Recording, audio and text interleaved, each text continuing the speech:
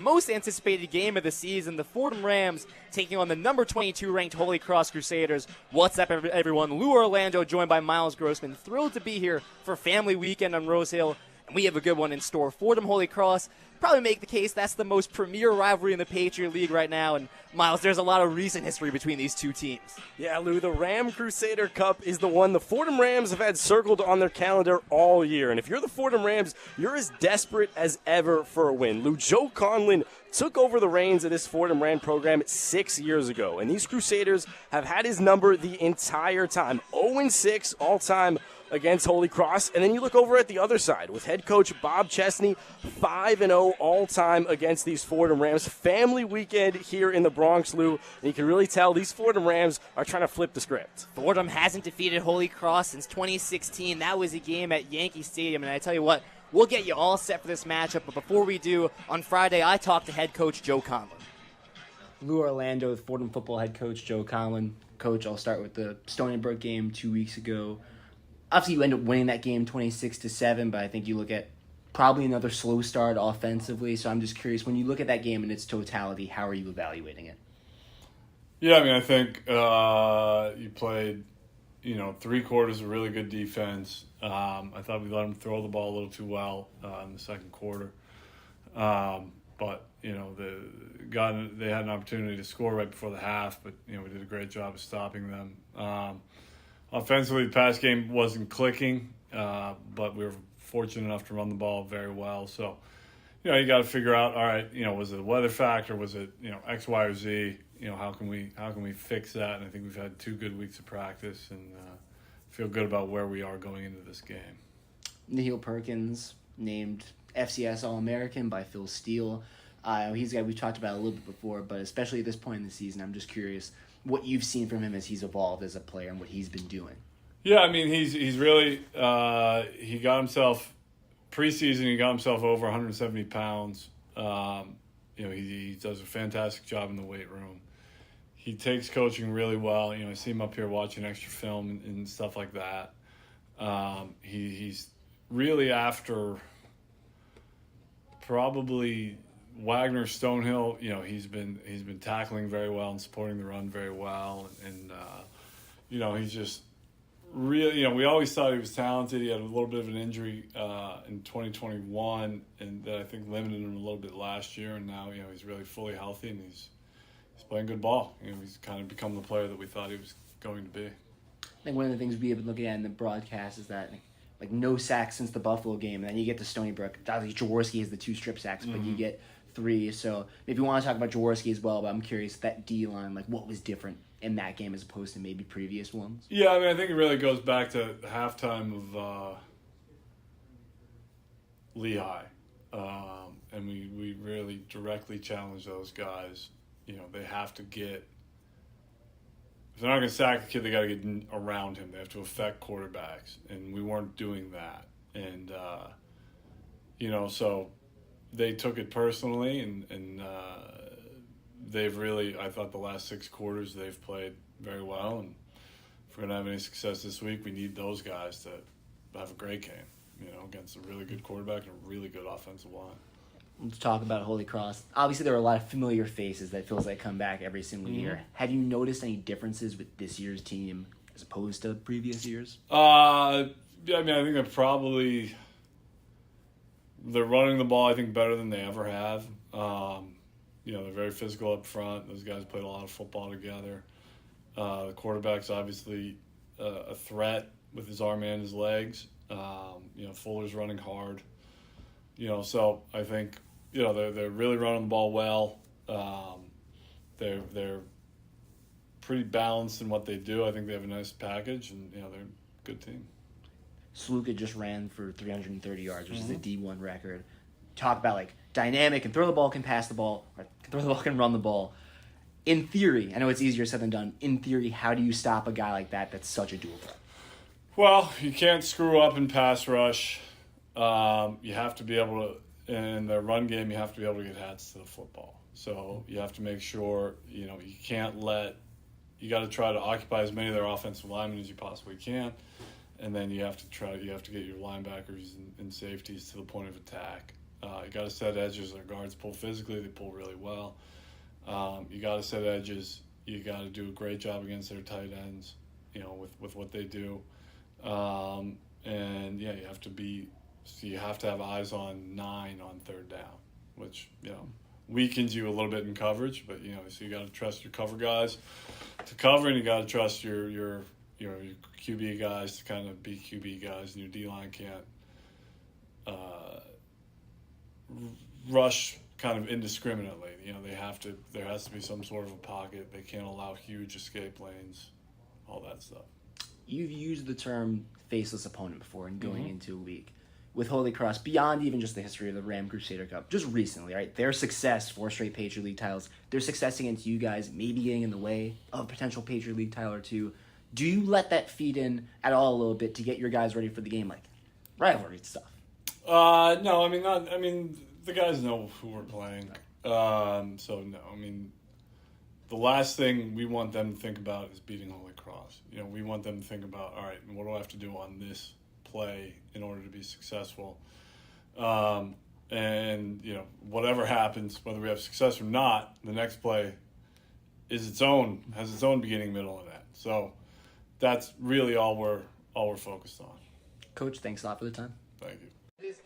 Miles, you look at this Holy Cross offense, the top offense in the Patriot League, and the focus seems to be, can Fordham stop them, and can Fordham finally stop Matt Sluka? As you talk about Matt Sluka, Holy Cross 29-9 since his freshman season. They've only lost 1 conference game. It came last week. He absolutely tears up Fordham every time they play him. A dual-threat quarterback, a guy that's just so hard to stop. Yeah, Matt Sluka is a one-of-a-kind quarterback, and last time these Fordham Rams faced him, 291 through the air, 174 on the ground. Lough, he out-dueled Tim DeMorat 53-52 in double overtime, and Tim DeMorat is one of the best quarterbacks to ever grace Rose Hill. There's no doubt about it. These Fordham Rams are going to have their hands full today. He's a really interesting athlete, 6'3", 215 out of Long Island, a 3-sport athlete in high school. Actually got the most attention out of high school to play some Power 5 lacrosse, but he wanted to play quarterback, took that prep year, the post-grad year, ends up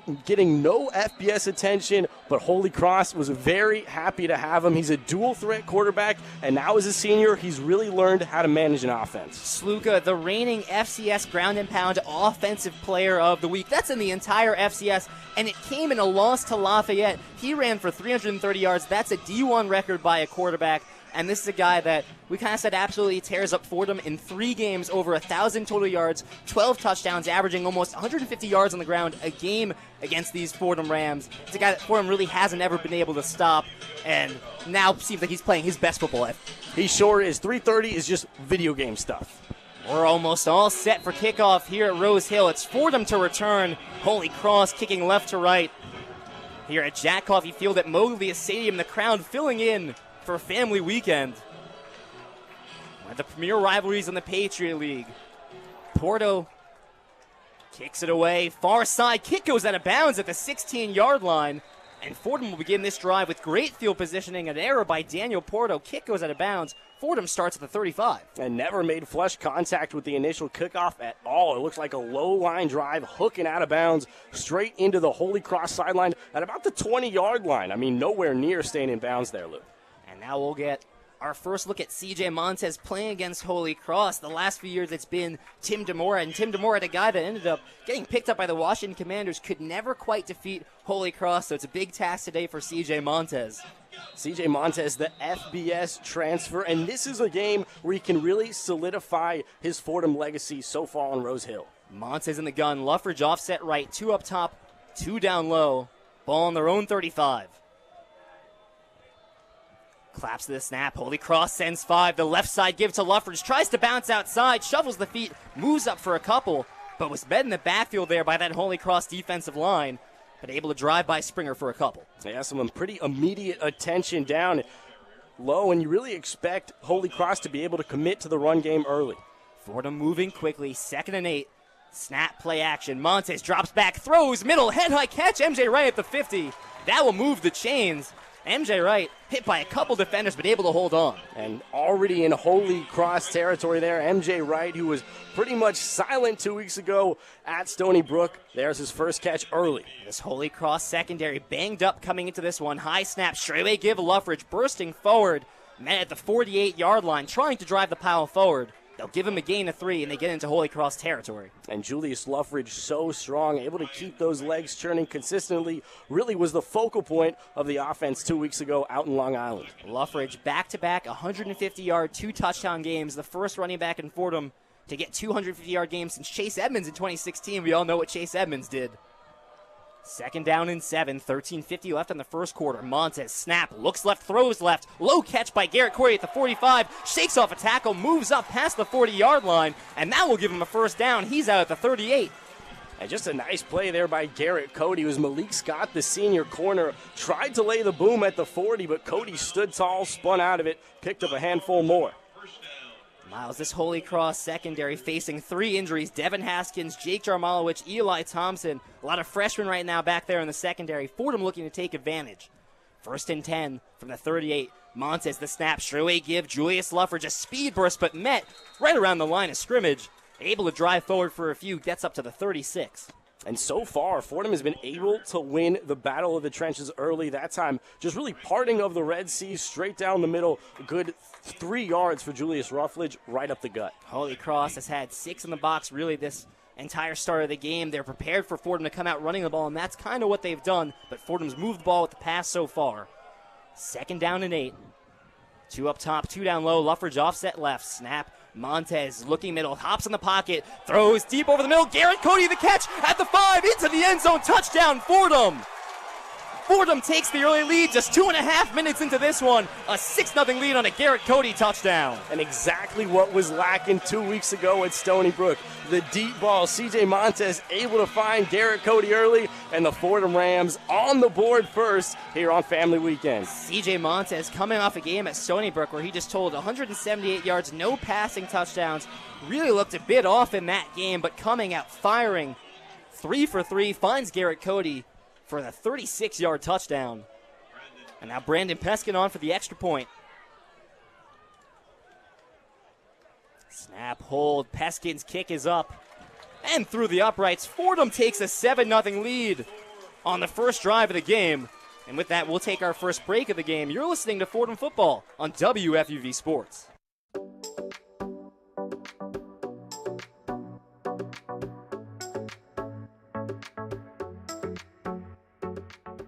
What's up, everyone? I'm Julia Moss, one of the hosts of WFUV's women's sports podcast, All In. Join us each week as we break down everything from the WNBA, women's collegiate sports, the NWSL, and so much more. We're also joined by recurring hosts including Maddie Bamonte, Taylor Masetta, Sam Bohr, and Annabelle Watson. All In is a production of WFUV Sports.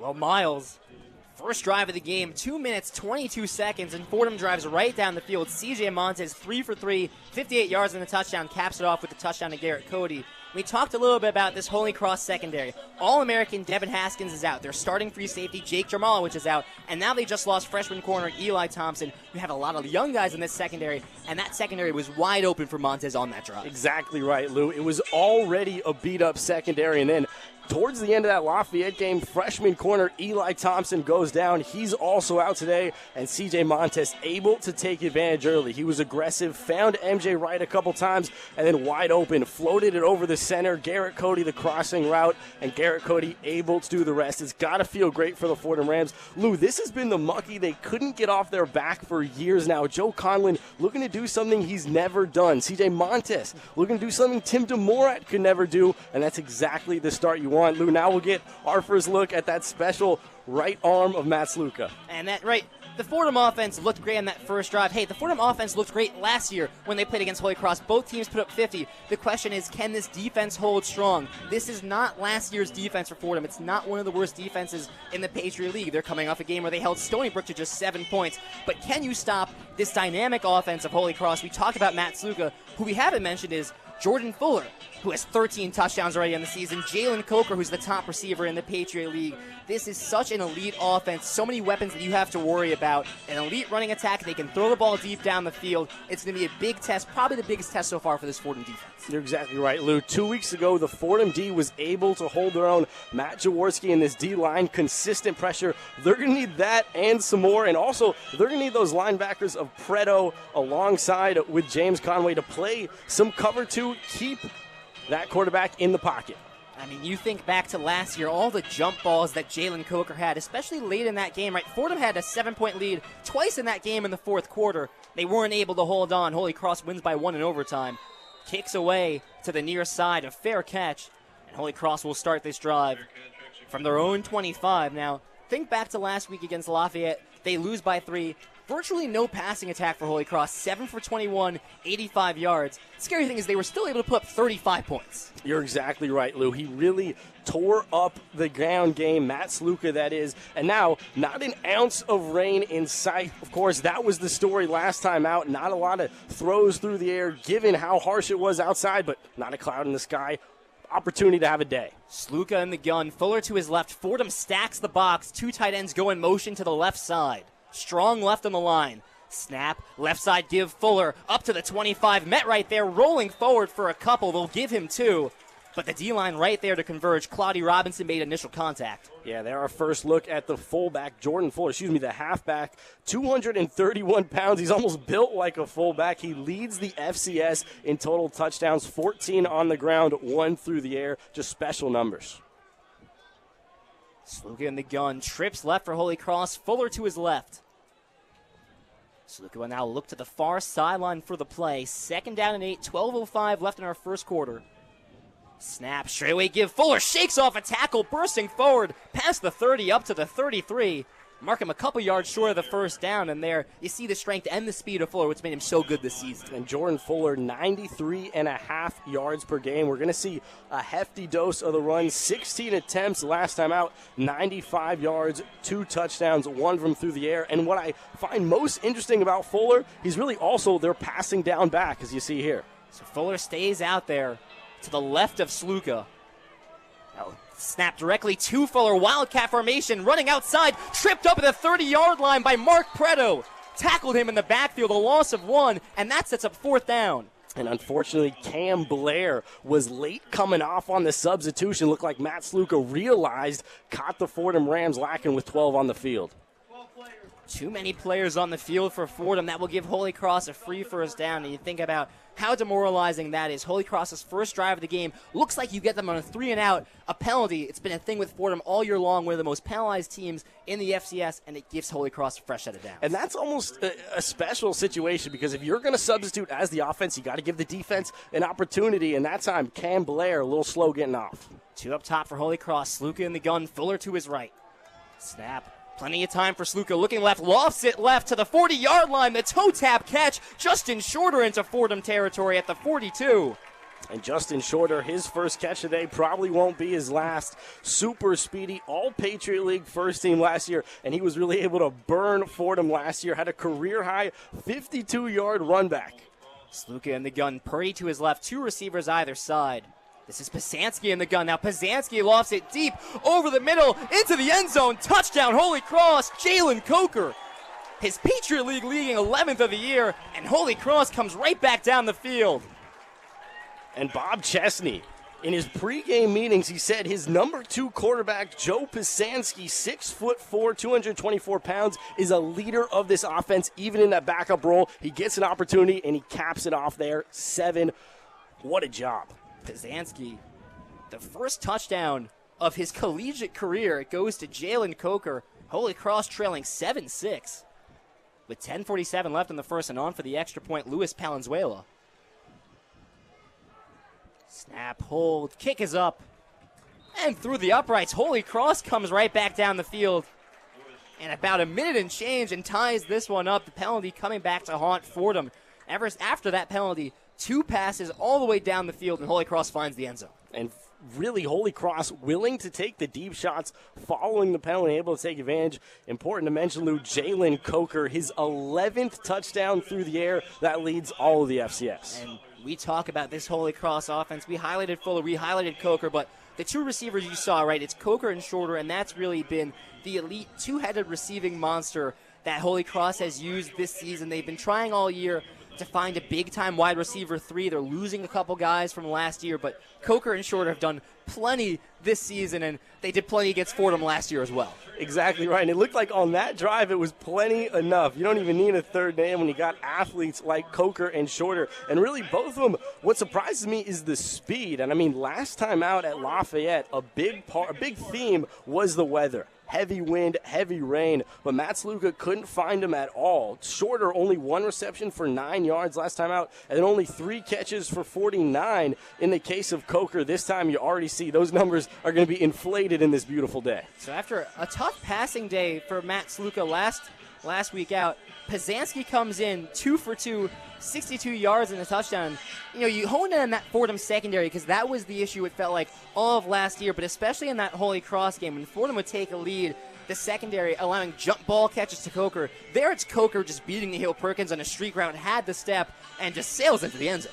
And really a lapse defensively if you're the Fordham Rams. And 2 weeks ago, Stony Brook only able to get 7 points, and that has to feel fantastic. The linebacker group was great. The pressure was pretty consistent up front, and if the Fordham D-line is unable to keep that pressure against Luka and obviously Pazanski now back there, it could really start to open things up for the Crusaders. And it was interesting to talk to Coach Conin about the D-line because going into that Stony Brook game, Fordham had recorded a sack in 3 games. Their last one was against Buffalo, and so kind of noticed that the pressure hadn't been there. Coach Collins said at halftime of Stony Brook, he challenged his D-line and said, if you're not going to get to the court, if you're not going to sack the quarterback, at least get pressure. And they do that against Stony Brook. 3 sacks in the fourth quarter, 2 strip sacks from Matt Jaworski. But going up against this Holy Cross offense that has 3 all-conference guys on the O-line, the best O-line in the Patriot League, it's going to be a tough task, and even Conlon admitted, not sure how much pressure they're going to get throughout this game. And Lou, we saw it last year, 53-52. Holy Cross put up a big number, and we might be looking for another barn burner this afternoon. CJ Montes is going to have to put up a huge number to keep up with the Crusaders. It's a 7-7 tie in the Ram Crusader Cup. 10:47 left in the first quarter. The return on the far side. MJ Wright darts past the 20, past the 25, still carrying it forward. And they'll mark him down right around the 26-yard line. Another look at this Fordham offense that, coming off a really strong drive, was able to take advantage of that secondary. And pretty solid field position to start. Hopefully we'll see more of the same, that aggression out of CJ Montes, able to get those big play guys in MJ Wright and Garrett Cody involved early, and really Luffridge, a couple nice plays on the ground, which should hopefully set things up once again for Fordham. Well, I mean, we're talking last year about a 53-52 game, so no surprise that a lot of guys had good games last year, but Luffridge is one of those guys. You're looking at a 117-yard game last year against Holy Cross, 8.1 yards per attempt, had a touchdown. The snap to Montes, but a flag from the back judge. And this is going to be delayed game going against the Fordham offense. So after receiving the kickoff, not able to get the offense out there in time, and this will walk them back 5. Really just slow getting the group out there, let that clock drain far too much before all 11 even stepped into the huddle. 1st and 15 from their own 20. Ball on the far hash. Montes in the gun, 2 receivers down low, 1 up top. Luffridge the back to the left. 5 on the line for Holy Cross. They send 5, play action. Montes drops back, throws middle. MJ Wright, the catch at the 40-yard line. The defender's helmet comes off on that tackle, and that's Malik Scott laying the hit. But MJ Wright able to pick up 18 yards on a first down. And MJ Wright, just a beautiful 20-yard post route, crossing over the middle, and really received a boom, able to keep the ball, and that's just real toughness crossing the middle. Second catch today for MJ Wright after only 1 for -3 yards last week. 2 up top, 1 down low in the Fordham offense. Luffridge stays out there. Ball on their own 42, 10-12 and ticking on our first quarter. 5 on the line for Holy Cross. They send 5. Snap left side give. Julius Luffridge hits the hole past the 45. Spun down by Jacob Dobbs after a gain of 6. But no surprise, Jacob Dobbs getting a tackle. He leads the Patriot League 14 tackles a game. Yeah, Jacob Dobbs, one of the best defensive players in all the FCS. And there you see Julius Luffridge really able to get to the second level for one of the first times today. 2nd and 4, same formation. Luffridge motions to the left now. Montes claps to the snap. Play action. Montes shifts left, throws Jeff Ciccio at the 50, moving up the left sideline up to the 40-yard line. They'll stay out of bounds at the 44. The tight end Jeff Ciccio getting his first reception of the game. And Luffridge able to establish the run early in the drive, and that play action just worked to a T right there. Ciccio up the near sideline for a solid gain. 1st and 10 from the opposing 46. Play action. Montes facing pressure, steps up. He'll run along the left side, past the 40, out of bounds. At the 38-yard line, C.J. Montes using his legs. That's something Tim Demora was able to do last year against Holy Cross. You have to think Montes, that lane would be open for him even more. And some really nice jobs up front by a cast of offensive linemen, able to seal that corner. And you can see C.J. Montes' eyes got real wide as he busted up the near sideline. 2nd and 1, 8:57 in the first quarter. Montes, snap, play action, throws, quick left side, head-high catch, Cole Thornton at the 30. Enough for the first down. Wrestled down to the ground by Malik Scott. But Fordham keeps picking up first downs. That's Cole Thornton's first catch of the game. Just a solid 5-yard curl on the near side, and like you said, able to get another name in the reception tally. Ball on the near hash. Fordham up to the Holy Cross 30. Jamel James checks in to the right of Montes. 2 up top, 1 down low. A tight end right. Snap. Straight give Jamel James past the 30-yard line, working up for a few. They'll call it a gain of 3 down at the 27-yard line. And Jamel James on for Julius Luffridge there. Just a textbook give up the middle, able to fall forward for about 3. James picked up his first collegiate touchdown last week against Stony Brook. En route to a 26-7 win for the Fordham Rams. Wide receiver stacks either side on 2nd and 7. 7:55, low snap. Montes fumbles it, picks it back up. Left side screen, Garrett Cody up past the 20-yard line. It'll be close, but they'll give him the first down and Fordham into the red zone. And we see the late flag there, but a special play for C.J. Montes, able to recover off the low snap and lead Garrett Cody beautifully up the near sideline. But it looks like we're going to have the late call. We'll see what it is, Lou. It looks like they're going to say an illegal forward pass across the neutral zone for C.J. Montes. Had trouble with that low snap and then maybe stepped up and ineligible to throw that ball there. An interesting call, to say the least. It did look like his body was behind the line, but maybe, like I said, it was just the neutral zone they called. Maybe his front foot was just enough. Maybe in the NFL, that goes a different way. So instead of a first down, Fordham's going to get walked back. It will remain 2nd down. They're back now at their own 42. 2nd and a mile right Costly. here. 7:45 and ticking. Trips right for Fordham. Luffridge, the back to the left. 2nd and 33 for the Fordham Rams. Montes the snap, play action, drops back, facing some pressure, scrambles right, shakes a tackle, ball comes out in the 2nd sack, picked up by Holy Cross. Montes hit from behind. Fordham signaling it's their ball.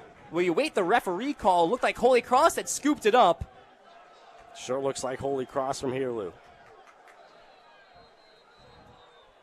Back-to-back devastating errors if you're the Fordham Rams. Instead of a first down in the red zone, a penalty that worked it back to 2nd and 33. Ooh. They're going to say that Fordham recovered the fumble, but this is going to be 3rd and a mile. And Miles, I might mean that literally. In their own territory, the first down is at quite literally the 20. 3rd and 32 with 6:55 left in the first quarter. Montes, 3 receivers to his left.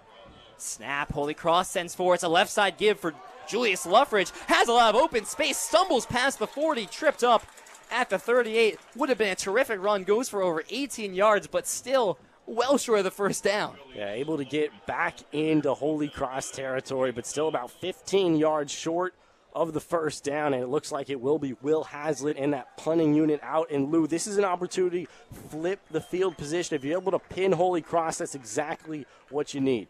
At the very least, with that run from Luffridge, the ball at the Holy Cross 37. Will Hazlitt has been very good at trapping teams inside their own 20. Hazlitt stands at his own 47. Snap, Holy Cross coming through, can't get a finger on it. Hazlitt's kick sails into the end zone, so a touchback and not able to pin the Crusaders. They'll start this drive from their 20. An even 7-7 game. Holy Cross a chance to take the lead now.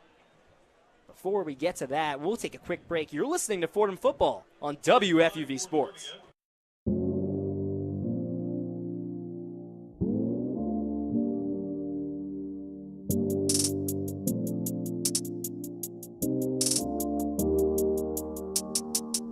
Hey everyone, I'm Will Grant. And I'm Chris Persianen. And we're two of the hosts for WFUV's very own basketball podcast, Pick and Pod.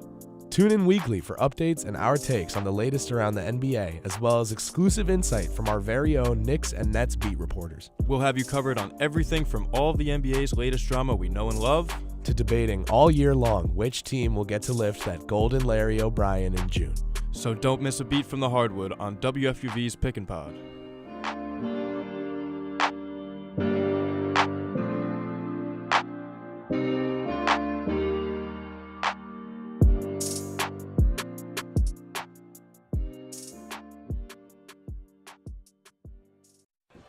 Back with you, Lou Orlando, Miles Grossman. 6 minutes, 2 seconds left in our first quarter between the Fordham Rams and the Holy Cross Crusaders. And a promising offensive drive for the Fordham Rams gets affected by a penalty where they say Montes is past the neutral zone when he throws the ball, then followed up by a strip sack from Dylan Springer, a 3rd and a mile, able to pick up some. But an offensive drive that looked like was going to end up in points on the board, Holy Cross comes away with holding them to 0. A really disappointing stretch if you're the Fordham Rams. You go from 1st and 10 at the Holy Cross 20 to instantly in your own territory following the CJ Montes penalty, and then a strip sack gets you pushed back even further. The Fordham Rams just lucky they were able to fall on it there. And then, of course, Will Hazlitt unable to get the job done. Some good pressure on the punt from Holy Cross. He has forced to get rid of it quickly and boom it back into the end zone. Miles, check this out. It's Joe Pasansky, the junior quarterback, back up to Matt Sluka, still out there for Holy Cross. And now I think you start to wonder about perhaps an injury. You have to think about it because Matt Sluka has been the name we've talked about all week as a special talent. Haven't seen much of him yet. One receiver either side. Purdy the back to the right of Pasansky. Left side give. Purdy running into the teeth of that defense. Jack Barletta with a tackle 3 yards past the line of scrimmage. Yeah, Tyler Purdy, 5'11", 210. A lot of Division I experience under his belt now in his 5th season. A nice runner. Pretty patient there on his first run of the day.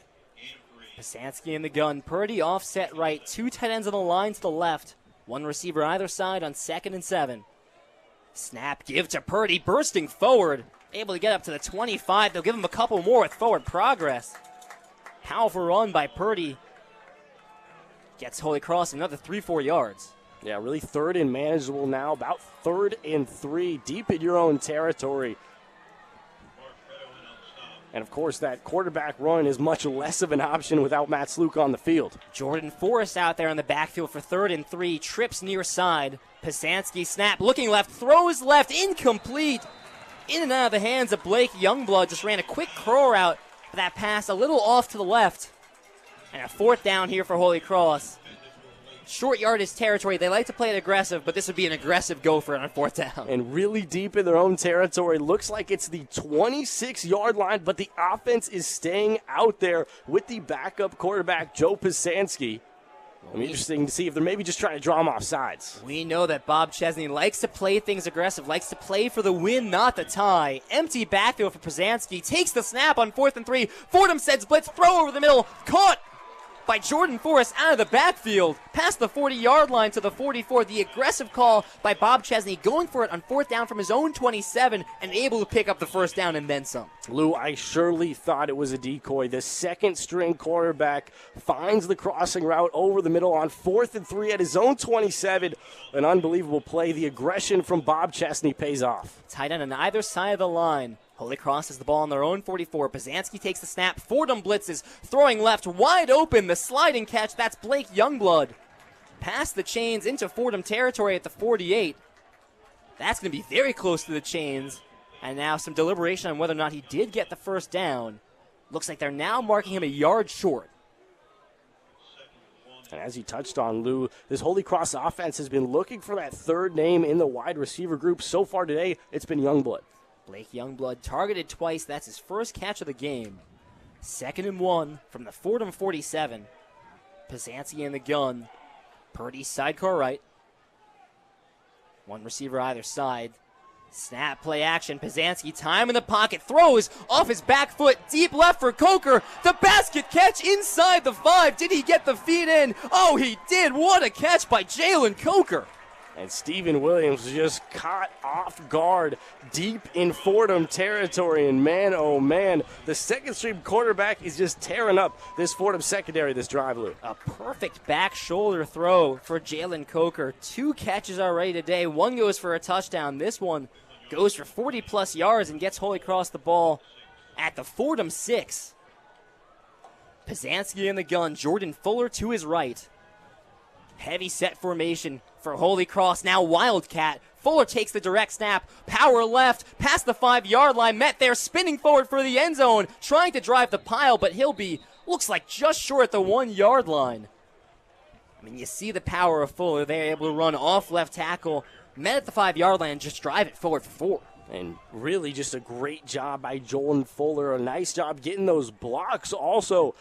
And it'll be a difficult job for the Fordham Rams to really prevent anything but a touchdown at the 1. 2nd and goal from the 1, 2:50 and ticking in our first quarter.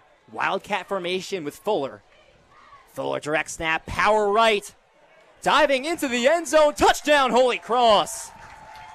Jordan Fuller gets his 15th rushing touchdown of the season, his first of the game. Holy Cross takes their first lead of the game, 13-7, with 2:41 left in the first quarter. And Jordan Fuller, the best in the FCS, an identical action to the last play, worked out both times, and Fuller, the direct snap, falls forward for his 16th touchdown of the campaign.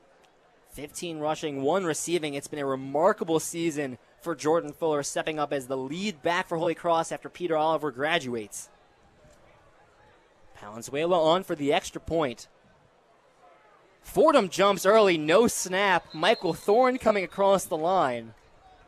And with that penalty, you wonder if that entices Holy Cross to go for 2. They'll only be a yard away. They've already gone for it from 4th and 3 in their own 27. Particularly when you know how Bob Chesney thinks. But right now, it looks like no motion on that far sideline for Holy Cross. Although they're looking to see what Chesney wants to do with this here. Chesney out talking to our lead official.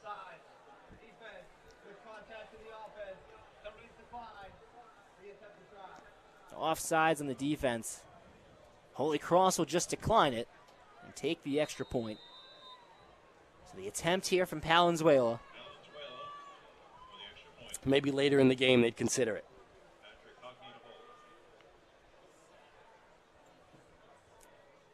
Holy Cross leads 13-7. Snap the hold. Kick is up. And perfect through the uprights. Palenzuela now a perfect 40 of 40 on extra point attempts. That leads the Patriot League, and it's Holy Cross a 7-point lead. And Miles, we pose the question, can this Fordham defense stop Holy Cross offense? So far, the answer is no. No doubt about it, Lou. So far, the answer is no, and that's without star quarterback Matt Sluka. And, Lou, he's a special player, but really so far, Joe Pizanski, his second string, has filled his role very nicely. I'm not sure if the Fordham Rams had any word that Matt Sluka might be out of this game. We sure didn't, but no sign of him so far. Joe Pizanski, 5 for 6, 129 yards and a touchdown. And you think about throwing a wrench into the game plan of Fordham. I talked to Coach Conin. He said, hey, we know what Sluka is going to do. We know what this offense is going to do. We just have to stop it. Well, maybe they don't know what this Holy Cross offense is going to do. It changes a lot with Pizanski. Pizanski is not the athletic dual-threat quarterback that Matt Sluka is. He's very much a pocket passer with a fantastic arm, as we've seen so far in this game. But the offensive game plan switches up a lot for Holy Cross now. Ensuing kickoff from Porto. Fordham trails by 7 with 2:41 left in the first quarter. Far side kick, MJ Wright receives it at the 10, past the 20, up to the 25, met there, moving forward for a couple. Mark him down at the 28-yard line.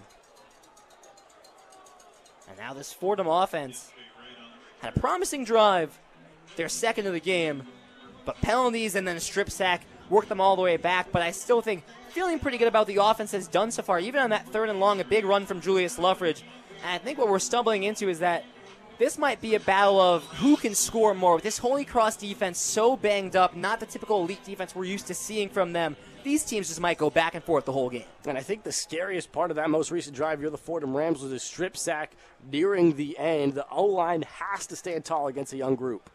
Trips left for Fordham. High snap. Montes gives up the middle to Jamel James. Cuts right up to the 30-yard line for 2. On paper, this Fordham Ram offensive line should have the advantage against a pretty youthful group on behalf of the Crusaders.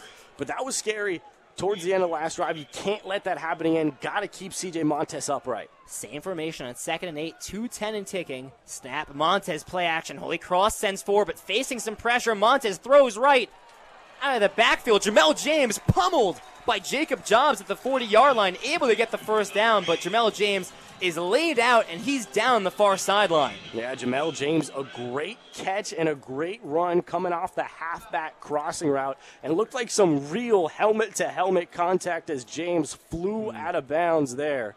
And, of course, he's still down a slew of Fordham athletic staff around him. No penalty called there, but Miles, I think you said the same thing I was thinking. I wonder if that was head-to-head. Holy Cross came flying in there to apply that tackle. Jamel James gets wiped out. He's been helped to his feet now, but and in definitely looks a bit banged up. Surprised not to see just a penalty throw and maybe a review for the targeting. You see a couple of the back judges talking here, and you do wonder if we will get a review. Targeting is reviewable at the collegiate level.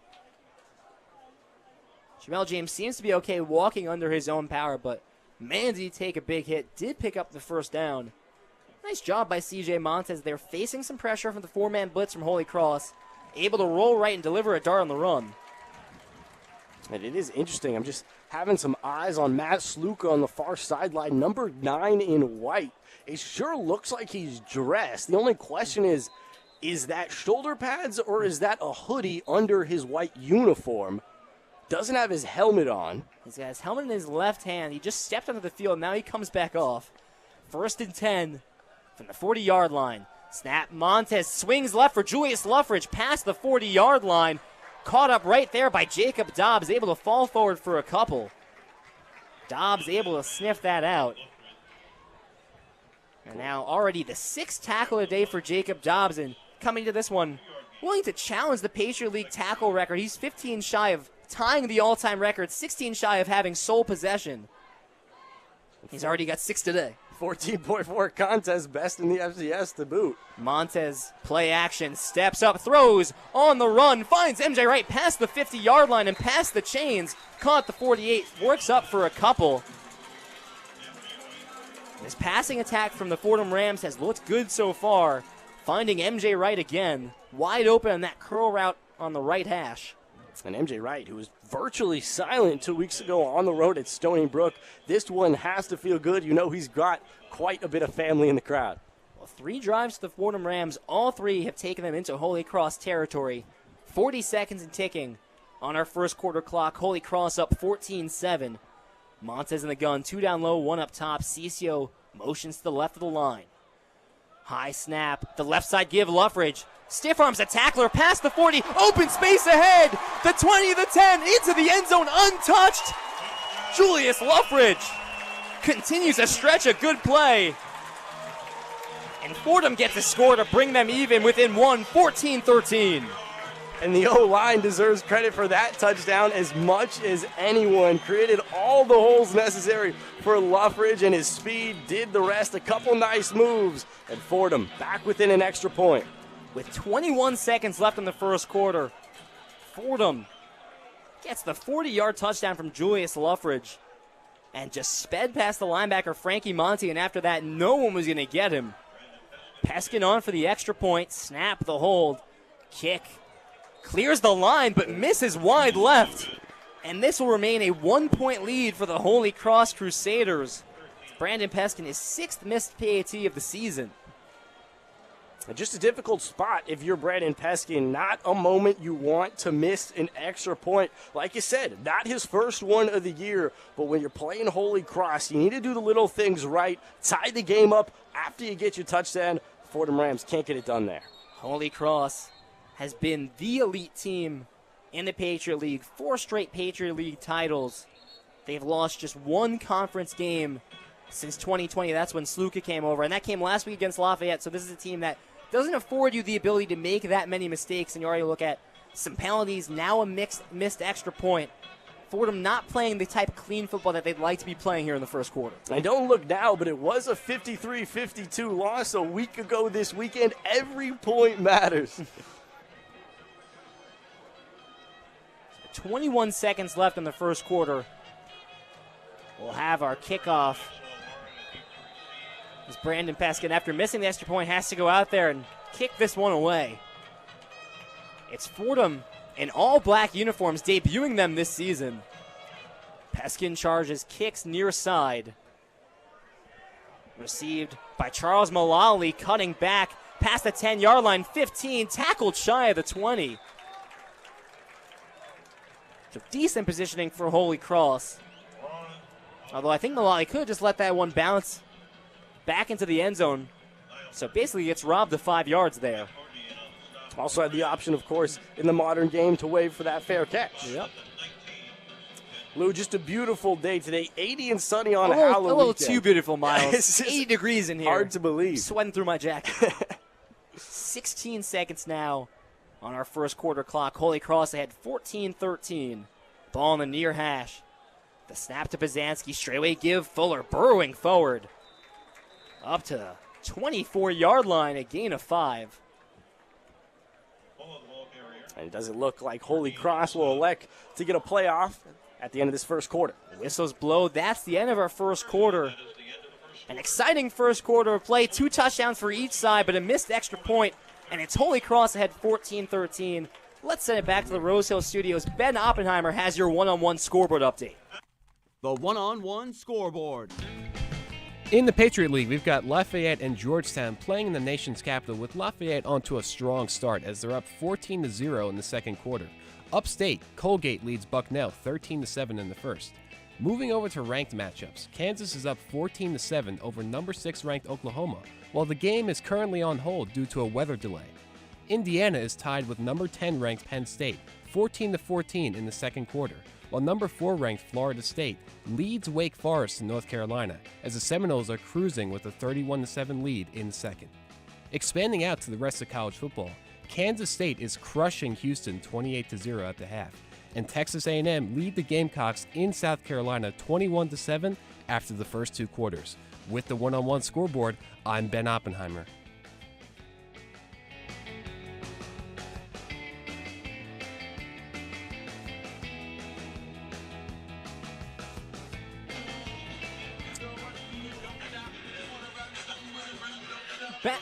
Back with you at Rose Hill. Lou Orlando, Miles Grossman. It's Fordham versus Holy Cross. Family weekend here. A pretty good crowd. I think the biggest crowd we've had so far at Moglia Stadium, and it makes a ton of sense. This Fordham Holy Cross game is one that if you're a Fordham fan, when the schedule comes out, that's the one you want to find out, hey, when are we playing Holy Cross? They're playing on family weekends, so an absolutely packed house right now. Still plenty of people out in the parking lot tailgating. But through one quarter of play, kind of got thrown a little bit of a curveball. No Matt Sluka after coming in this entire week preparing to face the dynamic Matt Sluka. But Joe Pazanski has been more than adequate. 5 for 6, 129 yards and a touchdown. And it's Holy Cross that leads 14-13. And Matt Sluka is certainly the biggest theme coming into today's game. He set that record just last week, 330 yards on the ground as a quarterback. Lou, we've seen plenty of special dual-threat guys come through college football. I mean, Cam Newton, Johnny Manziel, Tim Tebow. Nobody got 330 yards in a single afternoon from that quarterback position. That's something only Matt Sluka could say about his career. We thought that we were going to have a rematch of a similar game to what we had a year ago this weekend with Tim DeMorat and Matt Sluka battling it out. But this time, it's a completely different name. C.J. Montes battling against Joe Pazanski, the second string of Holy Cross. But like you said, Lou, he's held his own. And when you fill those shoes for the leading rusher on this team at 128 yards per contest, 207 through the air, that's about as difficult of a task as you can have as a second string. You got to give credit to Pazanski. He certainly looked like a grizzled veteran so far. And it's a guy that, right, when Andrew Bogus talked to Bob Chesney and they were talking about, hey, who are the leaders on your team? Joe Pasansky was the first name that came out of Chesney's mouth, and I think you're kind of surprised to see that because I think you think of this Holy Cross team, you think of Sluka, right? Sluka's the clock that makes this whole thing operation run, and Joe Pasansky is the guy that Chesney talked about as, he's really like our glue guy and stepping in and playing fantastic football so far. We're set for second quarter action. It's Pasansky still out there in the gun. Fuller to his right. 2 receivers up top, 1 down low. 2nd and 6 from the Holy Cross 23. And think about what that says about Pasansky. He loses the job to a superior talent in Sluka, yet he's still able to be the mental leader. Pasansky in the gun. 4 in the line for Fordham. Snap, play action. Time in the pocket. Pasansky throws deep down the field. Oh, nearly intercepted by Nahil Perkins, the diving grab. Pasansky targeting the freshman Charles Mullally on that deep post route, and Nahil Perkins ended up outrunning Mullally there and almost had an interception. You're right. Overthrew Mullally by about 3 paces and Nahil Perkins by just 2. He laid out the full extension for Perkins, and not the guy you want to test deep. 3rd down and 6. From the 23-yard line, they need the 29. It's 5 on the line for the Fordham Rams as Preto cheats up. And now Barletta cheating up a bit too. A flinch from the line. Whistles blow. Whistles fly. Whistles blow. Let's try that again. And a flag flies. And that shouldn't give Holy Cross a first down. Oh, they're going to call a false start going against Holy Cross. I saw the jump from Fordham, but it was because of a false start from Holy Cross. That will move them back. This is now 3rd and 11. And not what you want on 3rd down, deep in your own territory. Now a juicy opportunity for the Fordham Ram defense to get off the field. You know Allen Gant is locked in on that sideline right now. 3rd down 11 at their own 18. Fordham a chance to force the punting unit out there. For the first time today, they had forced a 4th and 3 earlier, but Holy Cross converted. It's an empty backfield for Pasansky. 3 down low, 2 up top. Snap. Fordham sends 3. Pasansky rolling right. Throws on the run. Deep middle. Looking for Justin Shorter. The leaping grab incomplete. No flags. Excellent coverage by this Fordham secondary. Mathani Paul Swinson, the freshman safety, right there. Shorter able to get his hands on it. Almost looked like he out-jumped the ball, but then Swinson right there to knock it out. An unbelievable play for Pasansky just to get that football off. He rolls right about 10 yards, heaves it about 50 for that jump ball. But Fordham had 3 names there, break it up. And now looks like Cole Thornton out there at about that block after return. Could be a good field position spot for the Fordham Rams. Well, Bob Chesney's aggressive. He's not that aggressive. Not going to go for it in 4th and 11. Patrick Hockney comes out, barely gets the punt away, but boots it deep down the field.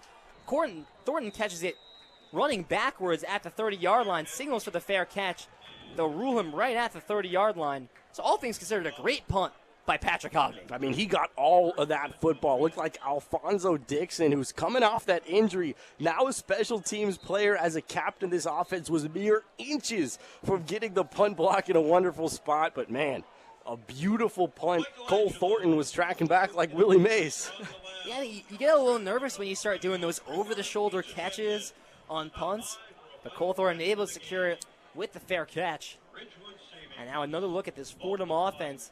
How about C.J. Montes through 1 quarter of play, 9 for 9, 118 yards and a touchdown, a much better looking offense than we saw last week, where even with some weather, just felt like C.J. Montes wasn't on the same page with his receivers, felt like he had a couple missed routes, miscommunications, and just an ugly day for the passing attack last week. Has not been the case so far today. And a key stat for C.J. Montes, 9 for 9, 100% completion percentage, and I think that really speaks to his decision-making. He spread the ball throughout a couple of big play guys, Cole Thornton, M.J. Wright, getting involved alongside Garrett Cody. 100% completion percentage is exactly what you want, including a touchdown. He's done his job to keep the Fordham Rams in this game. Now it's about the special teams, the defense holding their own, and we'll see another nice opportunity for the Fordham Rams offensively.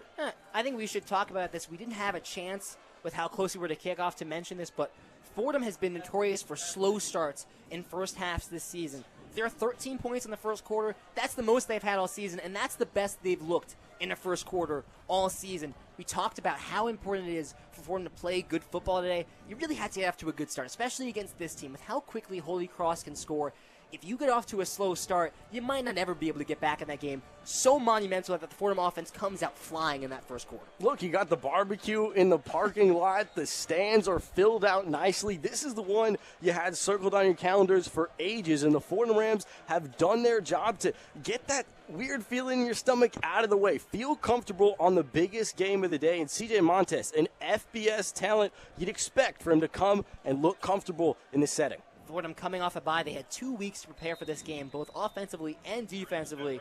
Certainly seems to be paying off offensively so far. Montes in the gun, 2 down low, 1 up top. Jacob Rodriguez, the back to his right, play action. Montes rolling right, throws on the run. The out route at the 41 to Mekhi Felton. Spins past a diving tackle, but steps out of bounds. And Mekhi Felton, the 7th name in the receiver column for these Fordham Rams. Just a fantastic job of spreading the wealth by CJ Montes. That's something that when Montes is at his best, is something he does very well, incorporating all of his receivers. 1st and 10 from their own 42. 2 either side. Jack Kaiser, the sophomore back to the right of Montes. Collapse of the snap. Montes fakes the pitch left, now throws the swing route left for Kaiser behind the line of scrimmage, working up along that sideline. Able to get up to the 45, trucks a Holy Cross defender, and able to pick up 5. Miles, he caught that pass about 7 yards short of the line of scrimmage and able to work up and get a positive gain of 4 or 5. And Jack Kaiser, just a partial scholarship kid. He grinds like the best of them there, and he's able to bowl over Dante Bolden. High snap, Montes, quick screen near side. The freshman Ricky Gonzalez up to the 50-yard line, sets up 3rd and 3. Ricky Gonzalez, the first reception of this game, and another receiver getting into the mix here. I mean, just already in this drive, 3 fresh names for this Fordham offense, 9 total in this first half. And I mean, that really keeps you guessing if you're this Holy Cross defense. 13:25 in our second quarter. Trips bunch on the left side. It's 3rd and 2. Mekhi Felton comes across in motion. 2 receivers either side. Kaiser the back to the left of Montes. Holy Cross stacks the box. Snap. Montes throws middle. Mekhi Felton hit as the ball gets there. What a hit by Chisholm Ozaribo. The freshman finally getting some playing time with his secondary banged up. And oh, that's a big hit to knock Mekhi Felton off that ball. Really the most dangerous throw out of the day out of the right arm of CJ Montes. Mekhi Felton, super speedy, cross in the middle there, but a little bit of a late throw from CJ Montes. And I'm a little angry if I'm Mekhi Felton. You set me up for a boom cross in the middle. 4th and 2 at the 50-yard line. Fordham's going to play it aggressive. Head coach Joe Conlon keeps the offense out there. They need the opposing 48. 2 receivers either side. Luffridge sidecar right. Montes snaps, straightaway give. Luffridge bursting forward, a ton of space. No defender in sight. He will take this all the way. A 50-yard touchdown for Julius Luffridge, his 2nd of the game. And Fordham takes the lead. Julius Lough in very similar fashion to the first. Breaks through the hole and nobody in the secondary to find him. Fordham on top. Miles, on 4th and 2, Holy Cross stacks the box, and somehow there's a wide open hole. Not even a defender on the line that touches Luffridge. How about Luffridge? 2 touchdowns today, his 3rd straight game with 2 touchdowns. The O-linemen did their job up front, and nobody within a yard in that linebacker core. Fordham leads 19-14. Here's Peskin on for the extra point. He missed his last one. Snap the hold. Kick is up. This one's good. Fordham takes a 6-point lead, 20-14, with an even 13 minutes left to go in our second quarter.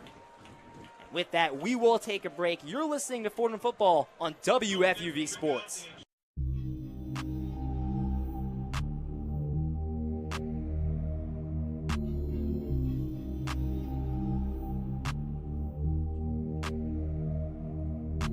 What's going on, guys? Bridge Gotham here, your New York Giants beat reporter for WFUV Sports.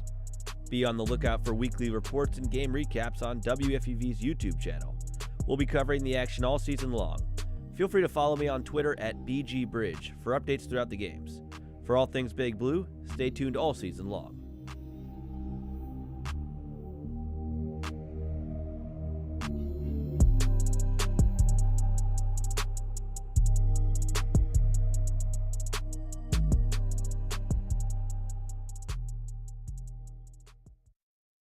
Back with you, Lou Orlando, Miles Grossman, bringing you Fordham football on WFUV Sports.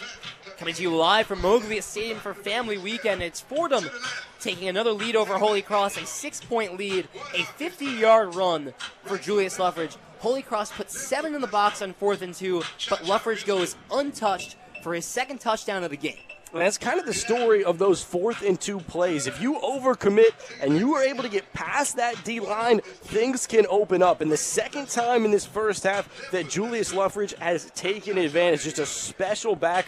We saw it 2 weeks ago on the road against Stony Brook. He was the focal point of this offense. And now that C.J. Montes and his passing game is here, man, does it open things up for Lough in the backfield. You credit the right side of that line, right? Ryan Joyce, second-team All-Patriot League last year. He's been banged up, but returned to the starting lineup against Lehigh, starting his 3rd consecutive game. Him, Aloy on that right tackle, and then tight ends, paving that path for Lough to hit it. And we've seen how fast Lough can be, a great north-south runner, and, I mean, just not a defender inside. I mean, he's a special guy, right, because he has that power initially. Known as a guy who can keep his legs churning, move a pile with him. But now twice in this first half, we've seen breakaway speed. And the only reason why the Fordham Rams don't have that full touchdown margin is a mixed extra point. Hopefully that doesn't loom large, because this Holy Cross offense and Joe Pizanski is not going anywhere. They're comfortable heaving the football as a backup quarterback. I think that says a lot. He does not look like a backup whatsoever, a true veteran looking. And now you turn to this Fordham defense that just forced Holy Cross to punt for the first time today. Now you have a chance to build some momentum. And again, we keep talking about Pizanski, the second-string quarterback. All of a sudden, this Holy Cross offense, still very good, still have all their weapons, but you get significantly less scared of them when Sluka's not out there with that dual threat ability. I mean, Sluka is the most explosive guy in all the SCS. Kicks away from Peskin to the far side. Justin Shorter speeding forward past the 30-yard line, dodges a tackle, dives for the 40. A great run by the junior returner.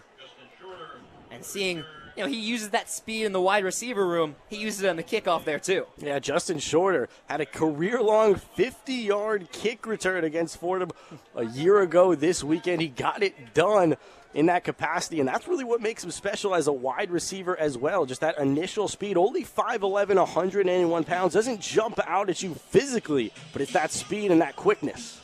And Fordham penalized after the return, so that will move Holy Cross up 5 more yards. They are 5 yards short of midfield at the 45. Pizanski in the gun.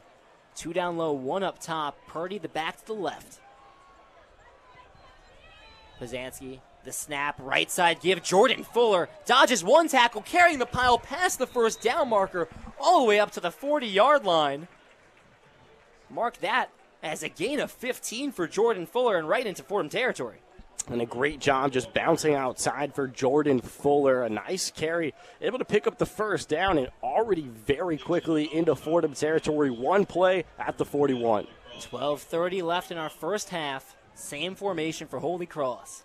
Snap to give again to Fuller, right side, a wide open hole past the 30-yard line, has the first, galloping to the 25-yard line, finally brought down by Conway and Barletta. 2 runs for Fuller, 2 first downs. And all of a sudden, Holy Cross at the Fordham 27. And believe it or not, Lou, Fordham coming in today only allowed 124 on the ground per contest. That's good for best in the Patriot League, but right now, really some holes opening up in the secondary run-wise. 1 receiver either side, heavy set formation for Holy Cross. Straightaway give, Fuller stumbles but cuts left, met by Mathani Paul Swinson 5 yards out. Able to get up to the 23-yard line. Felt like Fuller really sank into that cut, lost a little bit of momentum, but still able to pick up 5. Yeah, definitely a little awkward coming off that left foot as he jogs off there, but a great job by the freshman DB. Paul Swinson in there, only 185 pounds, kind of laid the boom. Paul Swinson has taken over from Damaris Rice-Williams. He's been the starting safety for Fordham for the last 5 games, making his 6th start. Snap for Pizanski, straightaway give Purdy right up the middle. Gets to the 20-yard line, moving the pile forward past the 19. And that sets up 3rd and short as Holy Cross gets into the red zone, and it's been run in this drive. If it ain't broke, don't fix it. It looks like a bunch formation. Pizanski under center. The QB sneak looks like a tush push. This is going to be right by the first down marker, and the refs will say, hey, move the chains. Able to get to the 18-yard line. 5 runs for Holy Cross. They've picked up 3 first downs. And now inside the red zone, at the 18-yard line. And a pretty aggressive situation for the good old-fashioned tush push. You needed 2+ yards, but they get it there. Really dominant up front for one of the most solid position groups on this team in this Holy Cross offensive line. Absolutely. I mean, we've talked a little bit about how good their O-line is, and I think that translates to all the rushing success they've had this season. Pizanski in the gun, Fuller to his left. Snap play action. Pizanski throwing left pylon. Incomplete. A lot of contact. There's the flag. Mathani Paul Swinson knocked Jalen Coker off that ball, but I don't think the ball had got there yet. It was an aggressive play by Swinson. Really took out the wide receiver in Coker. It is a question about whether or not the ball was in play, but, man, the contact is no doubt. Mathani Paul Swinson called for the pass interference. Automatic first down, automatic 15 yards. Actually give Holy Cross the ball at the 2-yard line. And this is where I think you look for that wildcat formation, right, with Jordan Fuller, maybe a 16th rushing touchdown. I mean, he's a special runner. Already got a lot of work done this drive there. And just a really costly penalty there for the Fordham Rams. Late help from the freshman Paul Swinson. Late change for Fordham. They go heavy on the line. Pizanski, the gun, a flag on the snap. Fuller gets the carry. It's met by Michael Thorne in the backfield. He's short of the goal line. But the flag immediately on the snap, and you wonder, did Fordham get that change off in time? And already got caught slow on substitutions once with Cam Blair and ended up being costly. See what the call is here. The referees have marked Fuller short of the goal line on that first down and goal run. And now we await the call. He's going over to Chesney. Looks like this will probably be going against Fordham. You'd assume. Call offsides against the defense. Half the distance to the goal, they're only 2 yards out, so move them up a yard. It stays first down. First and goal from the 1. Holy Cross trails by 6, 10-10 left in our first half. Pizanski in the gun. Fuller to his left, just one receiver in the formation. 2 tight ends and a fullback on the line. The snap, Pizanski throwing left side, the leaping grab, Jalen Coker. Did he make the catch? No! Looked like he got the feet in, but was fumbling with the ball and bobbled it to the ground. I think they're going to say he didn't have possession when he had the feet in. Exactly. Ended up coming down with the football out of bounds. Initially had the feet down, but not when he had possession. Well, Jalen Coker, just such a great jump ball receiver. He really is able to get up over those D-backs, and Holy Cross electing to pass on first and goal from the 1. It looks like they'll switch things up. Wildcat formation with Fuller in the gun. The fullback Phoenix Dixon to his right. And now Dixon stacks up on the right side. Direct snap to Fuller. He runs left and into the end zone across the plane. Touchdown, Holy Cross. Jordan Fuller, his second touchdown of the game. Holy Cross is even 20-20. They can take the lead in the extra point. Jordan Fuller, one of the best offensive players in the nation. 16 on the ground, 1 through the air on the campaign, and what can't this guy do? Just the definition of a red zone beast. So hard to stop that time. Able to keep his feet moving and fall forward. That's another 6. His 5th multi-rushing touchdown game of the season. 16 rushing touchdowns, 17 total. He's averaging 2 per game. As we await the extra point from Palenzuela. Perfect on the season. Kicks up, and good. Holy Cross takes the lead, 21-20, with 9:45 left in our second quarter. Let's take a quick break. You're listening to Fordham Football on WFUV Sports.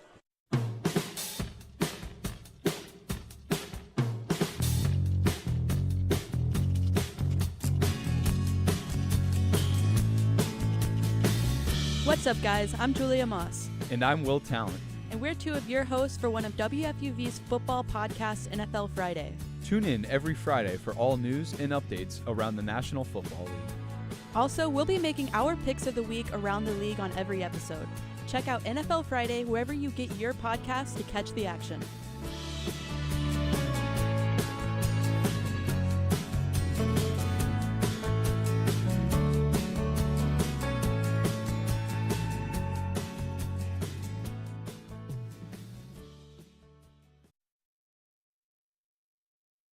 Back with you, Lou Orlando, Miles Grossman, here from Moglia Stadium. It's Fordham versus Holy Cross, an anticipated matchup. In past, this has been, two very good offenses, but Holy Cross always boasted a very good defense. Today, Miles, you just said to me, we might be in store for a barn burner. 21-20 Holy Cross leads, and we still have 9 minutes, 45 seconds left to go in this first half. It's just been scoring every which way. I mean, last year we saw two extremely talented quarterbacks face off in Tim DeMoret and Matt Sluka, and 53-52 double overtime. And Lou, this afternoon we're on pace for an even more high-scoring matchup. I mean, look at these two quarterbacks. CJ Montes, 11 for 11, just perfect, 135 and a touchdown. Not trying to do too much, getting Luffridge his work, finding his wide receivers, and what you have to love, 8 names in the receiver column for the Fordham Rams, keeping Holy Cross guessing. But the issue is he's going to have to keep it up all afternoon, because it doesn't seem like these Fordham Rams are going to be able to get consistent stops. And especially, you got to keep Holy Cross away from the goal line, because Jordan Fuller, with his powerful lower half, is just unstoppable in that 3 to 4 yard range. They can run that Wildcat all day long, and it doesn't seem like Fordham has any answer for it. You mentioned Julius Lough. I want to read some stats right now. 7 carries, 122 yards, 2 touchdowns, averaging 17.4 yards per carry. Just 30-something yards short of another 150-plus yard game. The near side return from MJ Wright, angling middle and diving to the 17-yard line, unable to get up even to the 20-yard line. It looked like Jack Kaiser got away with a little illegal block in the back to boot. With 9:40 left in our first half, CJ Montes and the Fordham offense come back out. And Miles, as you kind of hinted at, no complaints so far with the Fordham offense. 9 different receivers have gotten involved. The great run game with Julius Lough. This offense has done everything that they've been asked to do, and that's keep up with that Holy Cross offense. No doubt about it. I mean, 3 receptions for MJ Wright, and that's the most on the team. I think that really speaks to how many names are involved. 138 passing yards right now for CJ Montes. 2 receivers up top, 1 down low. Luffridge the back, offset left, straightaway give. Luffridge bounces off left tackle, but not a ton of space. Met right there by Ozaribo, a yard in front of the line of scrimmage. One of the few times today that Holy Cross has been able to hold Luffridge to just a 1-yard, 2-yard gain. And you can make the case it could still be beneficial for these Fordham Rams, right? Establish the run, open everything else up, see if they run play action on this drive. Same formation, Montes claps to the snap, play action, looking right, throws middle, MJ Wright on the slant route. Caught the 40, up to the 45, spun down by Terrence Spence. That will move the chains and get Fordham up to their own 45. And almost looked like a little bit of RPO action. CJ Montes so late to pull it back, makes the decision and hits MJ Wright across the middle. We've got an injury timeout.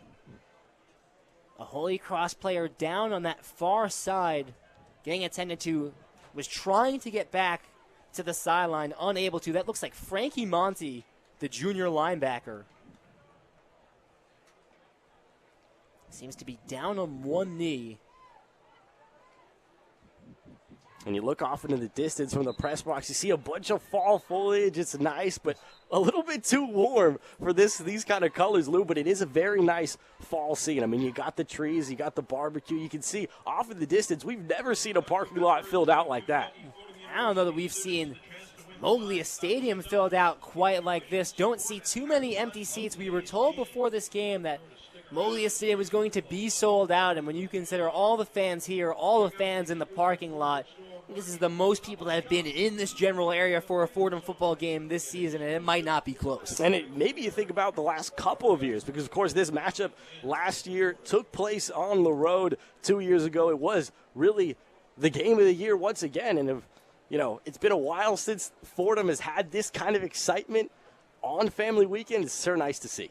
Miles, the injured player, I have trouble with numbers sometimes. Looked like a 7. It was actually a 2. That'd be Terrence Spence, who's the other starting cornerback for Holy Cross. We've been talking all game about how banged up the secondary is. Spence had been a starter from the beginning of this season. And you look at the depth chart that they're working with, already getting Ozaribo in. We've been told that Cameron Mills, Cam Jones might be in play.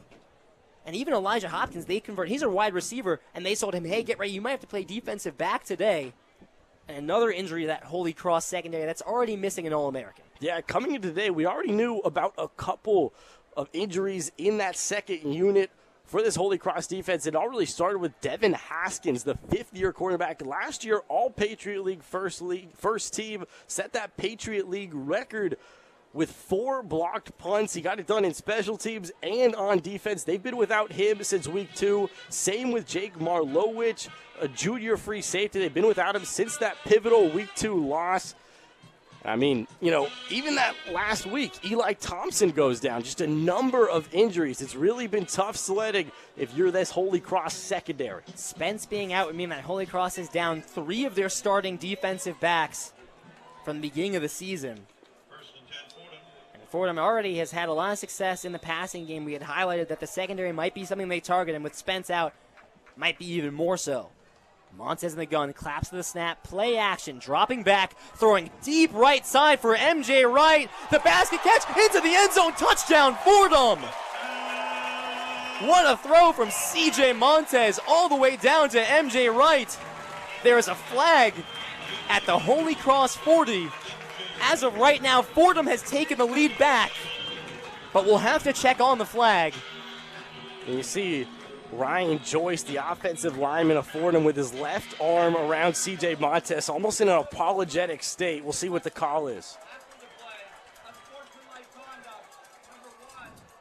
After the play, unsportsmanlike conduct against Mekhi Felton, but it will not wipe off the touchdown. Fordham is ahead 26-21 with 8:38 left in the first half as we await the extra point. Miles, this feels like the Tim DeMorat offense where 3 plays, they can go all the way down the field and score. We haven't seen this offense move this quick all year long. So aggressive downfield that time. CJ Montes could tell MJ had his man beat in just a textbook post route. Once again, it works. MJ Wright, a 55-yard touchdown. That would be a team-leading 6 touchdowns. Kicks away from Peskin, straight through. Fordham ahead 27-21, a 6-point lead. And my goodness, Miles, feels like this Holy Cross team is bringing out the best in this Fordham offense. They've come out ready to play, and I'm getting flashbacks to Tim DeMorat throwing the football deep down the field. That was an absolute dot by CJ Montes, a guy that struggled this year to throw the ball deep down the field.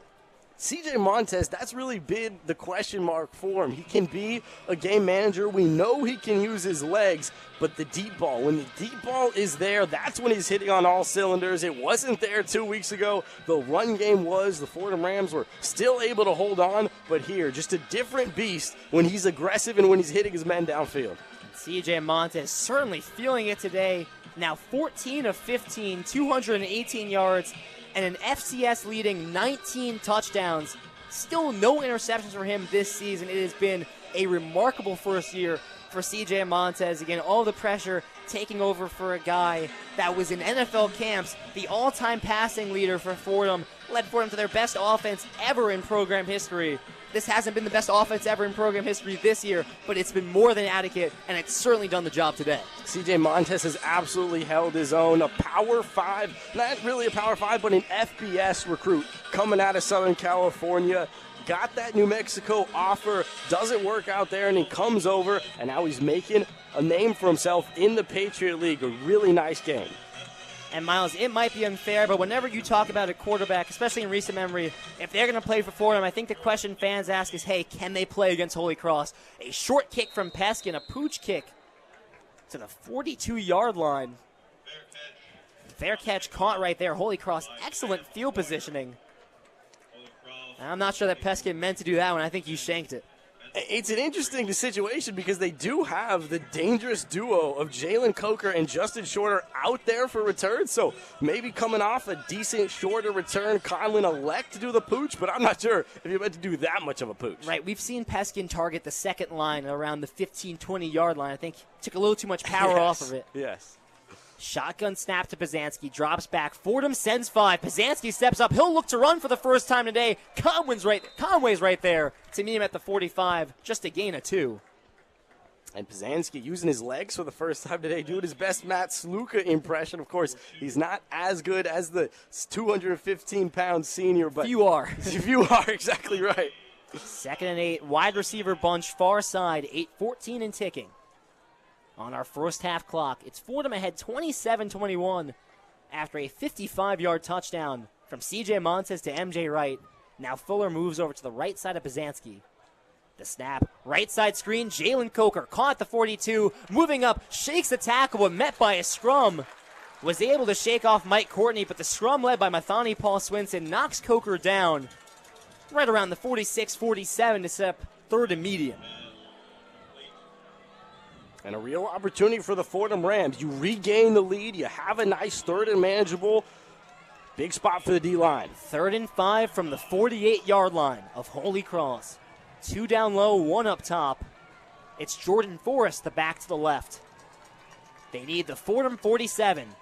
Snap, straightaway give Forrest. Burrows over.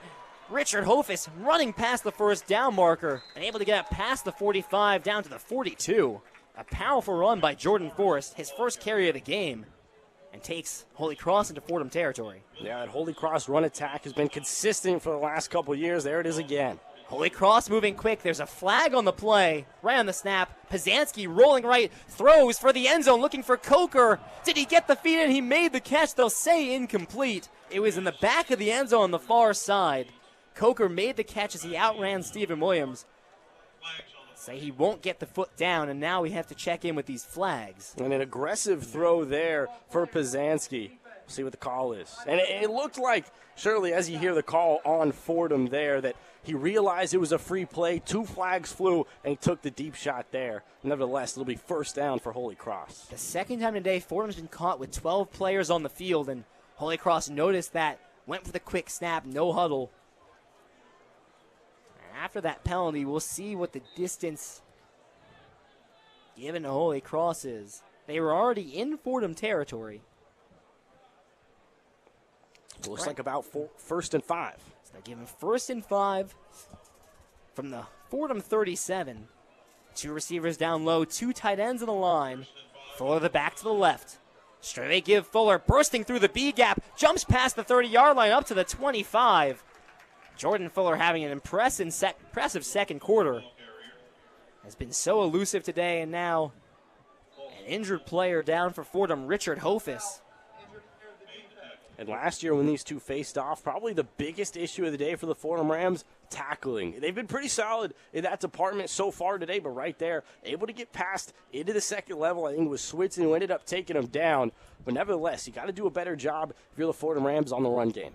Richard Hofus, the senior defensive lineman, dealing with a lower body injury after a first down run from Jordan Fuller. And, ask Coach Conin what's different about this Holy Cross team as opposed to years past. I think the biggest thing he said is they're running the ball better than ever. And that, of course, referred to when Sluka and Fuller were going full strength. They were averaging 275.9 rushing yards a game. That's 1.7 short of the all-time Holy Cross record for most in a single season per game.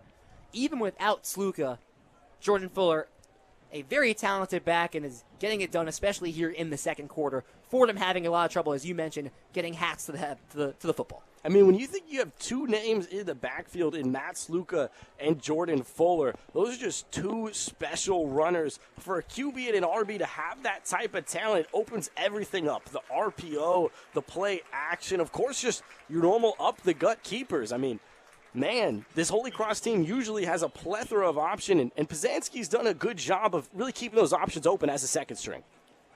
Richard Hofus walking to the sideline slowly, but under his own power.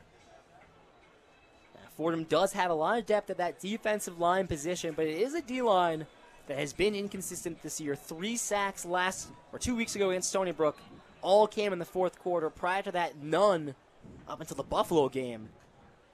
They've been inconsistent with getting pressure on the quarterback, and today Pizanski's had a lot of time to throw the football.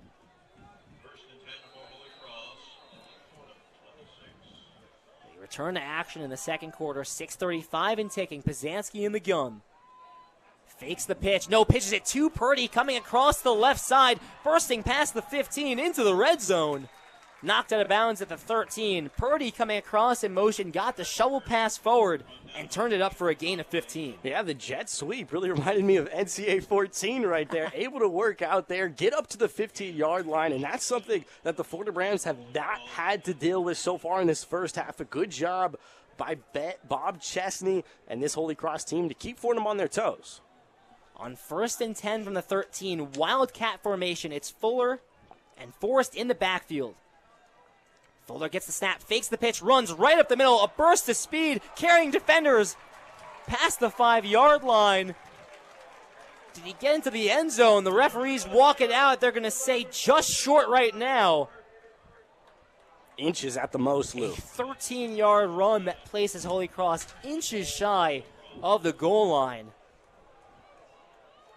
And right there, Fuller really sold that pitch right to Forrest and opened up the middle for that run right up the gut. And the Wildcat for Fuller has just been unstoppable. They line up in it once again here. Fuller on the Wildcat. Dixon blocking right. The direct snap to Fuller. This time, men in the backfield. He's not going to get there.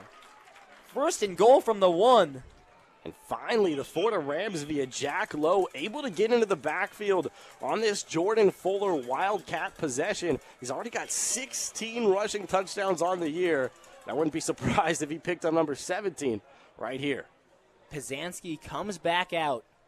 It's 2nd and goal from the 1. 4:50 in taking on our first half. Fordham projecting a 6-point lead. But guess what? Holy Cross driving again. Pizanski under center. Fuller the back behind him.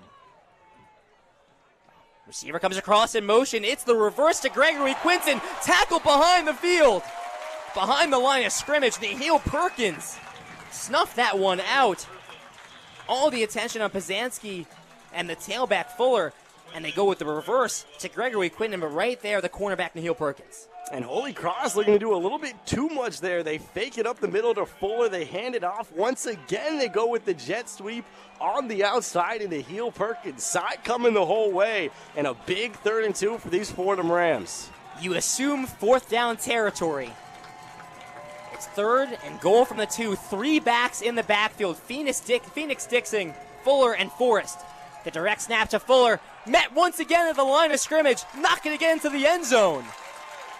Doing everything he can to get back to the line of scrimmage. Might have lost a yard. This Fordham defensive line holding strong. Sam Burkle flying in for the tackle. And it's 4th and 4. And a great job. The entire linebacker core behind the defensive line. Able to get him for the loss. But you know head coach Bob Chesney, this is a guaranteed go-for-it spot. 4th and goal.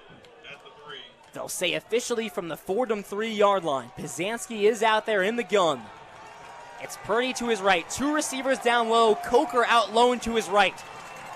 Coker comes across in motion. Trips left. The snap. Pizanski looking left. Throws middle. Wide open. End zone. Touchdown. Byron Shipman. Evens this one up. 27-27. And what a decision it was. I mean, able to look 1 option, 2 option, 3rd option, crossing the middle, patient in the pocket. Just a great job. And Byron Shipman, nobody around him, 6'3", 219 out of St. Peter's Prep, got the job done.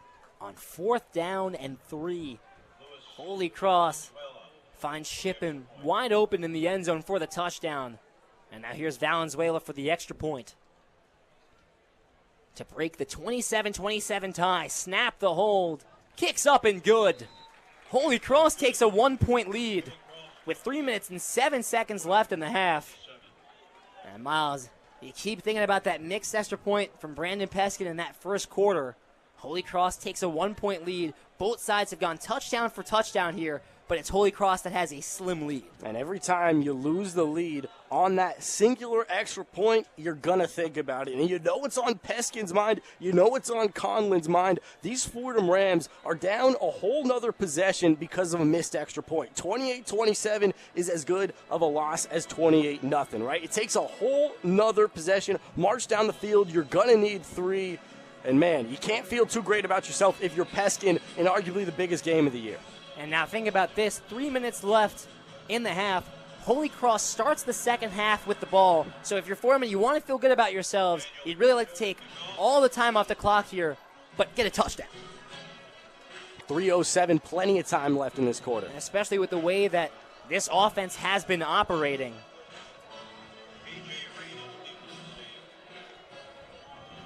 It's Daniel Porto, the freshman kicker, on for the kickoff. Line drive kick, bounces at the 10, and it will go out of bounds for the second time today. Porto eyeing that left sideline, but unable to get it into the end zone. It goes out of bounds at the 5-yard line, and Fordham starts this drive at the 35, 75 yards away from the end zone with 3 minutes left in half. And it was the freshman out of Southern California, KJ Reed, with a veteran decision on the near side.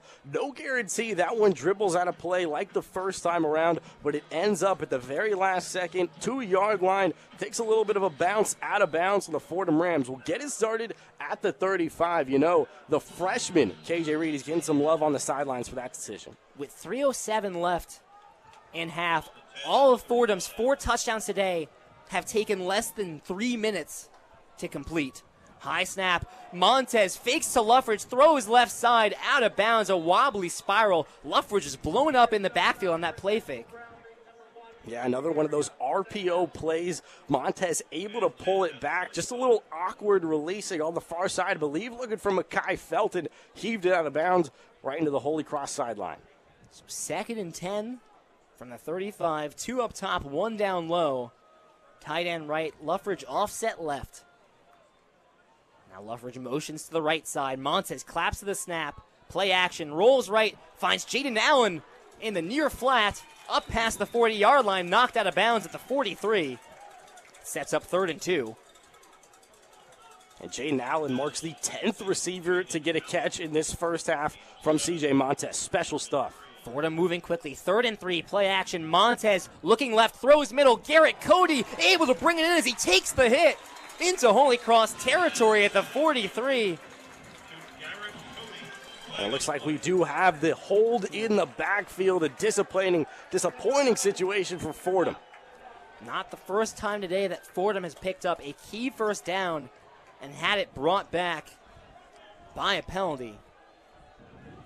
And that's exactly what happened there. So instead of a first down and getting it into Holy Cross territory, this will be 3rd and long.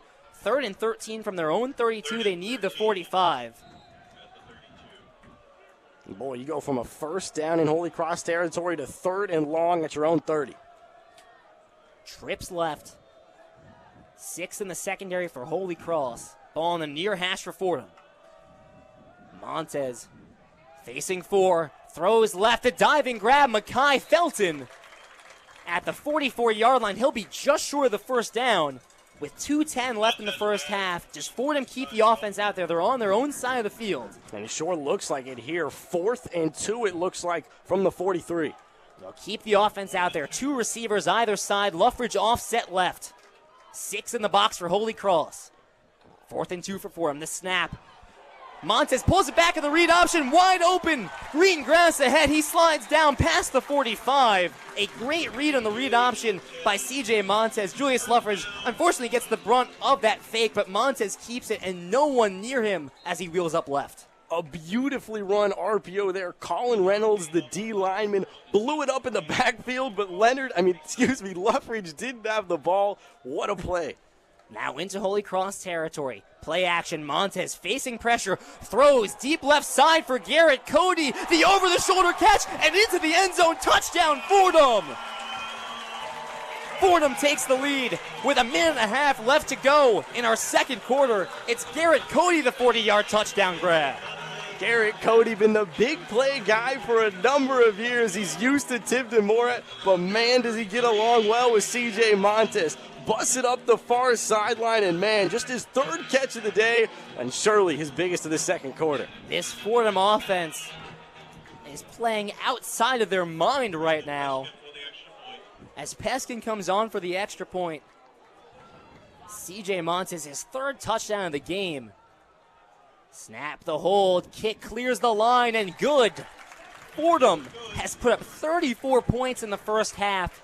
It's a 34-28 lead. But now do we worry about there's 1.5 minutes left. The way these two offenses have been going, Are we worried about Holy Cross right now? Because I am, Miles. I think no doubt about it, Lou. I mean, Pazanski has looked like everything Matt Sluka was supposed to be, and I think, it's an interesting situation. We've heard absolutely no word that the star of this Holy Cross team wasn't going to touch the field today. They kept that completely under wraps, and I think you know exactly why. So Pazanski can have that nice opportunity to kind of fly under the radar, and he's held his own so far. This Fordham Ram defense, particularly in the run game, has opened up a little bit in the last few moments on that most recent drive. They'll need to hold their own here. Just 129. You need to stop. Keep this lead into the half. Both teams have 3 timeouts. I think you could see a couple things. You could see Holy Cross use those timeouts as they drive up the field to make sure they get a score. If Fordham's able to get a couple tackles for minimal gain, maybe they use their timeouts and try and get the ball back. The way their offense has been going, I think you could see that from both sides. In these minute-and-a-half situations in the half, it can turn awfully quickly. If we see any kind of third down on the first drive, we might see a couple Joe Conlon timeouts. Fordham ahead by 6 over their rival Holy Cross. Peskin kick is away. Line drive kick to the far side. Shorter returns it at the 5. Up the far sideline. Now angling middle. Past the 25. Still going past the 30. Takes a big hit at the 32-yard line. Trey Bradford flying in there to knock him to the ground. And now a Fordham player slow to get up. And that's Nahil Perkins. He will get up to his feet now. That'll take 8 seconds off the clock, but pretty decent field position. That's your own 35 is all you can ask for. Well, Perkins, after taking some time to get up, is going to have to come off here. So the Fordham secondary won't have their best cornerback, a guy that was named Phil Steele mid-season All-American. Holy Cross starts this drive from their own 33. Trips left, empty backfield. Pazanski takes the snap. Fordham sends forward, getting right into the backfield. Incomplete on the throw to the far side. Jalen Coker on an in route, but, getting right in there. James Conway to pressure the quarterback. Some of the best pressure we've seen from this Fordham defensive line so far there. And also, got to give credit where credit is due. Nate Lindsay, the freshman DB, a nice play on the outside. Wide receiver bunch near side for Holy Cross. 2nd and 10. 1:19 left in our first half, and now here come whistles. A timeout of Fordham.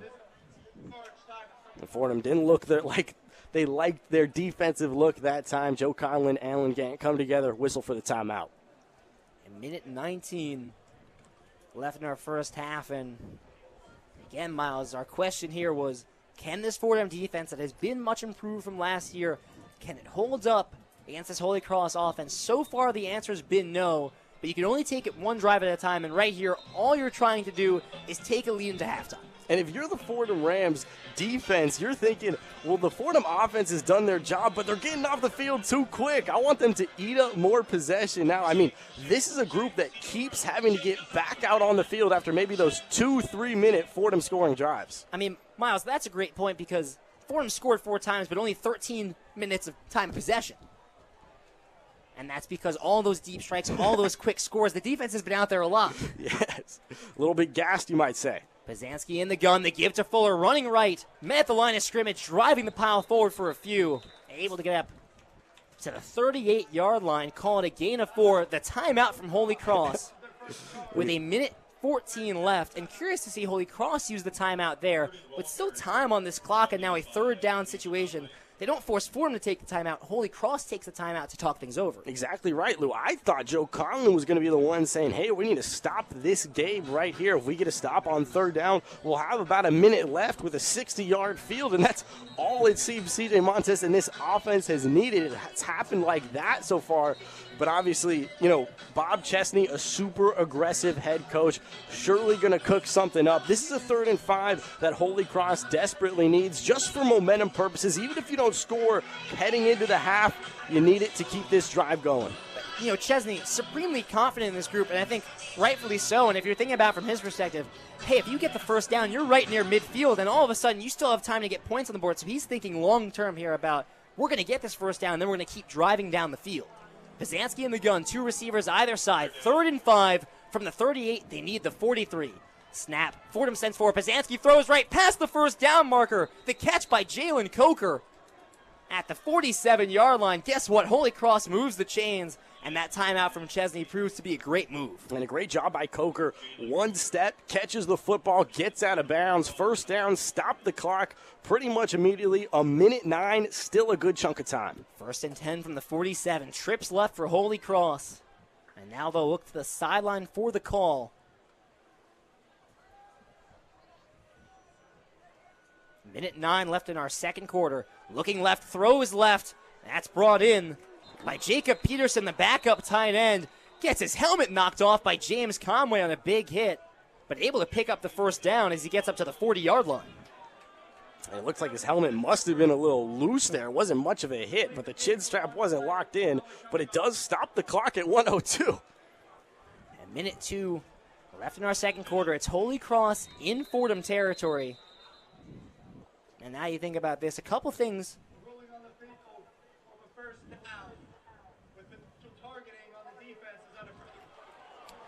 Now they're going to review whether or not this is targeting. And it was Andrew Osmond, the freshman DB, who laid the boom a little late. The helmet did pop off. It didn't seem like solid contact. More so that the helmet wasn't on securely. But they do have the late review here. And obviously, if you're the Fordham Rams, you don't want to lose Andrew Osmond, but you're also grateful it's not one of your standouts. Absolutely, and I think no matter what, you usually like to see the referees review it if it's close, especially when a helmet comes flying off. They're going to do their due diligence and check this out. I think, from our eyes up here, just watching it in real speed, didn't look like targeting. Either way, Holy Cross has a first down. They're in Fordham territory. This targeting goes against Fordham. Not only do you lose Andrew Osmond, but Holy Cross picks up 15 more yards. And all of a sudden, they're right there in the red zone with a minute 2 left. And think about the time a little bit here. Holy Cross has two timeouts. It's also in college. You pick up the first down, the clock stops until they move the chain. So we've seen Fordham take advantage of that late in games as well, and that's something that right now is working in Holy Cross's favor. And it's already started to turn very quickly. At a minute 15, they were back at their own 30s. We're waiting to hear the call from our referees. It doesn't look like we'll have the targeting lift. No targeting against Andrew Osmond, so the freshman will stay out there. And you're right, Miles, not one of their top defenders, but a guy that has been really valuable in that secondary. I really look at Osmond and Mathani Paul Swinson, the two freshmen that have stepped up in that secondary and really seen a ton of minutes, made a ton of big plays, especially late game scenarios. Paul Swinson's been fantastic today, as we've chronicled. So Holy Cross at the Fordham 40. The clock is running, and now Holy Cross will call a timeout. There's only one timeout left. They lost about 7 seconds. The clock's down to 56 seconds on the second quarter. But plenty of time for Holy Cross to get something going here. Plenty of time and then some. The way Pizanski's been throwing the football and the way they've been picking up first downs at large chunks. This is a scary spot for Fordham. You'd like to see them stiffen up here and, again, take that lead into halftime. Yeah, it was a little late that Holy Cross realized that the clock was ticking. Once they said no targeting, they started running that thing as soon as both squads lined up. But, Louis, you touched on it. Two freshmen getting involved, including Osmond on the defensive end. Early on, it looked like maybe they're not that deep, but the freshman has held his own. Osmond and Swinson both out there with Perkins, Williams, and Blair in the secondary. Empty backfield. Pizanski looks right, throws right, wide open out route for Justin Shorter. Gets out of bounds at the 30-yard line. They're going to say just short of the first down marker, but wide open underneath there. So 2nd and 1 will be the down on that far sideline. Really far too big of a gap if you're the Fordham Ram defense, no one within 5 yards. And you look at it, if you're Holy Cross, you're thinking everything's 4-down territory until about that 25-yard line. They love to go for it. Not much of a kick in offense. Now they do give him the first down, so 1st and 10 from the 30. Empty backfield for Pizanski. Trips left, 2 up top. Pizanski sits in the pocket, throws middle. Coker again. Able to get up to the 20-yard line. Excuse me, that's Byron Shipman on a slant route over the middle. And they're going to say move the chains once more. Inside the red zone, Pizanski takes the snap. Plenty of time in the pocket, now rolls right. A flag in the backfield could be holding against Holy Cross.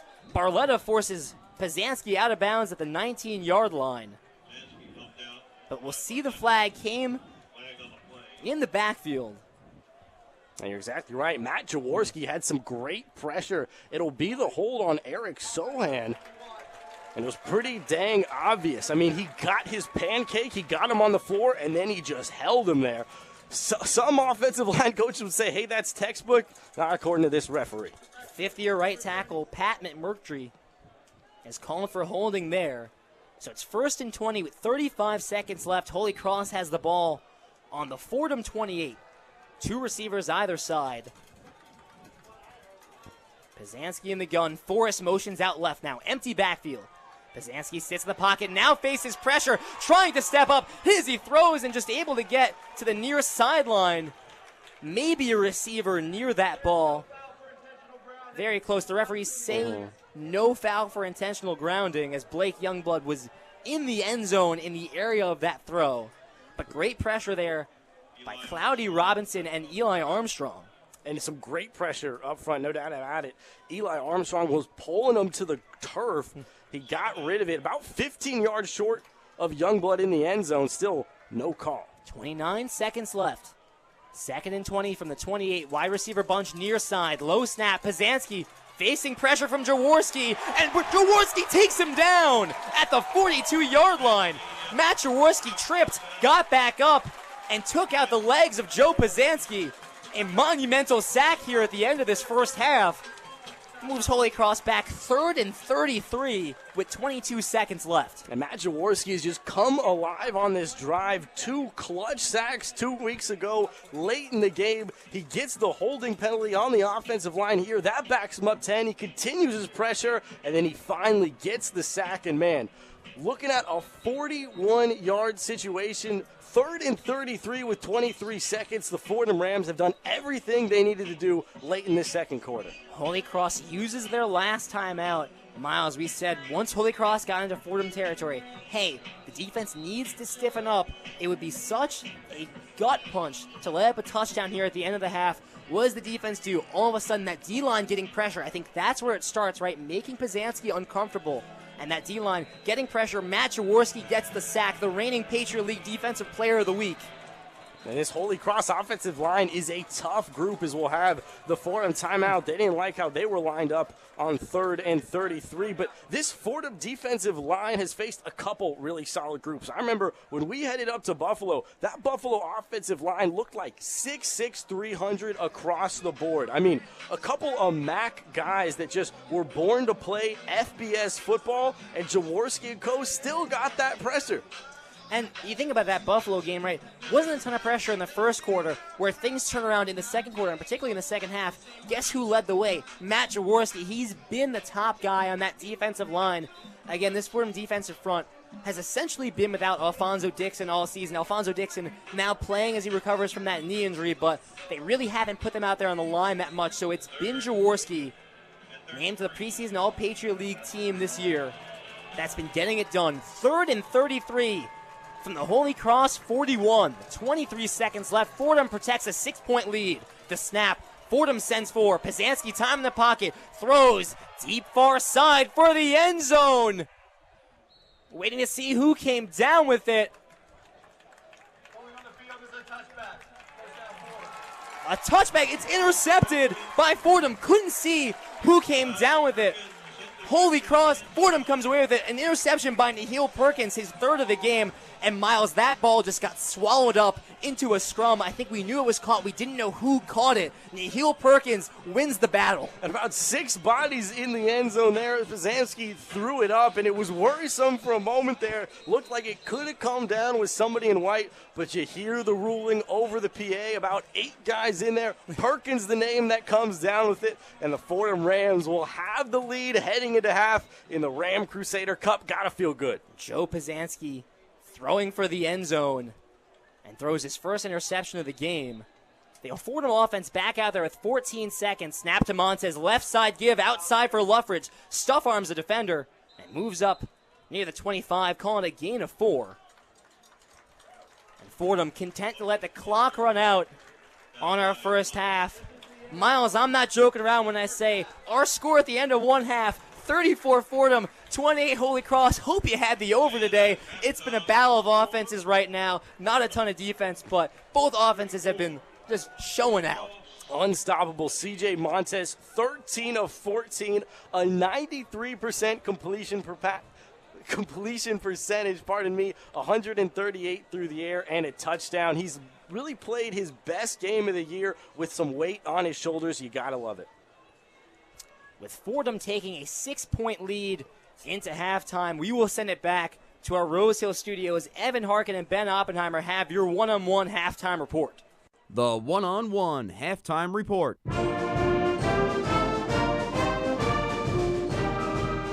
Welcome to the WFUV Halftime Report. I'm Evan Harkin alongside Ben Oppenheimer. Your halftime score from the Bronx is the Fordham Rams 34, Holy Cross Crusaders 28. A lot to unpack from that first half, but first let's get some updates from around the world of sports from Ben. One-on-one scoreboard. In the Patriot League, we've got Lafayette and Georgetown playing in the nation's capital, with Lafayette onto a strong start as they're up 21-10 in the third quarter. Upstate, Colgate leads Bucknell 34-13 at the half. Moving over to ranked matchups, number 6 ranked Oklahoma leads Kansas 21-17 at the half. Number 10 ranked Penn State leads Indiana 24-14 in the fourth quarter, while number 4 ranked Florida State leads Wake Forest in North Carolina, as the Seminoles are cruising with a 34-10 lead in the third. Expanding out to the rest of college football, Kansas State is crushing Houston 35-0 in the fourth quarter, and Texas A&M lead the Gamecocks in South Carolina 21-10 in the third. With the one-on-one scoreboard, I'm Ben Oppenheimer. The Rams got the scoring started early with the dominant opening drive, capped off by a touchdown reception by number 7 Garrett Cody. Top 2 down low, Luffridge offset left, snap. Montes looking middle, hops in the pocket, throws deep over the middle. Garrett Cody the catch at the 5, into the end zone, touchdown Fordham. Holy Cross answered with an impressive drive of their own and a touchdown from their backup quarterback, Joe Piskanski. Touchdown Holy Cross, Jalen Coker. His Patriot League leading 11th of the year, and Holy Cross comes right back down the field. The Crusaders followed up that touchdown with another touchdown of their own from longtime running back Jordan Fuller. Fuller direct snap, power right. Diving into the end zone, touchdown Holy Cross. Jordan Fuller gets his 15th rushing touchdown of the season, his first of the game. Holy Cross takes their first lead of the game, 13-7, with 2:41 left in the first quarter. Fordham's running back Julius Lough rumbled into the end zone to make the score 14-13. High snap, the left side give, Luffridge. Stiff arms the tackler, past the 40, open space ahead. The 20, the 10, into the end zone, untouched. Julius Luffridge continues a stretch of good play. And Fordham gets a score to bring them even within one, 14-13. Luffridge found the promised land for a second time in the first half, giving the Rams the lead again. Montes snaps, straightaway give, Luffridge bursting forward, a ton of space, no defender in sight. He will take this all the way. A 50-yard touchdown for Julius Luffridge, his second of the game, and Fordham takes the lead. Jordan Fuller added another touchdown to his first half tally, regaining the lead for Cross. And now Dixon stacks up on the right side. Direct snap to Fuller, he runs left and into the end zone across the plane, touchdown Holy Cross. Jordan Fuller, his second touchdown of the game. Holy Cross is even 20-20. They can take the lead on the extra point. The back-and-forth scoring continued as MJ Wright caught a 6-point reception from CJ Montes. Play action, dropping back, throwing deep right side for MJ Wright. The basket catch into the end zone, touchdown Fordham. What a throw from CJ Montes all the way down to MJ Wright. Piskanski found Shipman in the middle of the end zone for a huge 4th-and-goal touchdown. Trips left, the snap, Piskanski looking left, throws middle, wide open, end zone, touchdown. Byron Shipman evens this one up, 27-27. Montes was not done with his first half heroics, finding Cody again for a deep touchdown pass. Now into Holy Cross territory. Play action, Montes facing pressure, throws deep left side for Garrett Cody, the over-the-shoulder catch, and into the end zone, touchdown Fordham! These plays led Fordham to being up heading into halftime. Ben, if you're that Rams team in the locker room right now, you have to be very happy with that opening performance. Absolutely. I mean, it's like they gave the whole Fordham team some Red Bull to give them some energy. I mean, this offense right now is supercharged, Evan. I mean, just look at the way CJ Montes is playing, MJ Wright, Garrett Cody, all these guys, they're firing on all cylinders, but it seems that the Achilles heel is the defense is Swiss cheese. It's porous, and it's a game of just who's scoring, who can score in bunches the most. Fordham is going to struggle, I think, in this second half to continue to hold back against that Holy Cross offense, because you can't just fight fire with fire for so long, because eventually it's going to burn you. I think supercharged was a great way to define how Fordham came out, especially offensively. But I think you're right, Ben. The defense really needs to step up if they want to comfortably win this game. They need to be winning by more than they are now, and that takes the defense. Like you said, the dynamic offensive game plan was for them to expose the Holy Cross secondary, which has been injured, been beaten down. But on top of that, I mean, Julius Lough, two touchdowns, has been feasting on the ground. Fordham was not the team we expected to be eating on the ground, although Holy Cross has been too. But like you said, they just have to get more pressure. I think it really goes into that D-line when we're looking at the defense. They need to get some sacks. You can't just let Holy Cross sit back and run this elite offense. Absolutely. And think about this. They're doing all this, Holy Cross is, without their star QB. And I think that's very impressive. So, if they did have Sluka in the game right now, what would the score be? And so I think Fordham needs to think about that, put things in perspective. They may have the lead, but do not get complacent. That can disappear very quickly at the start of the third quarter. Yeah, you touched on it. The biggest surprise of the first half is Crusaders star quarterback Matt Sluka getting injured just a couple of plays into the opening drive. However, backup Joe Piskanski has been nothing short of Matthew Sluka. He's been lighting up this Rams defense. And the game plan for these two quarterbacks is extremely different. I know that the Rams were game planning almost the whole year to play Matt Sluka. He's one of the best quarterbacks in the FCS aside from the Patriot League. And he's such a different quarterback than Piskanski. Piskanski's coming in. He's a pocket passer. He wants to evaluate the whole field. Sluka, a lot more of a run-first type of guy. I think that might be helping Cross right now a little bit in the game plan aspect. I think Fordham needs to really go into the locker room and find out how they want to play against this quarterback and not the quarterback they thought they were going to play.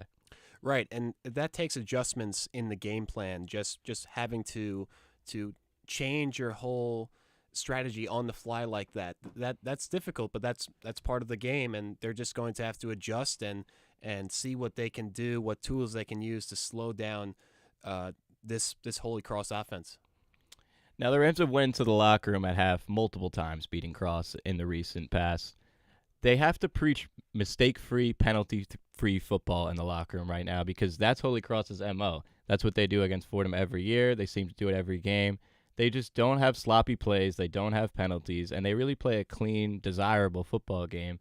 Fordham has not so much played that exact same game this year. They have been today, but I think they need to continue this Holy Cross mimicking of their culture and the way that they go about the game if they want to control it in the second half. Absolutely. Imitation is the highest form of flattery, and Fordham, as you said, it's like they're trying to do their own version of the Holy Cross offense right now. And, as we discussed, it's working so far, but that defense needs to step up for them to really get in control of this game. A highlight for the Fordham Rams so far, I think, has been the offensive line. Miles was mentioning they got Ryan Joyce back, a captain on this team, starting at guard, but the whole offensive line has been playing very good today against a Holy Cross team that is no slouch. They have a very good front seven. I think if the offensive line continues to allow Luffridge to feast all over this Holy Cross team, Fordham's going to be in a good spot and have a lot of points in this second half, just like they did in the first. Absolutely. I think they should stay with that strategy, and what Julius has been doing in this first half for this Fordham team has made a huge impact. 124 yards and 2 touchdowns. That's excellent so far. CJ Montes, what a first half from him. We like to talk about Tim DeMorat. We like to have some flashbacks from that game last year where he was able to put up 51, 52 points. But so far, CJ Montes on track for 70 points. I mean, no interceptions so far this season. I think about 18 or 19 touchdowns now, including today's game. I mean, he's been everything they could have asked and more so far. Yeah, 283 yards so far, 17 for 19, 3 touchdowns. Talk about Tim DeMorat. Who needs Tim DeMorat when you got the next best thing, CJ Montes? So he's doing a great job being, the leader of this offense, and he looks calm, collected, in control, very smooth, and he just needs to continue that. There's nothing that that he needs to really change. I think what Fordham really needs to do is get their defense in order and make some adjustments on that side. Right. What position group do you think in particular needs to step up for this Rams D, whether that be the secondary, the D-line, the linebackers for you, Ben? I think absolutely the D-line is just being crushed, and that needs to be changed as soon as possible, or else they're going to exploit that. And so that's a gaping hole right now in this team, and we'll see what happens, but I think Fordham may make some adjustments, and we'll see some better production out of their defensive line. I was going to go D-line as well, but I'll focus a little bit on this linebacking core. I mean, we have James Conway. There's a lot of elite linebackers in that linebacking room, guys that can certainly get the job done. The D-line hasn't been doing their job, but neither have the linebackers. I mean, Jordan Fuller has been eating on them just the same way Julius Lough has been for Holy Cross. They can't let this rushing attack also stack up on them. They have to make this Holy Cross offense at least one-dimensional if they're not going to stop them and maybe make them a pass-only team. I think the linebackers really have to step up and control this run game if they want to start getting back there eventually. Absolutely. Well, that's going to wrap up our halftime report. Let's head back to Moglia Stadium with Miles Grossman and Lou Orlando.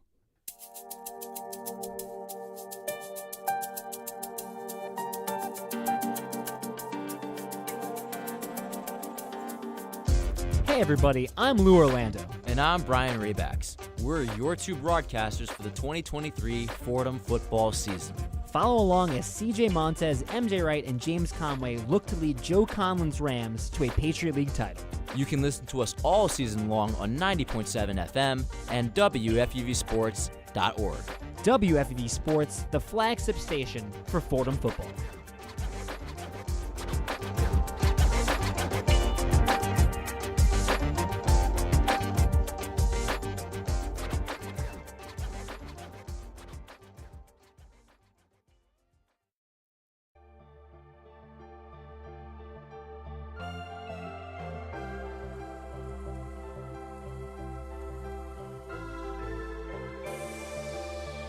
Hi, this is Mike Breen, WFUV class of 1983. WFUV is the flagship station of Fordham Athletics with live coverage of Fordham football, Fordham men's and women's basketball, in addition to Saturday one-on-one. Stay right here on 90.7 FM for all things WFUV Sports.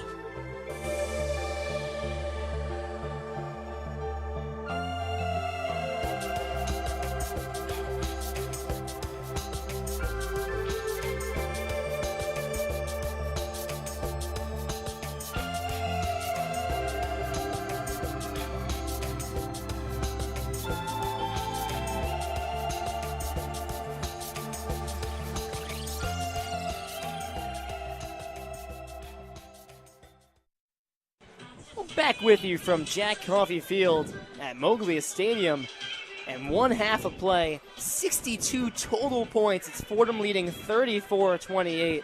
I don't know if we're surprised by that. What I do think we are surprised by is no Matt Sluka. Matt Sluka warmed up in pregame and coming off a game against Lafayette where he won FCS National Offensive Player of the Week and looked healthy in that game.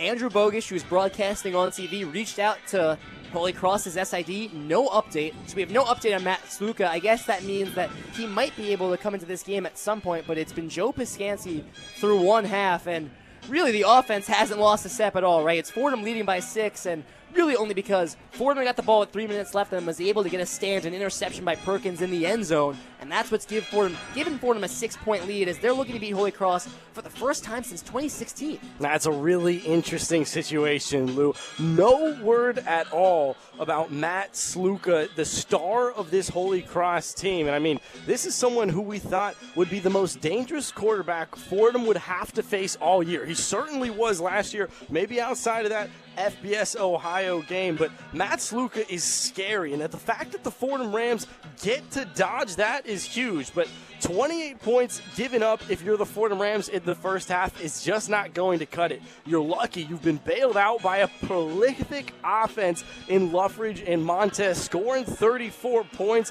but I don't think that you can expect to put up that kind of number in the second half. You got 10 names involved offensively when it comes to receiving. Lou, that's just a one-of-a-kind half that there's no way CJ Montes will be able to match that or keep that up. If this game is going to hold steady for the Fordham Rams, they're going to need to change things on the defensive end. You know Alan Gant, the defensive coordinator, is in that locker room really tearing up this Fordham defense, because 28 points in your biggest game of the year at the half is not acceptable. You got to do a good job tackling. You're lucky you've been bailed out, but it can't continue for quarters 3 and 4. I mean, Miles, think back to last year. It's a compliment what we're saying right now about the offense, that the offense reminds us of last year. Hey, that was the best offense in the FCS, but think about what happened to them against Holy Cross last year, leading by 7, multiple points in the fourth quarter, but the defense can't get stands. That game goes into overtime, and it basically came down to who won the coin toss. Holy Cross won the coin toss. Fordham has to go first. They take the extra point.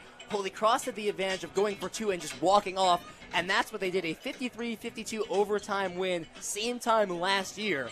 And now you look at it this year, Fordham only leads by 6 because of a missed extra point by Brandon Peskin. You do not want to be within 1 score of Holy Cross. Your defense is going to have to make stands, especially with the way the offense has been playing. We've never seen the Fordham offense play like this. 34 points in the first half. That's the most by far this season in a first half. So you have to take advantage of what you've been getting from this Fordham offense and maybe build off the momentum of a stop at the end of the first half defensively. I mean, it really was a special offensive first half. You have the lead over a tough Holy Cross team, 34-28, and that's including your missed extra point off the right foot of Brandon Peskin. And I mean, the fact that you're able to hold your own, tack on a whole nother score down 1 point is absolutely huge for the Fordham Rams, and they're going to have an opportunity defensively to keep that momentum up. You got to give your opportunity to CJ Montes and this offense to make it a 2-score game. And where does that opportunity come from? You start the second half with a stop.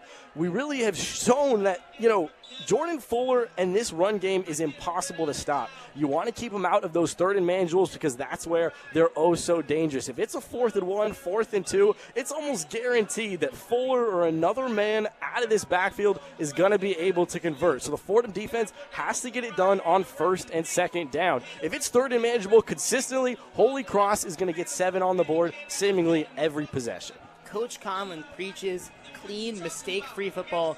You mentioned the missed tackles. One thing I want to point out, 9 penalties for Fordham, just 2 for Holy Cross. That is not sustainable for winning football. The Fordham offense balled out and got you a 6-point lead. You cannot have 9 penalties in the second half when Holy Cross is, again, those penalties going that way as well, right? So you have to clean it up, clean up the tackling, clean up the penalties. Don't give yourself the opportunity to get robbed by flags. And those 9 penalties, another testament to just how dominant CJ Montes and this offense has been. They've completely bailed this defensive unit out, and it seems that's kind of been the theme for a number of years. When we were led by Tim DeMorat, when this Fordham Ram team was consistently led by an NFL caliber quarterback, that was always the story. We know we can get 40, 50 points on the board, but can our tackling do the other side of the job for us? So far, the offense has gotten it done, and we'll find out in about 90 seconds if we're able to keep it up. These Fordham Rams is going to take a lot of physicality, right?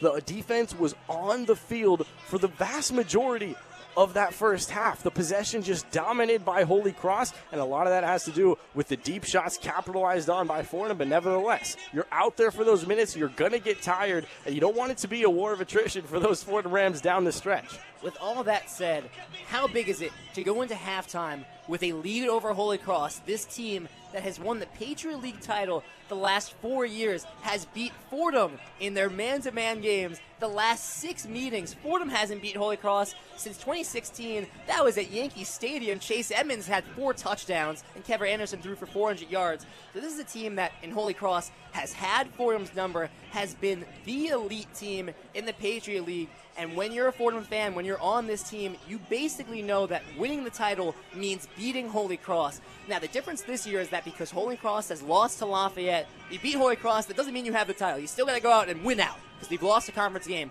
But that starts with beating Holy Cross today, and that's something that Fordham hasn't ever been able to do, as you said, under head coach Joe Conlin. Lou, it's been so impressive, and it all starts with CJ Montes. 13 of 14 out of the air, a list of 10 names involved, 2 tight ends, 3 running backs, a plethora of wide receivers. It's special for CJ Montes, and like you said, Lou, it is special for Joe Conlin. Joe Conlin, in his tenure, a really solid tenure, produced some solid quarterbacks, including Tim DeMorat, but you know what he's never done?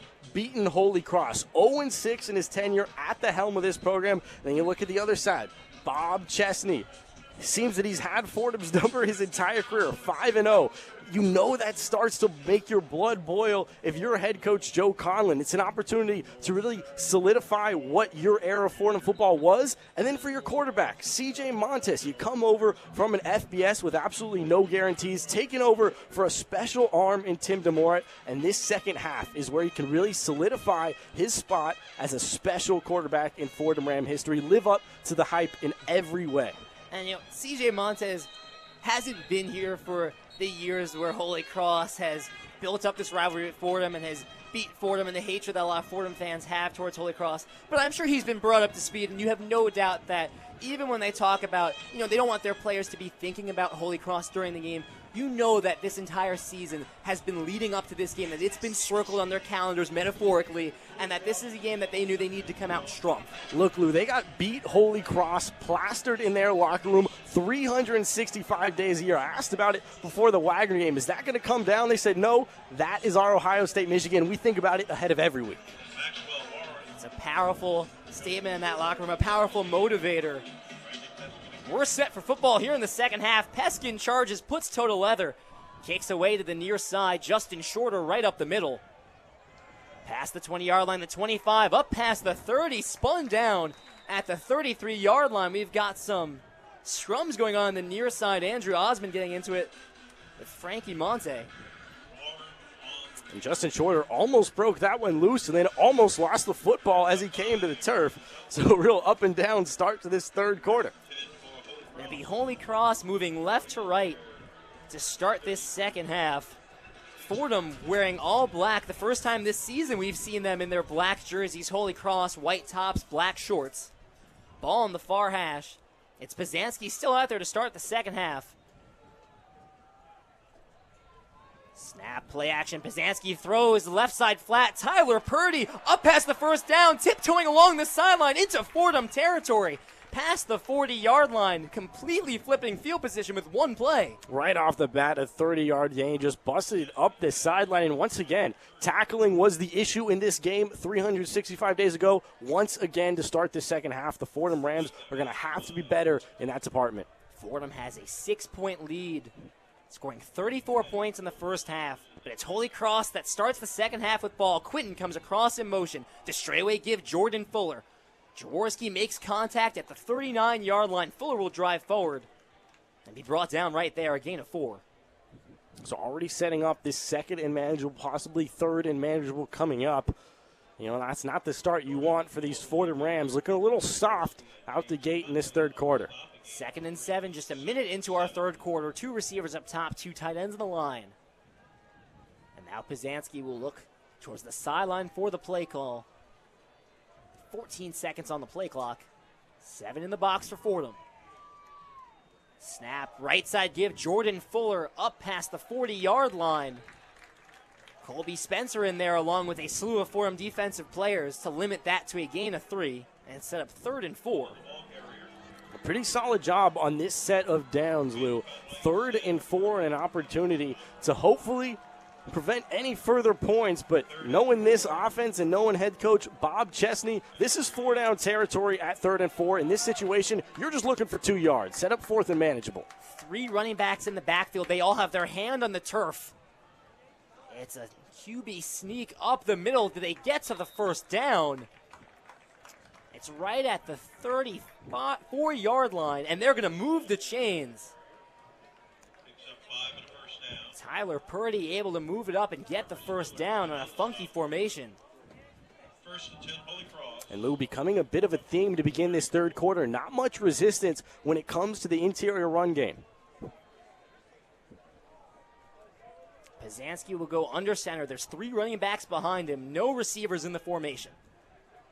Pizanski takes the snap. Play action. Floats one wide open. Tyler Purdy, no one in sight, and into the end zone. Touchdown, Holy Cross. Well, it didn't take long. Holy Cross gets back on the scoreboard.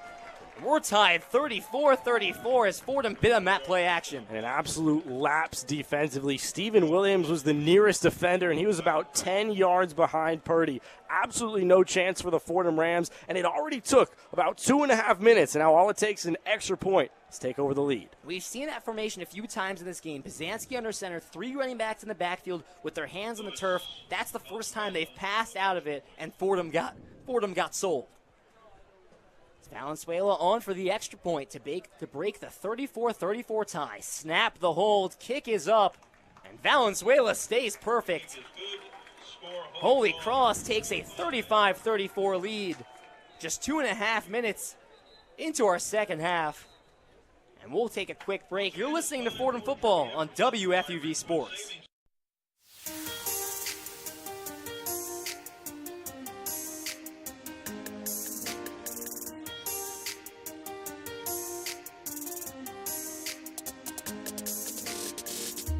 Hi, my name is Ryan Rucco, WFUV class of 2008. WFUV is your home for all things Fordham athletics, with live coverage of Fordham football, Fordham men's and women's basketball, in addition to our Saturday show, One-on-One. Stay right here on 90.7 FM for all things WFUV sports.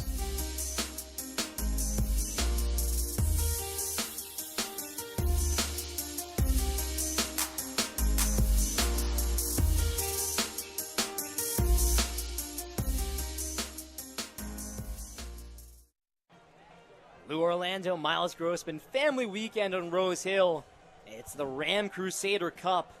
And Holy Cross has just taken a 35-34 lead. And as we've seen for most of this game, Fordham has not been able to enjoy the leads that they've had. And taking a 6-point lead into halftime, Holy Cross goes right down the field. They get the ball first. A touchdown deep to Tyler Purdy. No defender in sight. And just like that, blink and you miss it, Holy Cross up by 1. And not how you want to start off the second half if you're the Fordham Rams. Really just textbook offense for these Holy Cross Crusaders. Success in the run game consistently. Not much interior defense, so to speak, for Fordham. And then they take one shot deep on the play action. The whole Fordham defense seems to commit, and no one within 10 yards of Purdy over the top. And just a tough way to start out the second half. I mean, you're the dominant team through 2 quarters, and you immediately relinquish that lead. Got to be demoralizing. This defense has looked better under Alan Gant, their new defensive coordinator, but it's been inconsistent. Started out the year strong, and even holding Buffalo to 33 points was impressive, and Conin said he really liked what he saw, getting their first shutout in over a decade. But then once conference play started, the Georgetown game, the defense wasn't great. They let up 220 yards on the ground. Lehigh, they let up 35. They win, but they let up 35 against an offense that only averaged 13 points a game. Defense rebounds against Stony Brook, but once again, we're seeing the defense really struggle against the premier offense in the Patriot League. Kicks away, MJ Wright to return on the far side, past the 20, tackled down at the 21-yard line. As the Holy Cross special teams unit meeting him out there. Yeah, and a big hit coming up that far sideline, and you can already feel it. Holy Cross picking up some momentum. You saw the slew of defenders pick up on MJ Wright, and they got a loud ovation from that sideline. You can really feel this tide starting to turn. Now it's CJ Montes' turn to settle this crowd down, settle this offense down, and get a couple of first downs. This Fordham offense is a smooth operator in the first half. We'll see if it carries over. 2 receivers either side. Montes in the gun. Snap, left side give, Julius Lough bouncing outside, past the 30-yard line, falls forward to the 35, picks up the first down, a gain of 14. And Julius Lough has seen a lot of open holes today, and he's done what he does with them, picking up a ton of yards. Already had 124 yards on the ground at the half. They're able to pick up about 10 more, get the first down for these Fordham Rams, and exactly what CJ Montes needed, maybe an opportunity for the pass now. Wide receiver stacks either side. Play action, near side screen. Garrett Cody at the 33. He's met right there. No yardage after the catch. Frankie Monte coming in to make that tackle. And they'll rule it no gain. And that wide receiver screen is one of C.J. Montes' favorite plays in the playbook, pardon me. Turns it, and that time left side looking for Cody, not much doing. 2 up top, 1 down low. Lough offset right, play action. Montes facing a 4-man rush, throws right side. Reeled in by MJ Wright at the 50, wheels it back around up to the 45. Finally brought down, but into Holy Cross territory, and MJ Wright continuing a big day, already over 100 yards. And what a route it was for MJ Wright up the far sideline. A super deep curl about 15 yards. Sells the defender on the deep route. Turns around and picks it up. 1st and 10 from the opposing 44. Trips left. As MJ Wright, 128 yards in the first half. He just added to it with that reception. And Wright, the lone receiver on the far side right now. Montes claps to the snap. Play action. Time in the pocket. Throws left. Mekhi Felton at the 31. Tries to bounce outside.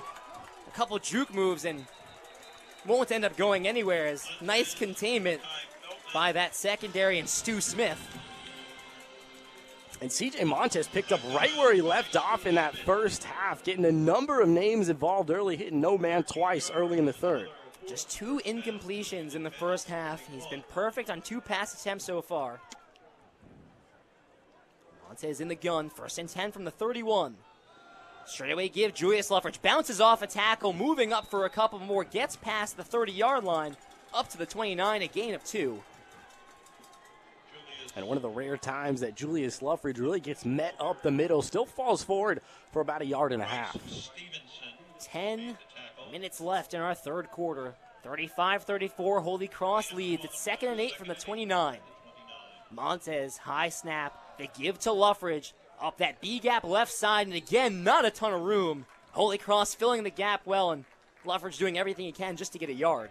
And you can tell Holy Cross really remembers those 2 breakaway touchdowns out of Julius Lough in that first half. They're not looking to allow any more of that. Now they get the stop at 3rd and 7. Opportunity for CJ and the offense. Jacob Dobbs, his 7th tackle of the game, halfway to tying Ryan Greenhagen's record, which would put him 3rd all-time in the Patriot League. 3rd down and 7. Montes in the gun, throws left. Garrett Cody at the 20-yard line, enough for the first down. He's tackled right there by Matt Dushman. But Fordham moving the chains and getting into the red zone. And Garrett Cody, just a solid reception there. His 3rd of the day, passes that 50-yard threshold.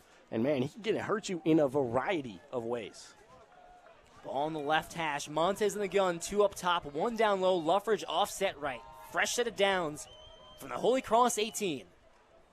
Snap, straightaway give Lough. Bounces right, up for 5 to the 10-yard line. Call that a gain of 9.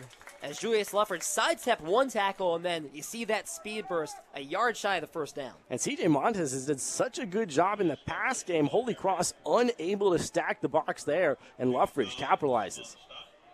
8:30 in the third quarter, 2nd and 1 from the Holy Cross 9. Same formation for Fordham. Tight end left, Lough offset right.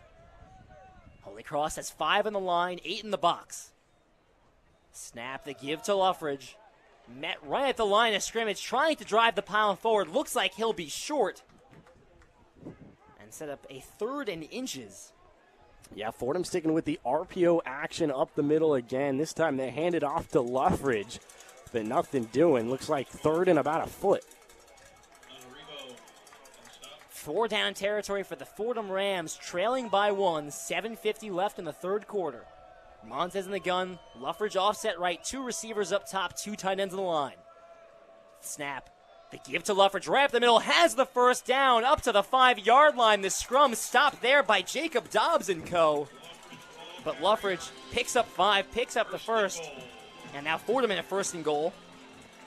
And Lough already his 9th carry on the day right there, sets up a 1st and goal for the Fordham Rams. And now you really have a variety of options if you're C.J. Montes and this offense. You see Garrett Cody and M.J. Wright stacked on the far side. Some dangerous legs out there. Jack Kaiser comes into the backfield. 1st and goal from the 5. Play action. Montes throws middle. The jump ball for Jaden Allen, and incomplete.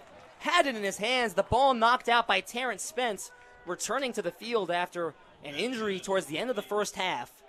And Allen surrounded by 3 defenders, but Montes put the ball in a place where he could have gotten it, but a nice job afterwards to knock it out. Yeah, Jane Allen did have a chance, but it would have taken some real strong hands. Got mauled by 3 defenders in the end zone. It'll set up this second and goal at the 5.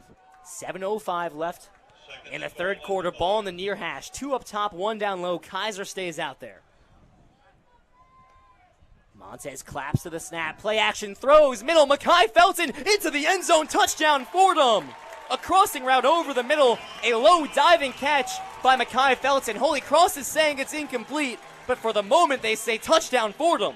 And it looks like it will stand as a touchdown at the moment, Lou. Just Mekhi Felton's second catch of the day, and surely his biggest. Fordham retakes the lead now. We'll look to kick this one to make it back to a 6-point lead. Mekhi Felton, his first touchdown of the game. That's now touchdowns today for Wright, Cody, and Felton. 4 passing touchdowns for C.J. Montes. With 7 minutes left in the third quarter, Peskin on for the extra point. Snap the hold, kick is up, and good. Fordham ahead 41-35, back up by 6. And after that Felton touchdown, we'll take a break of our own. You're listening to Fordham Football on WFUV Sports.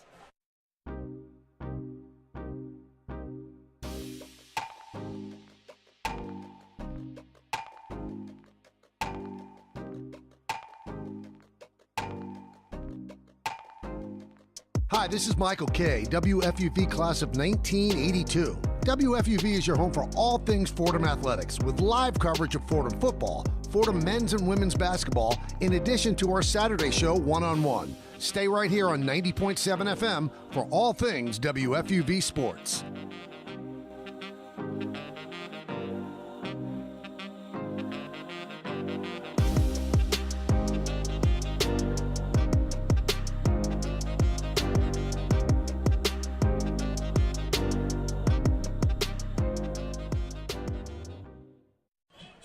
C.J. Montes putting on the show at Rose Hill in front of the family weekend crowd. Fordham has taken a 41-35 lead.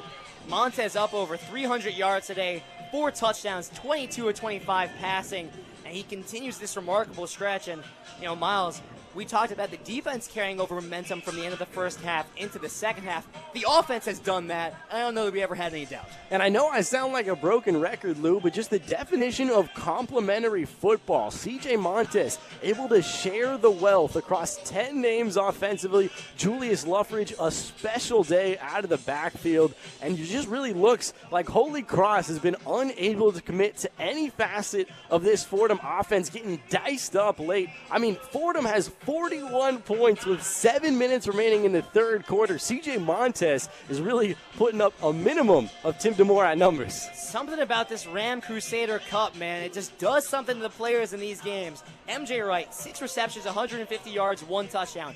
Garrett Cody up over 100 yards with 2 touchdowns. Felton gets his first touchdown of the game. We've already talked about Montes. We've already talked about Lough. Now on the other side, well, Holy Cross has been able to keep up step for step, bar for bar.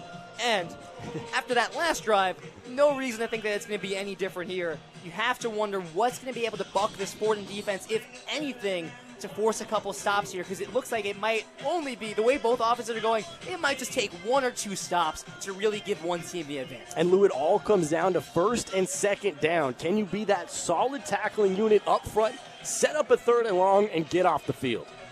Fordham's done a nice job, I think, of getting Holy Cross in 3rd downs. But Holy Cross does a nice job of converting on them. 4 of 8 in 3rd downs and 2 for 2 on 4th downs. They've played it aggressive, obviously, as well. Paskins kicks away right down the middle. Justin Shorter to return from his own 5. Angling towards the far sideline, wrapped up and brought down at the 15-yard line. Oh, a great tackle by Mike Courtney out there on special teams. That's a starter on the Fordham defense. But he's on the special teams as well, wraps up Shorter, and brings him down behind the 20-yard line. Exactly how you want to start the drive. The field position is nice, but what's better is the momentous hit. Fires the defense up a little bit. These first 2 downs, pivotal. Get off the field for the first time in a while if you're this Fordham D. Ball on the far hash. Holy Cross starts this drive at their own 15. Wide receiver bunch near side.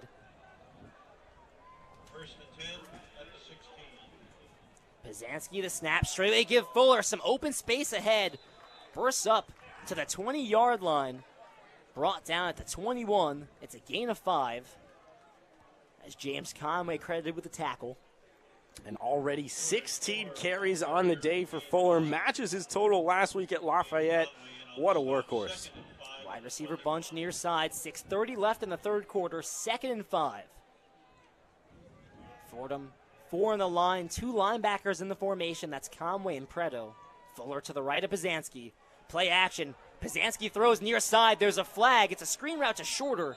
Gets up to the 25-yard line, but that flag came immediately on the snap, and we'll see which way it goes. Yeah, given they let it play out, you might be thinking offsides. Fordham will get the call now, Lou. Miles, you hit on the head. Offsides on the defense. Automatic first down as they get 5 on 2nd and 5. First down with 6:14 left in the third quarter, and that'd be the 10th penalty today for the Fordham Rams.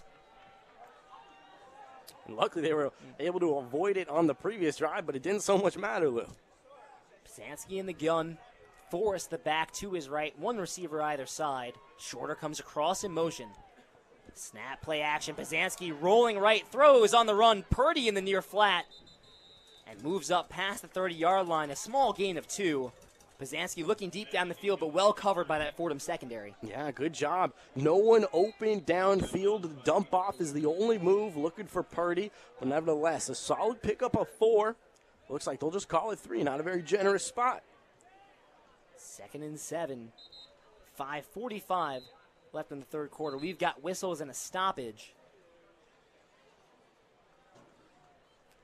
With that, we'll take a break of our own. It's Fordham ahead 41-35, but Holy Cross has the ball. You're listening to Fordham Football on WFUV Sports.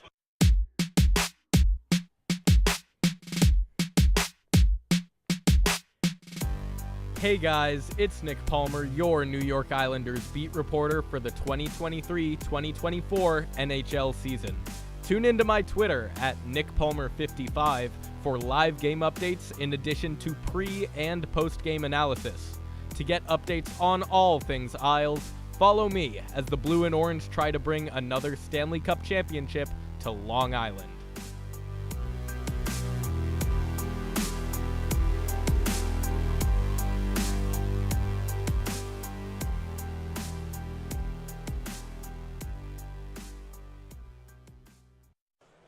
We're back after the official timeout. Lou Orlando, Miles Grossman, on behalf of our entire WFUV Sports crew, thank you for tuning in. Fordham Football on WFUV Sports.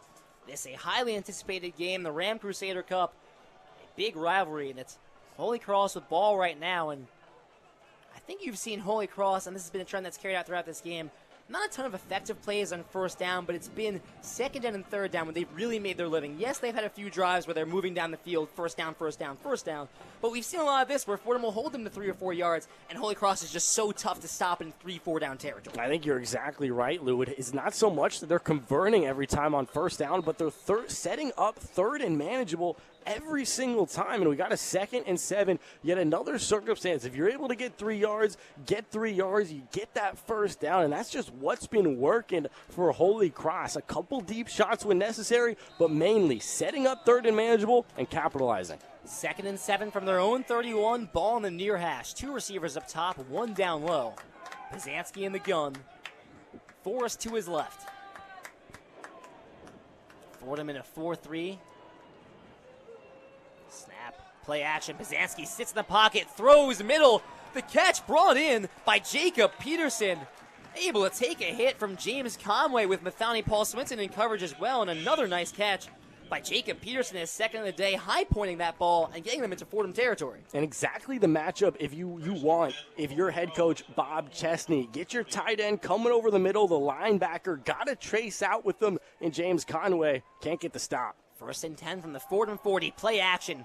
Pizanski throws deep over the middle. Justin Shorter is blown up by Mathani Paul Swinson. The helmet comes flying out. Oh, a perfectly timed hit by Mathani Paul Swinson, table-topping Justin Shorter. And it was almost that defenseless receiver hit, but got there just in the nick of time, right on time for the freshman Paul Swinson, and he's fired up, getting some congrats from his teammates. And as a freshman, that's got to feel great. Little undersized, only 18 years old, lay the boom. Shorter will stumble off to the sideline in some pain. 2nd down and 10. Wide receiver stack near side. Straightaway give to Fuller. Shakes one tackle up past the 30, carrying Mathani Paul Swinson up to the 25-yard line. Call it a 15-yard run and just the raw power of Jordan Fuller. And Claudia Robinson had an opportunity. Fuller made a man miss, and right when he got to that second level, really turned on the Jets. 1st and 10, Holy Cross. Same formation, straightaway give Fuller. Another speed burst met the 25, now driven back. Andrew Osmond with a big hit to knock Fuller on his back. And now back-to-back freshmen there. Really drove Fuller back a couple of yards after that 5-yard pickup. 4:20 left in the 3rd quarter. Holy Cross has the ball at the Fordham 20. They're calling it 2nd and 4. Pazanski in the gun, Forrest to his right, 2 receivers down low. And now Pazanski will look towards the sideline for the call. Still no signs of Matt Sluka today. Pazanski handles the snap. The give to Forrest. Shakes one tackle in the backfield, moving up for a couple more. And Cloudy Robinson again had a chance for a tackle at the line of scrimmage, but Forrest able to drive by, shakes that one off, and just gets a gain of 2. Credit Mike Courtney with the tackle.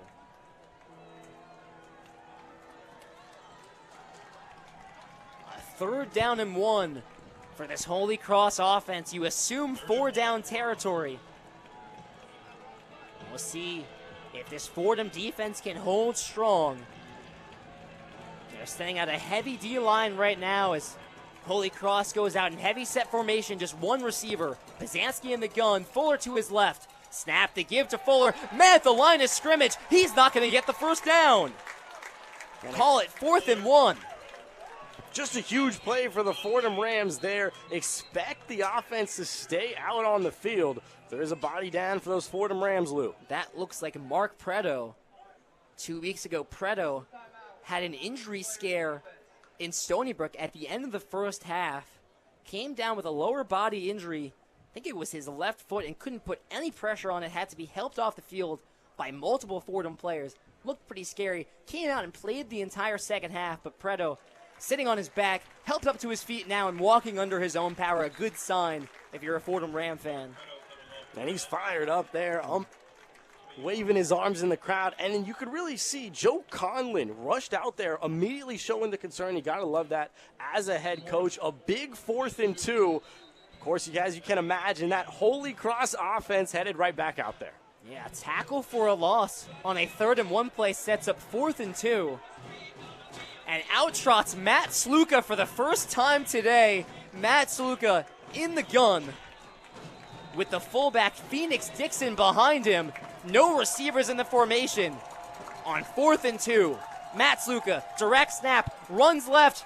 Met at the line of scrimmage, trying to drive the scrum forward. It's going to be awfully close. He got up to the 16-yard line. You need the 16 for the 1st down. It's about whether or not he got the 1st. And they say he got the 1st. Matt Sluka comes in for the first time today after being sidelined with an injury and picks up the 4th down and 2 run. Lou, what a turn of events. Now you got to assume for Matt Sluka, it's a throwing issue. Could be that right arm, could be that shoulder, but they use him as a runner that time. And now once again, back to the 2nd string, and it's a 1st and 10, 2:20 and ticking 3rd quarter. Pazanski back out there in the gun. 2 down low, 1 up top. Fuller to the right. 1st and 10 from the 16. The left side give Fuller. Blown up in the backfield. Mark Preto. Tackle for loss. Mark, that is a loss of 4. Back to the 20-yard line.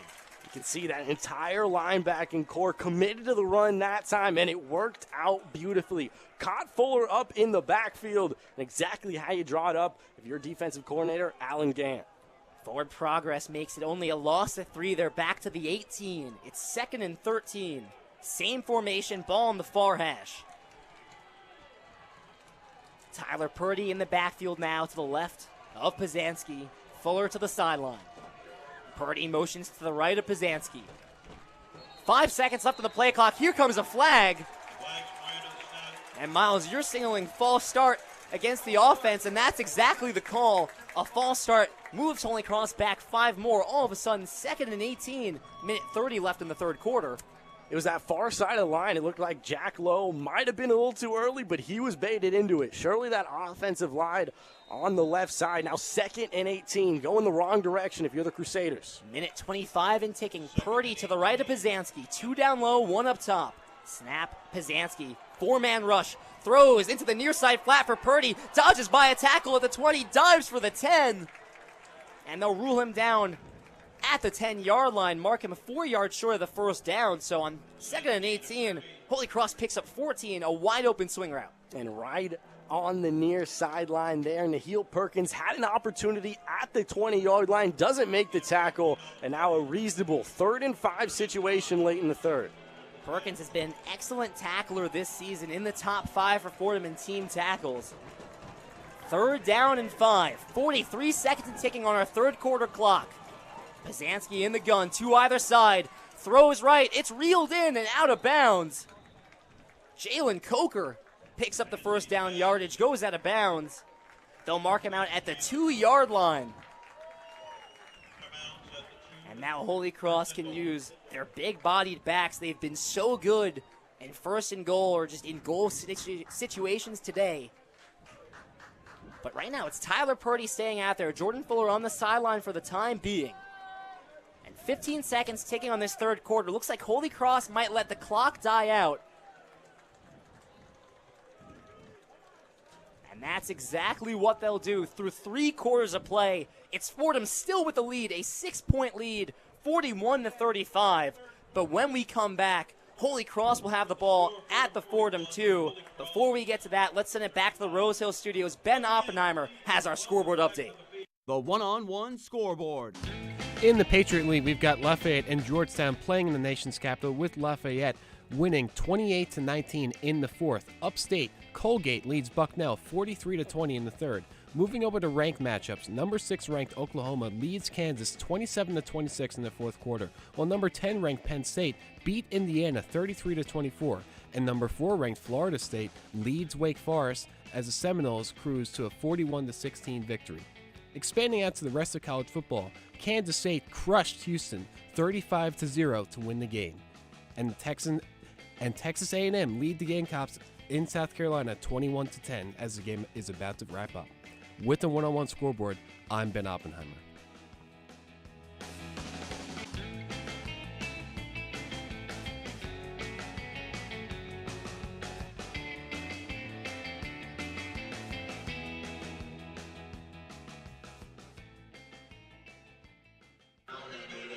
Lou Orlando, Miles Grossman bringing you Fordham football on WFUV Sports.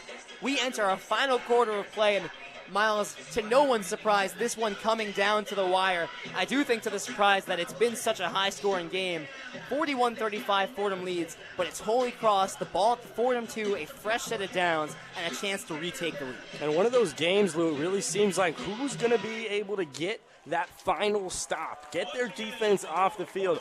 Right now, when we begin this fourth quarter, will be a juicy opportunity for that Holy Cross team to take the lead. 1st and 2 at the 2. Such a solid run game headlined by Jordan Fuller. Leads the FCS in touchdowns. I mean, already 3 to his credit today. Been an unbelievable first half. And Fuller is going to be that problem throughout the fourth quarter. Can the linebacker core, can the defensive line step up and change things? Miles, just so many similarities to last year's 53-52 overtime loss against Holy Cross, where in that fourth quarter, Fordham took a 3-point lead. Holy Cross responded. Fordham would take a touchdown. They take a 7-point lead. Holy Cross would come right back, and it felt like whoever gets ball last is going to win this game. I think you kind of feel the same way right now, right? Either Fordham's going to have the ball last, and they'll get the score with, however much time left, or it's going to be Holy Cross driving down, and they're going to get the win at the final seconds. That just feels like what we're destined for today. An interesting theme, Lou. We saw Matt Sluka come on for the quarterback sneak, the intentional run there, the intentional QB draw. And, Lou, that really leads me to believe that it is a throwing issue, because we know what kind of player he is. He can get it done with his legs and through the air. Last time, 330 yards on the ground in those rainy, windy conditions. And part of it makes me believe, when you run on the ground for 330, you take a lot of hits. And one of them must have blown up that right shoulder, that right arm, because if Matt Sluka was able to throw a football, believe me, he'd be out there throwing it. Oh, no doubt. If Matt Sluka could in any way deliver a football, I think you'd have him out there just because of the threat of that dual threat ability. But even Coach Conin mentioned on Friday, we know what Holy Cross wants to do, and obviously the game plan shifted, but when Sluka's out there, you know what he wants to do. Sometimes it's about stopping it. Fordham hasn't been able to in their history with Sluka. First and goal from the 2. Shorter comes across in motion. Pizanski in the gun. Play fake. Looking right. Brought down by Matt Jaworski. A sack at the 10-yard line. And just like that, Holy Cross 10 yards away from the end zone. Matt Jaworski flying in off the edge. Matt Jaworski, the defensive hero of 2 weeks ago on the road in Long Island with those 2 big sacks, picks one up to begin the fourth quarter, and what a momentous play. That D-line needs to keep it up. His second sack today. It's a wide receiver bunch near side. Second and goal from the 10. Low snap, ball on the ground. Pizanski picks it up, looking left, now facing pressure, rolls right, time in the pocket, throws as he's pressured, sails out of bounds.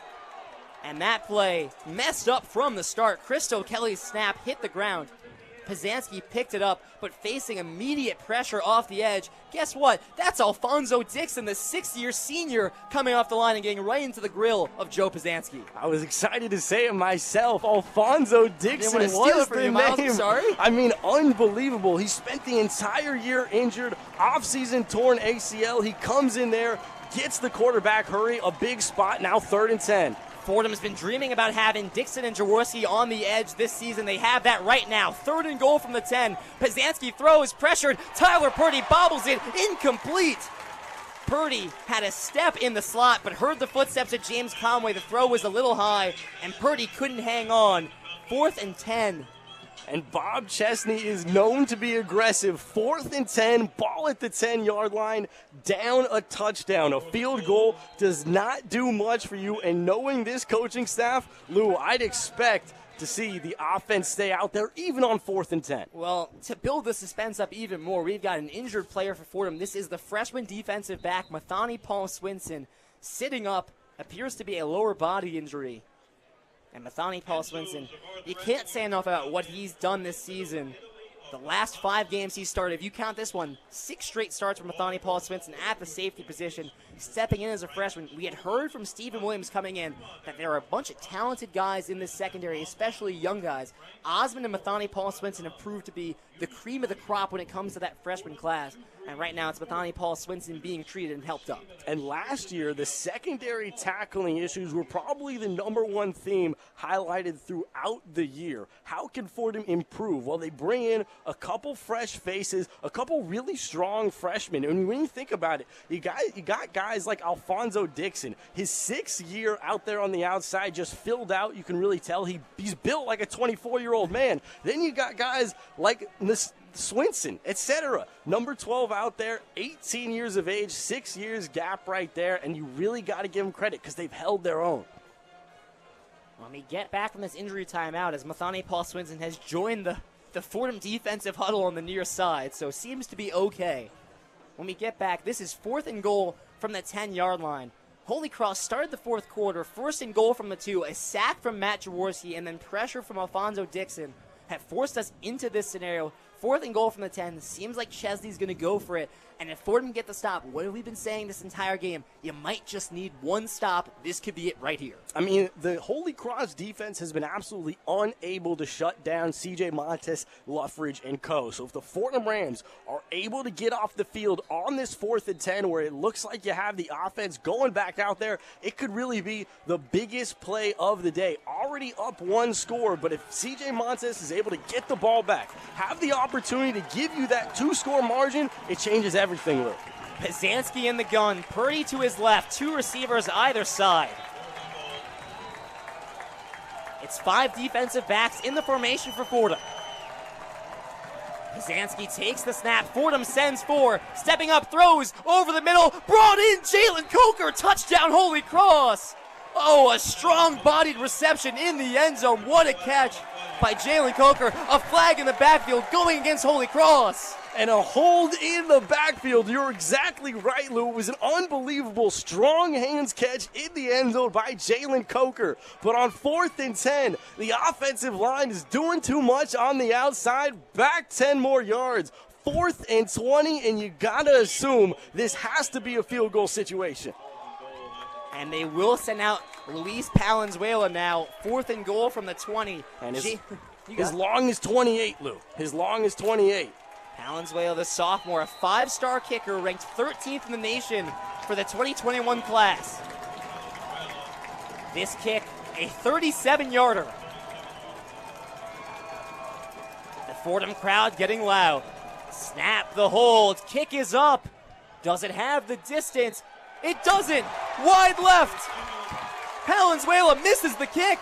Fordham maintains a 6-point lead, and the offense takes over at their own 20. Everything the Fordham Rams needed and more. Palenzuela perfect on PATs the whole year. Only 2 for 3. No, I had it right the first time. 1 for 3 on field goals, 2 for 2 within 30 yards, 0 for 1 outside of 30 yards, and that one just outside the range. He pushes it just a bit, and CJ Montes, an opportunity for the insurance score. Fordham gets the stop they were looking for. I'm not sure it looked like how they envisioned it on 4th down. Looked like Jalen Coker just scored a touchdown to tie the game with a chance to take the lead. And, of course, Jalen Coker, no stranger to breaking Fordham fans' heart, had 3 touchdowns in last year's game. But the offensive holding works them back 10. They have to send out the kicker, Luis Palenzuela. Last year, Holy Cross had Derek Ang. That's their all-time point scorer, a guy with a huge leg that can convert on field goals from, I'd say 40 out, right? Valenzuela hasn't shown the ability to kick field goals from outside the 30 yet this season. They asked him to kick the 37-yarder. It doesn't get there. Fordham, for the moment, has the stop they've been looking for. Now all the pressure goes to an offense that hasn't been stopped in 5 drives. CJ Montes has been special today, Lou. 22 of 25 at the moment. A QBR of 252 and change. 88% completion percentage, 333 yards through the air, 4 touchdowns, including a couple bombs. This is CJ Montes' best game of his Fordham Ram career, and now the opportunity to give your defense that comfort of an insurance touchdown could be the difference, Lou. And you don't want to think like this. Obviously, you want to play aggressive and go for the touchdown. But if you're Fordham and you get stopped in the red zone or on opposing territory, a field goal makes this a 2-score lead. And even with the way these offenses have been going, that can be a game changer. We've seen Peskin hit from 45 in. So just getting to somewhere around the 30-yard line, 28-yard line could be enough to give Fordham a slight cushion that's been more than they've had today. And Peskin, someone who's missed 6 extra points on the season, but he's got a little of that clutch gene. On the road in Buffalo, he hit a big one, Lou. Fordham offense takes over. 14 minutes left in our final quarter. Montes in the gun, 2 receivers either side. Snap, straight away, give Julius Lough. Burst forward, diving past the 25. Call it a gain of 6. Julius Lough, 163 yards on the ground today. His 3rd straight game with 150-plus yards. The first person to do that since Chase Edmonds. And Julius Lough really solidifying his spot in Fordham running back history. One of the better in all the Patriot League. 2nd and 4. Montes takes the snap, the read option, this one blown up, ball pops loose. We await the official ruling. Luffridge had the ball pop out in the handoff. For the moment, it looks like Holy Cross had it. Holy Cross is the one that came away with it in the pile.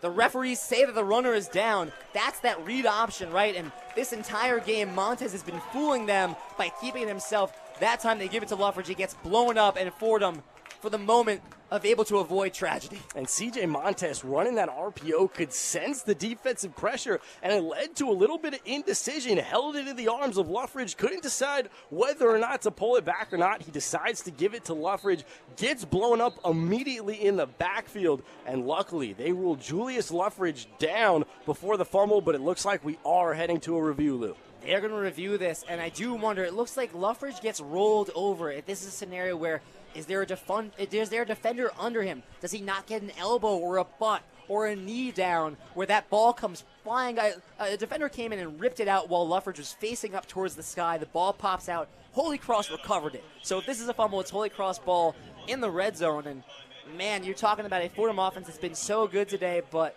have had a lot of mistakes, and this would certainly be one if it gets overturned. A really pivotal situation, and luckily for the Fordham Rams, ruled down on the field, which for this type of call could be absolutely pivotal because Julius Lough took the initial hit. He was on his way down, and then the ball comes out. But if they're going to say Julius Lough is down on the initial hit, none of that matters. Of course, we do have our referees deliberating on the near sideline, but the fact that it'll take indisputable video evidence to overturn this one, I think the Fordham Rams are going to keep it right here.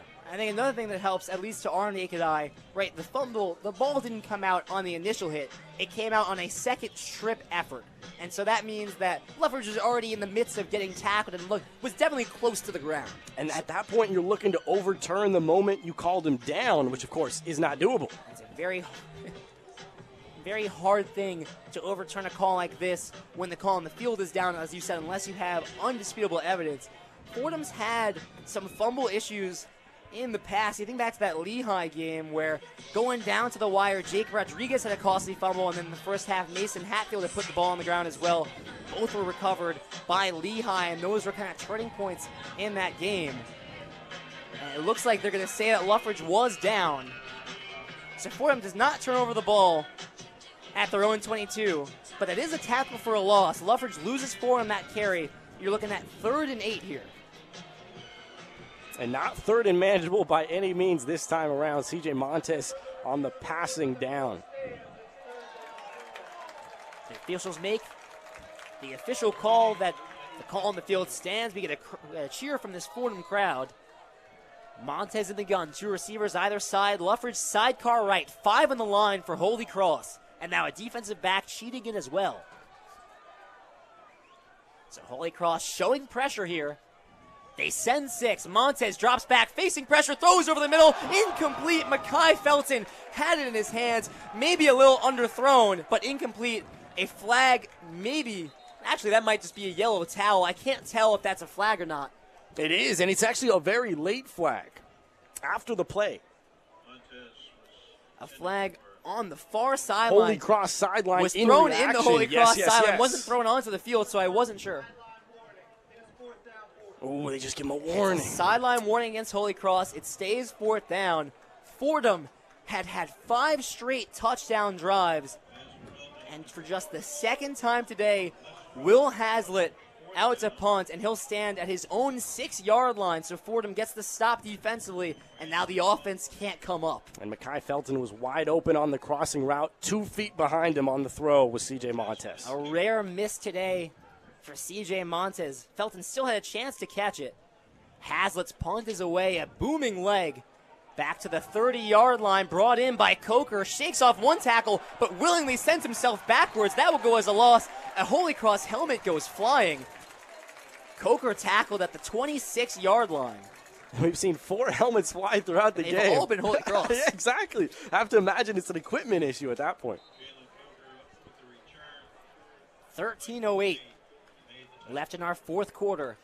The Holy Cross offense takes over, trailing by 6. Can the Fordham defense force another stop? Well, you'll have to wait till after this break. You're listening to Fordham Football on WFUV Sports.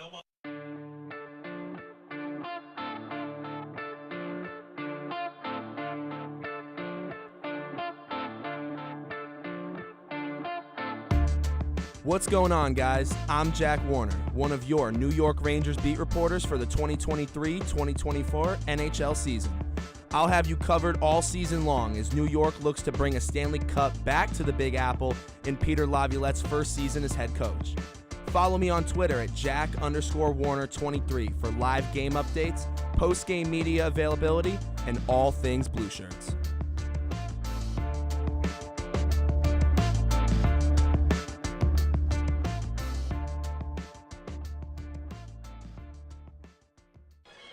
Back with you, 13 minutes to go in our final quarter. Lou Orlando, Miles Grossman. Fordham leads 41-35 over Holy Cross. They got the defensive stop, But Holy Cross responds with a 3-and-out, and now Holy Cross has ball. Miles, we can't understate how important this game is. Whoever loses can essentially kiss any chance of a Patriot League title goodbye. A second conference loss at this juncture in the season is really probably not going to result in any type of championship. And that's really been the situation for the Fordham Rams for a number of years. You got to beat Holy Cross to have a chance at that Patriot League title. This time they're in it. 41-35. They possess the lead, unable to get that insurance touchdown or insurance field goal right there. Got to boot it back to the Crusaders, and now the weight falls upon your defense once again. They already did it once in this fourth quarter. Can they do it again? They got to get off the field because CJ Montes, who's been so consistent, couldn't gift them that comfort, couldn't gift them that insurance. And now it's on Matt Jaworski to continue stepping it up alongside that fellow D-line. Alfonso Dixon out there along with Jaworski as the two defensive ends. Pizanski in the gun, 3 receivers left. Right side give Fuller. Hits past the 30, past the 35, carrying a couple defenders. And up, and able to pick up the first down, a 10-yard run. As he carried James Conway for a couple, not an easy thing to do. And Jordan Fuller was just one broken tackle from taking that one all the way to the house. No one behind James Conway in that secondary. Fuller up over 100 yards today. Trips far side, 12:40 left in the fourth quarter. Fuller stays out there to the right of Pizanski. The Coker comes across in motion to the near side. Low snap. Pizanski handles it, throws left over the head of Jalen Coker, and the heel Perkins almost in there for the interception, just out of reach. But that ball came out of the hands a little weird from Pizanski there. And definitely overthrew Coker by a solid 5-6 yards. The heel Perkins was the closest player on the field, but unfortunately overthrew him too, nearly out of bounds on the Fordham sideline. 2nd and 10 from their own 38. Wide receiver bunch near side. This is Matt Sluka out in the gun with Forrest to his left, so Sluka back in. Sluka takes the snap, runs left, up the middle, dodges one tackle, carrying the pile forward. Dives for the 45-yard line. He'll be tackled 2 yards short at the 43. Calling a tough gain of 5. And a little bit of fancy footwork up the middle for Matt Sluka, but you got to commit to the run if Sluka's out there. He seems to be hurt. I doubt he's willing to throw this football. That's why they turn to their second string. Fordham unable to get off the field there. 3rd and 5, an opportunity. 3rd and 5, needing the 48. Pizanski in the gun, 2 receivers either side. A flinch on the right side of the line. Justin Shorter, the flag comes out. This should be false start against the Holy Cross offense. And a rare penalty right there. The wide receiver flinched on the far side of the line, and that turns 3rd and 5 into 3rd and 10, Lou. Huge. That's an absolute difference maker at this junction of the game. 11:52 left in our final quarter. It's now 3rd and 10 from their own 38, needing the 48. And we'll see what Holy Cross can dial up here. 5 for 11 on 3rd downs today. You wonder if it's 4-down territory. Wide receiver bunch near side, empty backfield. Fordham, 6 on the line, they send 4. Pizanski drops back, throws deep far side, incomplete, over the head of Justin Shorter.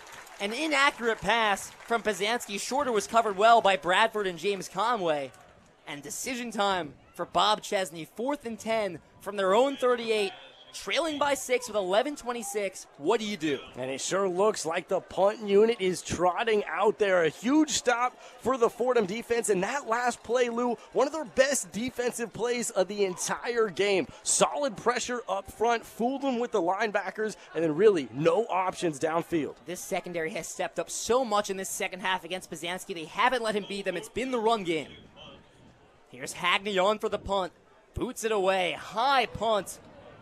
It will bounce at the 5-yard line. Take a Fordham bounce back to the 10, and that's where Fordham will be pinned. What a punt by Patrick Hogney. FCS Punter of the Year watch list, and I think you see there a perfect punt. Lands at the 5, bounces forward for 5 yards, and Fordham 90 yards away from the end zone. Now, you never want your punter to be the MVP of a possession, but that time did his job to the T. Fordham Rams back within their 10-yard line. If they're going to pick up any kind of insurance, they got to go the full 90. CJ Montes has been brilliant today, a 243 QBR.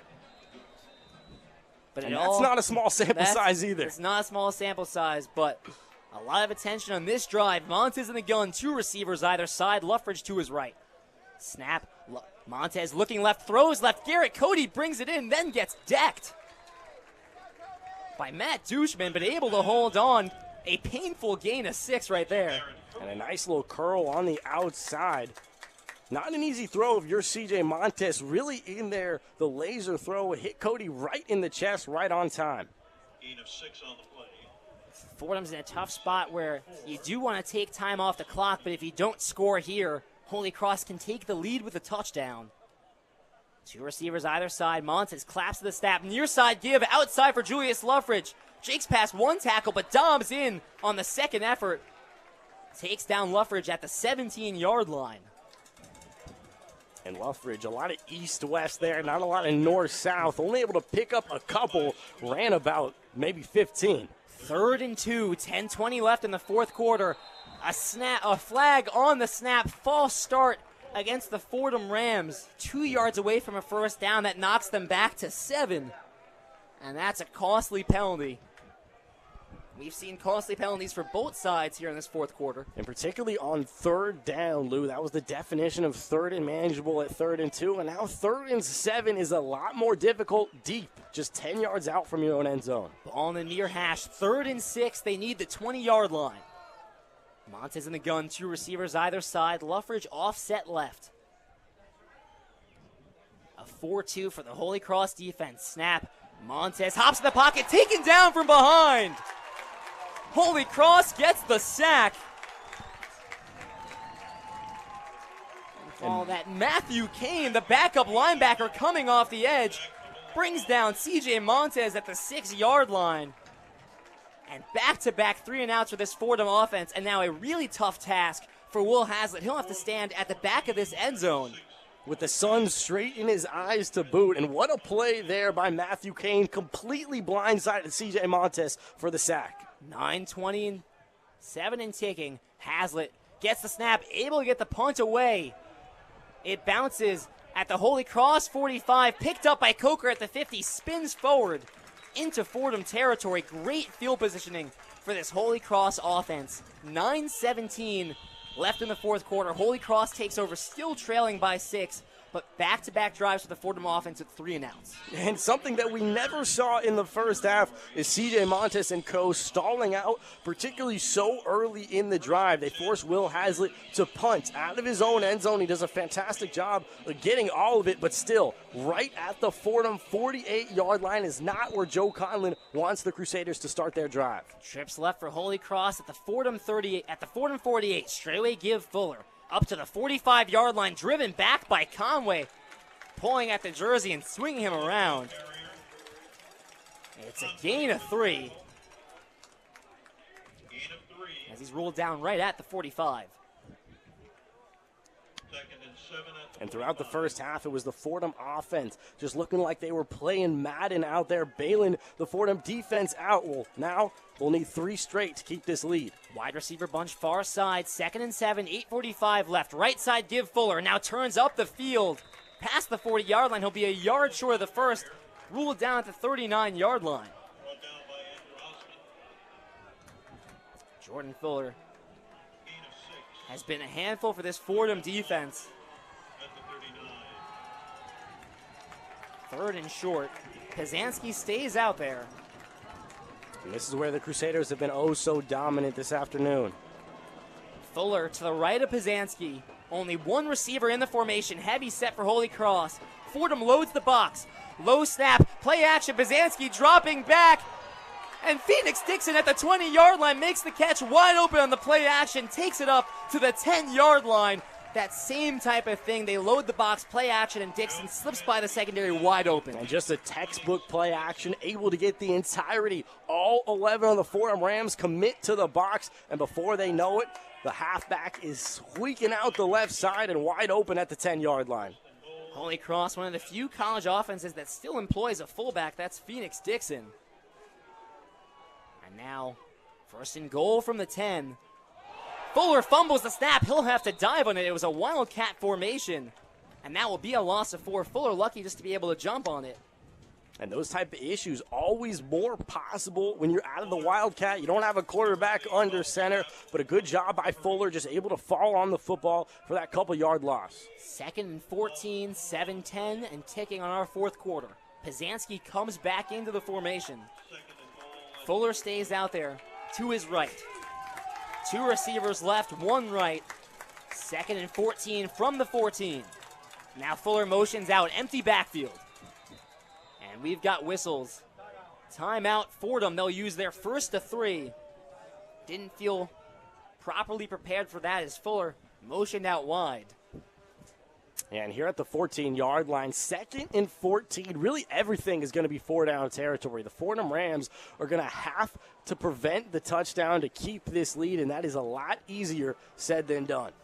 And we saw Fordham stiffen up on the last Holy Cross offensive drive, right?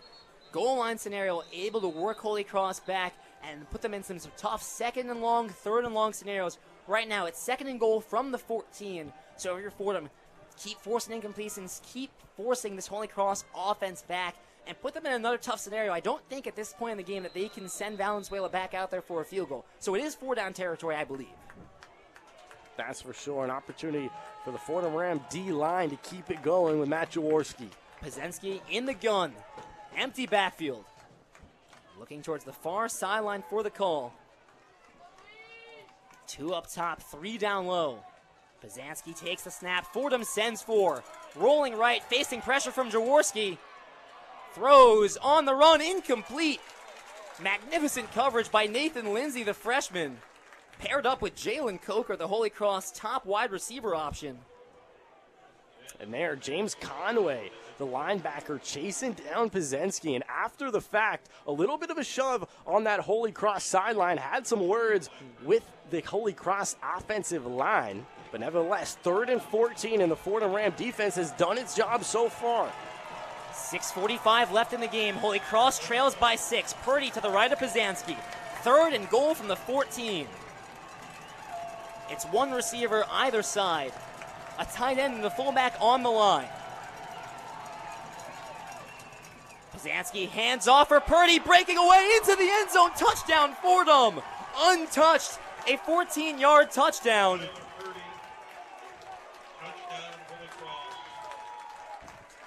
The moment Holy Cross has tied this game, 41-41 with 6:40 to play. On 3rd and goal from the 14, Tyler Purdy breaks free. And now here's Valenzuela, perfect on PATs this season to give Holy Cross a 1-point lead.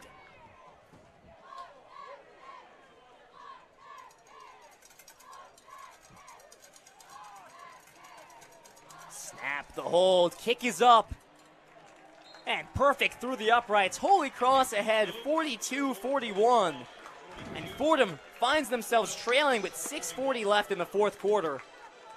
This relentless Holy Cross offense cannot go away. Unbelievable, Lou. I mean, exactly what the Fordham Rams couldn't afford there is Purdy just to break through out of the backfield and dive in for 6. A tough spot, and now C.J. Montes, the weight has fallen on his shoulders. 6:40 remaining in regulation. Of course, a field goal does give you the lead, but you know these Fordham Rams are searching for 7. Trailing by 1, it's now 2 straight empty drives for this Fordham offense. Have to turn things around here in the 4th quarter. Plenty of time to do it. CJ Montes looking to build on what's been a very impressive day, one of his best as a Fordham Ram. We await the ensuing kickoff. Daniel Porto, the freshman, has already kicked it out of bounds twice today. You wonder if he just goes straight down the middle here. Porto charges, kicks away and right down the middle. Brought out by the freshman, angling outside the 20-yard line. KJ Reed up to the 22. Decent field positioning for Fordham here. Fordham had the ball twice after a defensive stop, couldn't make anything of it. Now they go down one, and now the offense has to respond. You're exactly right, Lou. They already had 2 opportunities for that insurance touchdown. They could not cash in, and now look at this. They trail. CJ Montes is going to need to lead this Fordham Rams to the most impressive drive of the day in a big spot. 6:30 remaining. That's it. Season on the line for both teams. Montes in the gun. 2 up top, 1 down low. The snap. Play action. Montes rolls left, throws on the run at the feet of Mekhi Felton. Couldn't get it there. Felton was open past the sticks. And that time Montes rolling to his left side, looking to unload with that right shoulder and well short. And as you know, Lou, when you're going to your non-throwing arm, that is a tough throw. 2nd down and 10. Same formation for the Fordham Rams. Snap. Montes, play action, throws left side. Mekhi Felton, the catch of the 35, out of bounds at the 38-yard line. They'll say out at the 36. Nearly identical line there from Mekhi Felton. Just a beautiful route, breaks out there after the 15-yard route and able to get it done.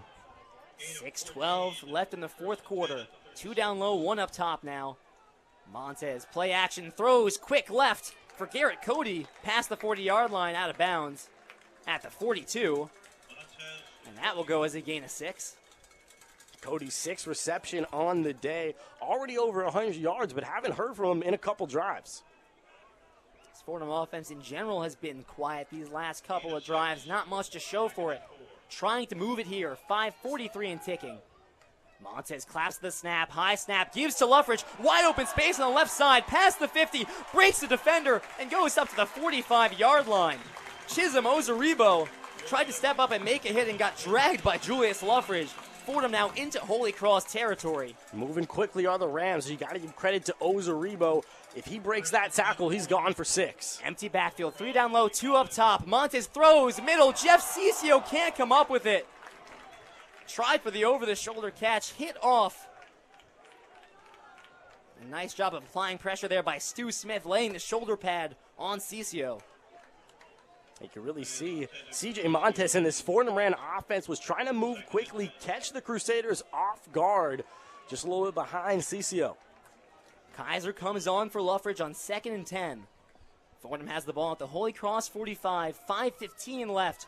Fordham trails by 1. 2 down low, 1 up top, snap.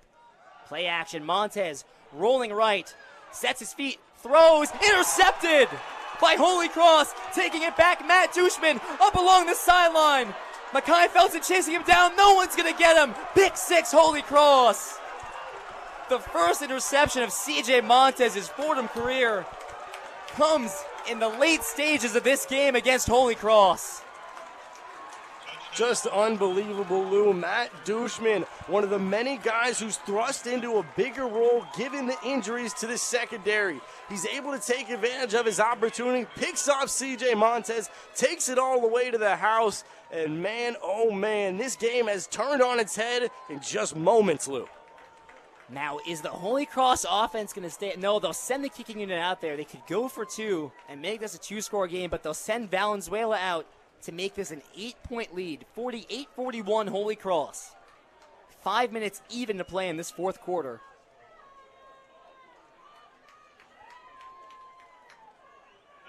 Snap the hold. Valenzuela's kick is up. And good. Holy Cross leads 49-41. A Fordham offense that had been so good stalling in the 4th quarter. CJ Montes throws the first interception of his Fordham career. Lou, he's played 7 games, this being number 8. That is his first interception as a Fordham Ram. He's been such a good decision maker. He's never tried to do too much. He knows when to use his running backs. He knows when to use the check down. That just uncharacteristic. Right into 3 defenders. It looked like if Dushman wasn't going to catch it, it was going to be another Crusader. Just a poor decision. And to boot, he also took a hit. CJ Montes shaken up on the play. It's not what you want to see. And CJ Montes, prior to that interception, 21 touchdowns without interception. That was the most in the FCS by a large margin. Now the Fordham offense will have a chance to respond here. It's still a one-score game, but now you need 6, and you need the 2-point conversion. So things just got that much difficult. We await the kickoff from Porto.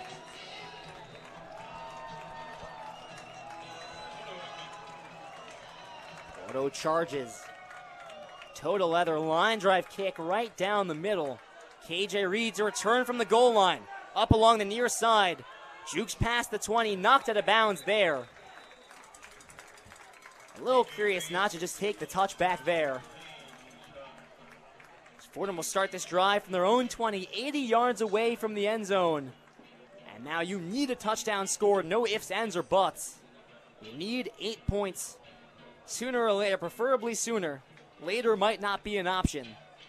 And this is a Fordham Ram offense that just looked unstoppable throughout the first 2 quarters. The definition of complementary football. Luffridge just spectacular, opening up a plethora of pass options. Man, CJ Montes has just gone cold, a completely different product here in the 4th.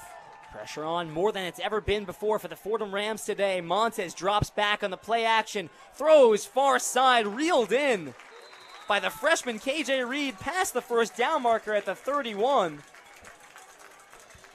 Montes just fluing it in there. A couple defenders in the area, but the confidence to drop it in. After that interception, that's a gutsy throw, Miles. Got to give credit to CJ Montes. He does not look phased coming off the pick. 2 receivers either side, 4:30 and ticking. Fordham trails by 8. Montes takes the snap, looking left, facing pressure, brought down in the backfield. Jacob Dobbs.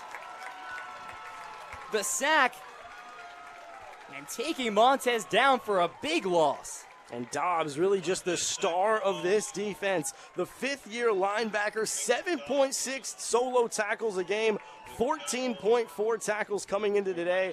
And I mean, my goodness, that's the best in the FCS for both categories. His 5th sack of the season. Clock ticks under 4 minutes for the Fordham Rams. It's 2nd and 18 from their own 23. Montes the snap, play action, facing pressure again. Throws near side, the diving grab. Cole Thornton at the 37-yard line. And that will make this a 3rd and 5. What a grab by Cole Thornton, the senior receiver. What a job. Cole Thornton curling back, able to get his body under it on the ball, a little underthrown. Keeps this drive alive. 3rd and 4, 3rd and manageable for CJ and Luffridge in the backfield. 3rd down and 4 from their own 37. They need the 41. 2 receivers either side. Luffridge sidecar right. Montes claps to the snap.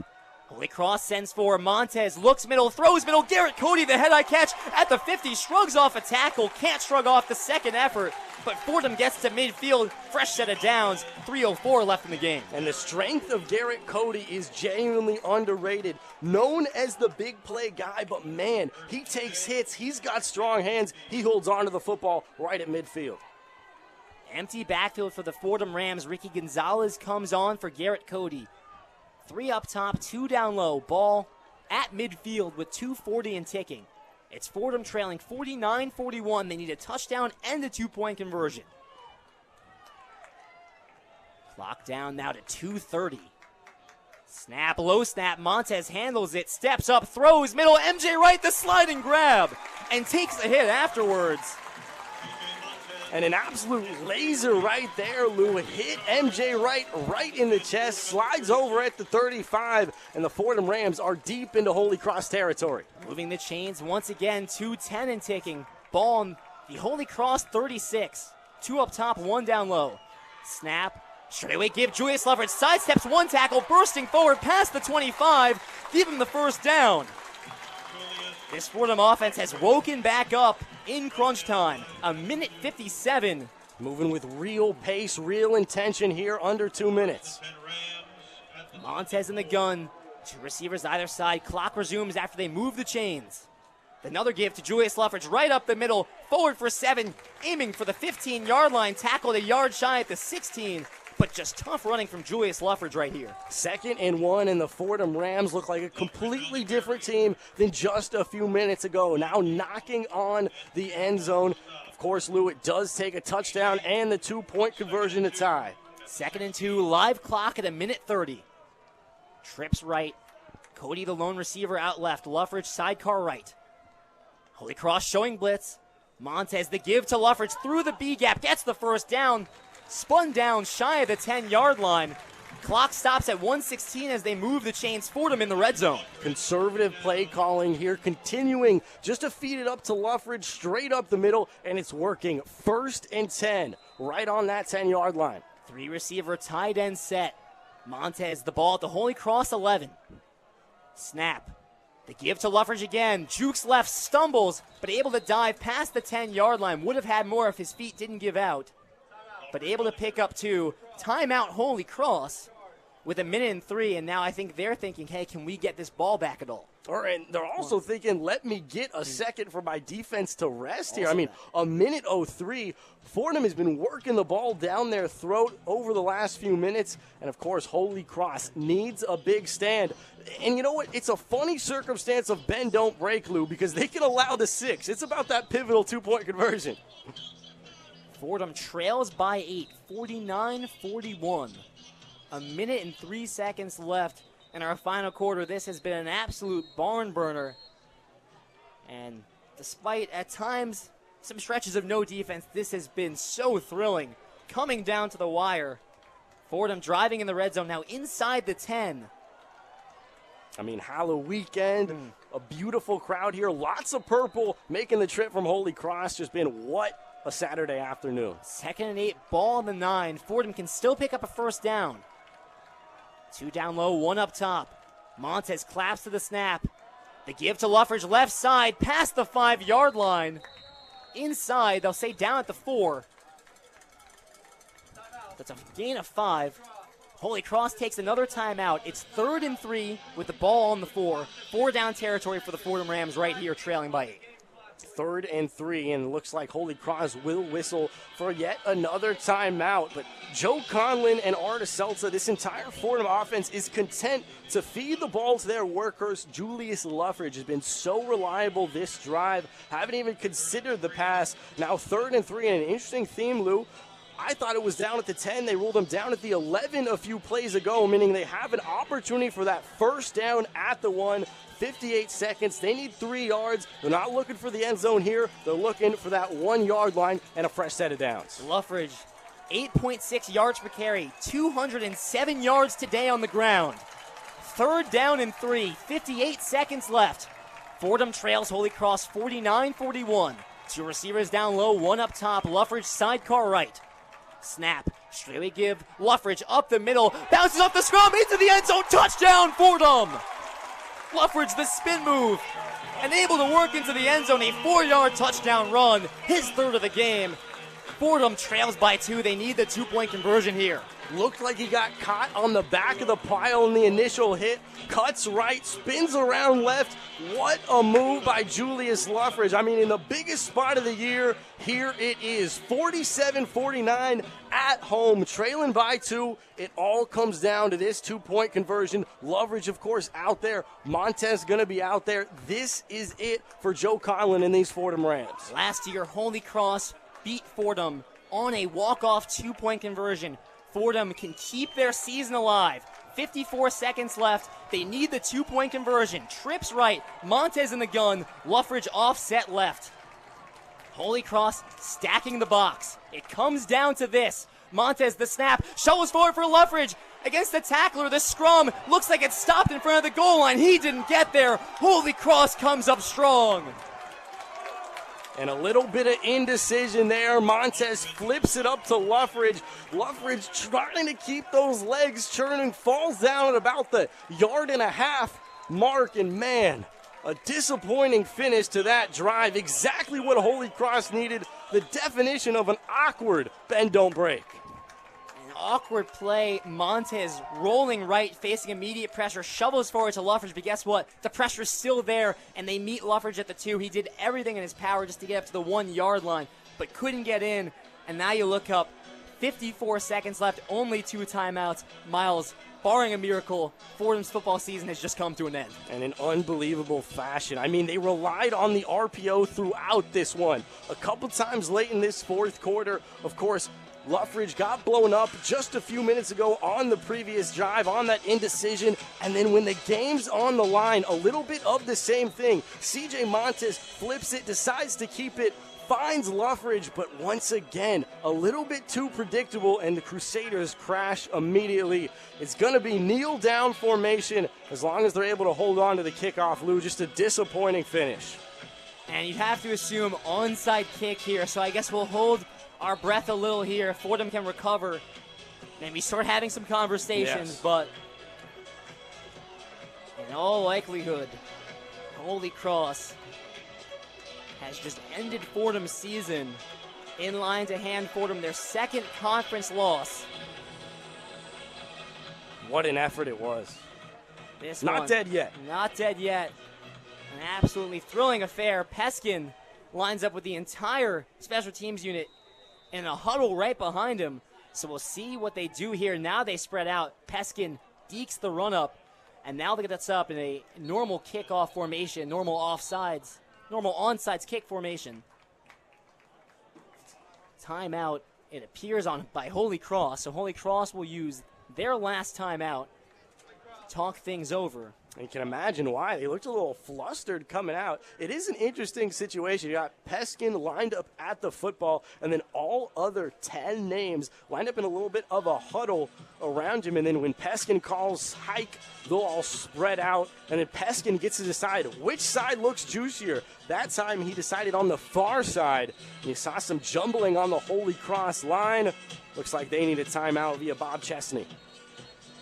It's going to come down to an onside kick. Brandon Peskin has been the hero on game-winning field goals this season. Now he has the chance to keep their season alive with a well-placed onside kick. They'll huddle up behind him and then do that break out into their special teams formation. Peskins does his fake little run-up, and he's angled towards the far side. Holy Cross cheats that way. Now he switches, angling towards the near side. Holy Cross adjusts. Peskin, a bouncing kick. Looked like it was touched by MJ Wright prior to 10 yards. Either way, it's recovered by Holy Cross. Jalen Coker got a hand on it. Yeah, I'm surprised they didn't blow it dead on the MJ Wright touch. But nevertheless, Holy Cross able to recover, and it would have been quite an interesting opportunity because they didn't blow it dead, meaning if MJ Wright held on to that football, that means they would have kept it. Unreal. Holy Cross, possession at their own 43. The Fordham faithful filing out now with 52 seconds left. Fordham, only 2 timeouts. They won't be able to stop this one. Joe Pisanski, the senior quarterback, back up to Matt Sluka. Taking over for Matt Sluka at the beginning of this game, an apparent injury that held him out. But Holy Cross still able to put 49. Holy Cross is going to run some plays here. The snap to Pisanski, rolling right. It looks like he's just waiting to see when he can kneel. Now he goes to the ground at his own 46. Timeout called by Fordham with 44 seconds left, so rather than just the traditional victory formation, they're going to eat more time off the clock and then kneel it. Smart play call by Bob Chesney.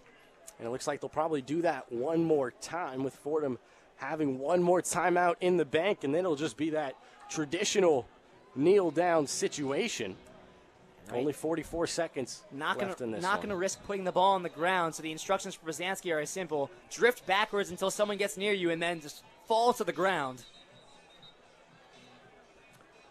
And if you're C.J. Montes and these Fordham Rams, I think you're still thinking about that pick six. C.J. Montes has been unable to tap into who he was in that first half. I mean, just video game type stuff that disappeared.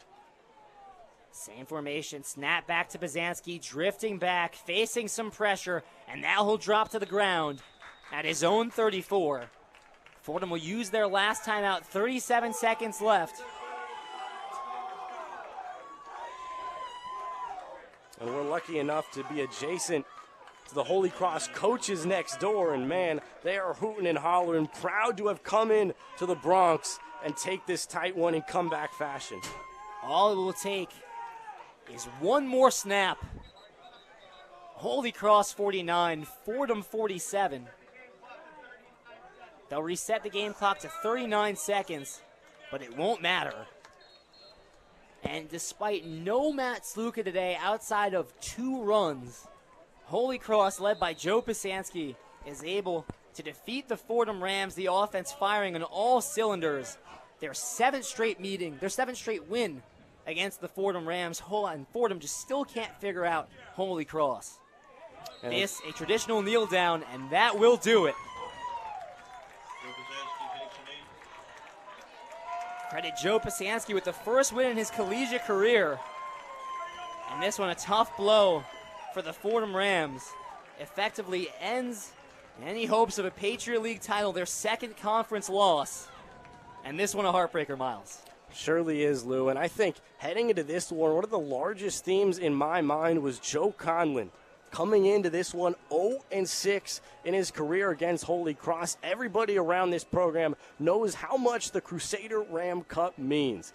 And his entire time head coaching Tim DeMorat, CJ Montes, a number of talented quarterbacks, has been unable to get over the hump. You can just feel the frustration in the air this afternoon. Fordham season and their hopes of a Patriot League title comes to an end on family weekend against Holy Cross. Holy Cross, for the moment, still has hopes. It's Lafayette in the driving seat. If Lafayette wins out, the Patriot League title is theirs. Holy Cross is going to have to rely on someone to beat them.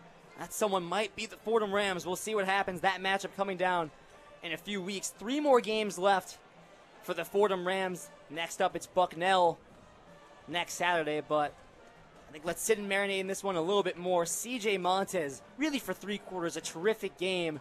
Fordham has 3 chances on 3 defensive stops to go out and make it a 2-score game, 2 empty drives, and a pick 6, and that really put the nail in the coffin. They're able to drive down and get the touchdown. They can't get the 2-point conversion, just not enough to come away with a win here. And down the stretch, that Fordham defense gave the Fordham offense every opportunity necessary to win this ball game. 3 stops. CJ Montes has 3 opportunities, 2 punts, and a pick 6. And that's how this one comes to a close. CJ Montes, statistically speaking, 207 QBR, 29 of 36, 1 touchdown, of course, his first INT of the campaign, along a 55. But really, what changed late for me was the relatively consistent pressure on CJ Montes. 3 sacks seemed to be all in that second half. That'll wrap it up for our coverage here from Moglia Stadium. Once again, your score, Holy Cross 49, Fordham 47. Thank you so much for tuning in to this broadcast. For Miles Grossman, I'm Lou Orlando. Let's send it back to the Rose Hill Studios. Evan Harkin and Ben Oppenheimer with your one-on-one post-game report. The one-on-one post-game report. Welcome to the WFUV postgame report. I'm Evan Harkin, joined by Ben Oppenheimer. Your final score from Moglia Stadium here in the Bronx, Fordham Rams 47, Holy Cross Crusaders 49. We've been watching closely from here in the studio, but let's get some insight from the guys on the scene. Miles, I'll direct this one towards you. Which Fordham player or position group in particular do you think made the biggest impact on today's game, and why? Well, I think the wide receiver core was really solid. 10 names getting involved. Part of that is C.J. Montes, but M.J. Wright, Garrett Cody, Felton, all those usual suspects had great days. Those are guys who have been with this program for a number of years. They know how much the Ram Crusader Cup means. They want to beat Holy Cross. It's something they've never done in their Fordham careers. You could tell they really played with that heart. M.J. Wright, 164. Garrett Cody, 127. To go along with those 2 touchdowns. I think, that wide receiver core is really what stood out to me on the positive side. And Lou, this one is for you. Does this game show that despite an extremely potent offense, Fordham's Achilles heel is their defense, particularly their defensive line? Yeah, I think you have to think that. I think, there were hopes early on in this season, the way the defense had been playing, getting a shutout against Stonehill, holding Stony Brook to 7 points. You had seen flashes from this defense that it was very different from what we had seen last year, where they were one of the worst defenses in the Patriot League. But I think this one's a bit humbling. You go out there expecting to face Matt Sluka, and instead it's their backup quarterback, Joe Pisanski. And I'm not going to crap on Pisanski at all. He had a terrific game, really threw the ball well. But if you're Fordham, not having to play Matt Sluka should have been an advantage in your favor to still allow 49 points. I'll give them credit. In the fourth quarter, they stood up and they had some terrific stands, but they really got hurt in the first half. We've got Holy Cross celebrating on the field right now. It's a tough sight to see. Hoisting that trophy. Yep. Absolutely, a tough sight to see, especially from Fordham fans. Thanks for the insight, Lou and Miles. Great stuff from the stadium. An offensive masterclass today from these two longtime rivals. But before we dive into today's game, let's check out other games across the nation with Ben. One-on-one scoreboard. In the Patriot League, Lafayette and Georgetown wrapped up their game today in the nation's capital as Lafayette picked up the win with a final score of 35-25. Upstate, Bucknell bested Colgate as the Bisons won 49-34. Moving over to ranked matchups, number 6 ranked Oklahoma leads Kansas in an intense back-and-forth game as the Sooners lead 33-23 in the fourth quarter. Number 8 ranked Oregon is in Salt Lake City today playing number 13 ranked Utah as they lead 20-3 in the second. Number 14 ranked Notre Dame plays against Pittsburgh at home as the Fighting Irish lead 7-0 in the second quarter. Number 20 ranked Duke is in Louisville as the Blue Devils trailed at number 18 ranked Cardinals 14-0 in the second. Number 7 ranked Texas leads BYU in Austin as the Cougars are down 14-0 in the second quarter. The Gators are playing at home today in Jacksonville against number 1 ranked Georgia as Florida trails the Bulldogs 10-7 in the second. Number 22 ranked Tulane is in Houston to play the Rice Owls as the Green Wave lead 10-0 so far in the first quarter. And in the Pac-12, number 24 ranked USC is in Berkeley playing the California Golden Bears as the Trojans have taken a 3-0 lead in the first. With the one-on-one scoreboard, I'm Ben Oppenheimer. The second half begun with Tyler Purdy finding green grass and hauling in a half-opening touchdown for Holy Cross. Brzezinski takes the snap, play action, floats one wide open. Tyler Purdy, no one in sight, and into the end zone, touchdown Holy Cross. Well, it didn't take long. Holy Cross gets back on the scoreboard. Makai Felton laid out for a C.J. Montes touchdown pass to give the Rams the lead yet again. Montes claps to the snap, play action, throws, middle, Makai Felton into the end zone, touchdown Fordham. A crossing route over the middle, a low diving catch by Makai Felton. Holy Cross is saying it's incomplete, but for the moment they say touchdown Fordham. Matt Jaworski with a clutch sack on Cross's next drive, his second sack of that drive. Brzezinski in the gun, play fake, looking right, brought down by Matt Jaworski, a sack at the 10-yard line. And just like that, Holy Cross 10 yards away from the end zone. Matt Jaworski flying in off the edge. Pasansky found Purdy again in the end zone for their second touchdown connection of the half. 2 down low, 1 up top, snap. Play action, Montes rolling right, sets his feet, throws, intercepted by Holy Cross. Taking it back, Matt Dushman up along the sideline. Makai Felton chasing him down, no one's going to get him. Pick 6, Holy Cross. And as you just heard, C.J. Montes threw away his first interception of the season as Holy Cross was able to take the ball away and score on the exact same play. Ben, there's a couple negatives you could take away from today's game, but let's look at the positives first. We saw so much effective scoring from Fordham, and what do you think of their offense in that second half? I mean, I still thought they had, they had difficulty, again, with their defense. I mean, their offense was not quite as potent as it was in the first half. But going into the second half, they still were able to get some points on the board. But it was really a battle of offenses at the end of the day. And Holy Cross just has a superior roster in that aspect. And so, when you're having good offense versus great offense is just going to come out on top. And that's why Fordham had such difficulty today.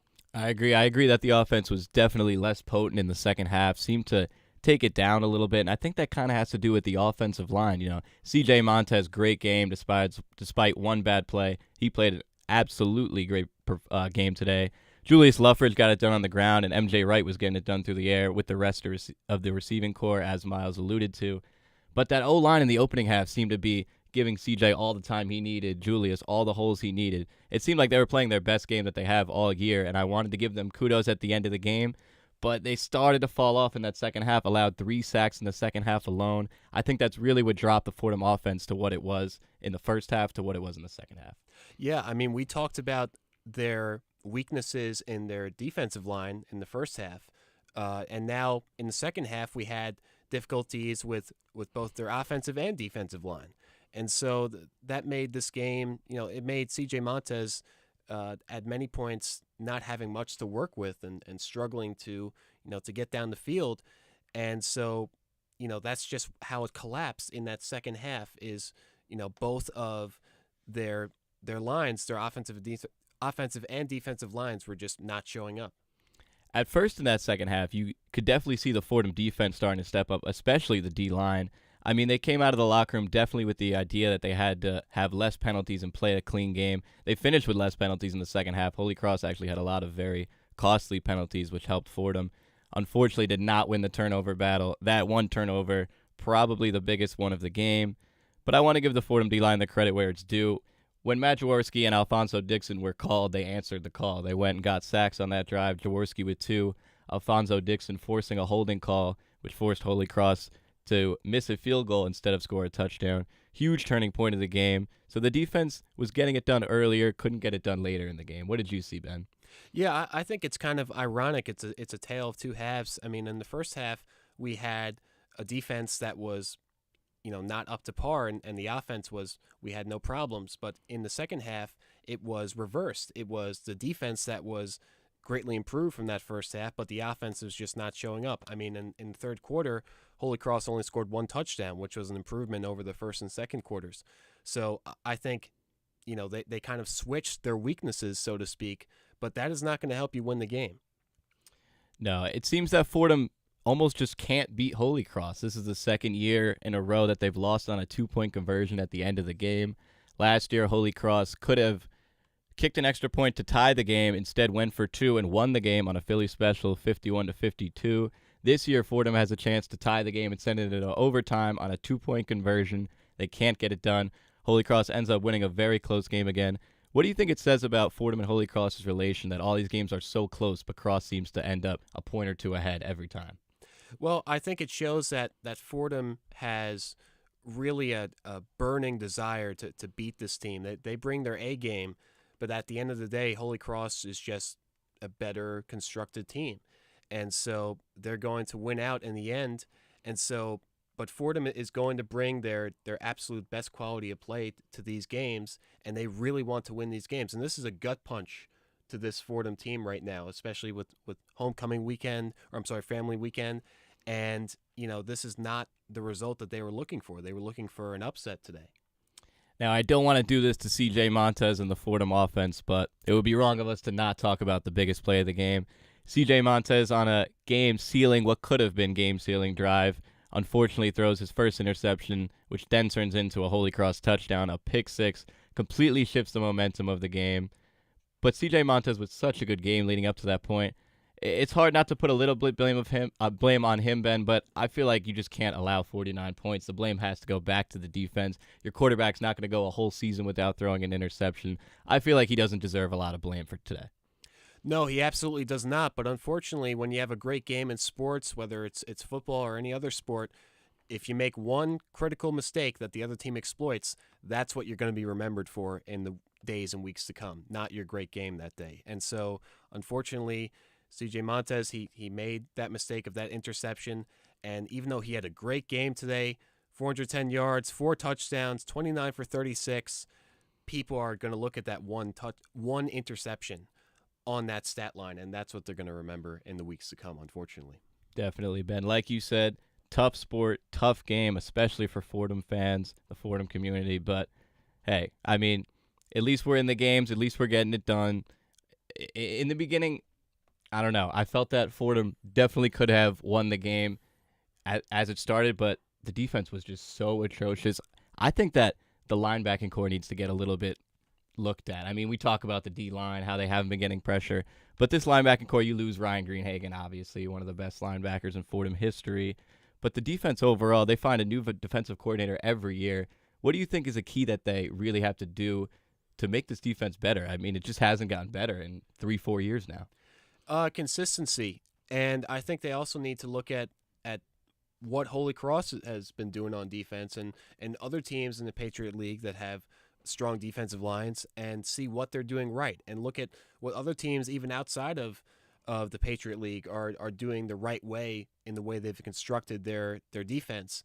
And Fordham just needs to try to emulate that and maybe they can get back on track in that aspect. That's going to do it for us here in the Bronx. Your post-game report is brought to you by Ben Oppenheimer and Evan Harkin. On-site broadcasting was done by Lou Orlando and Miles Grossman. Ralph Barbieri produced and Joe Masters engineers today's broadcast. Manager Bobby Chaffardini and student manager Julia Moss made this all possible. So long from WFUV Sports.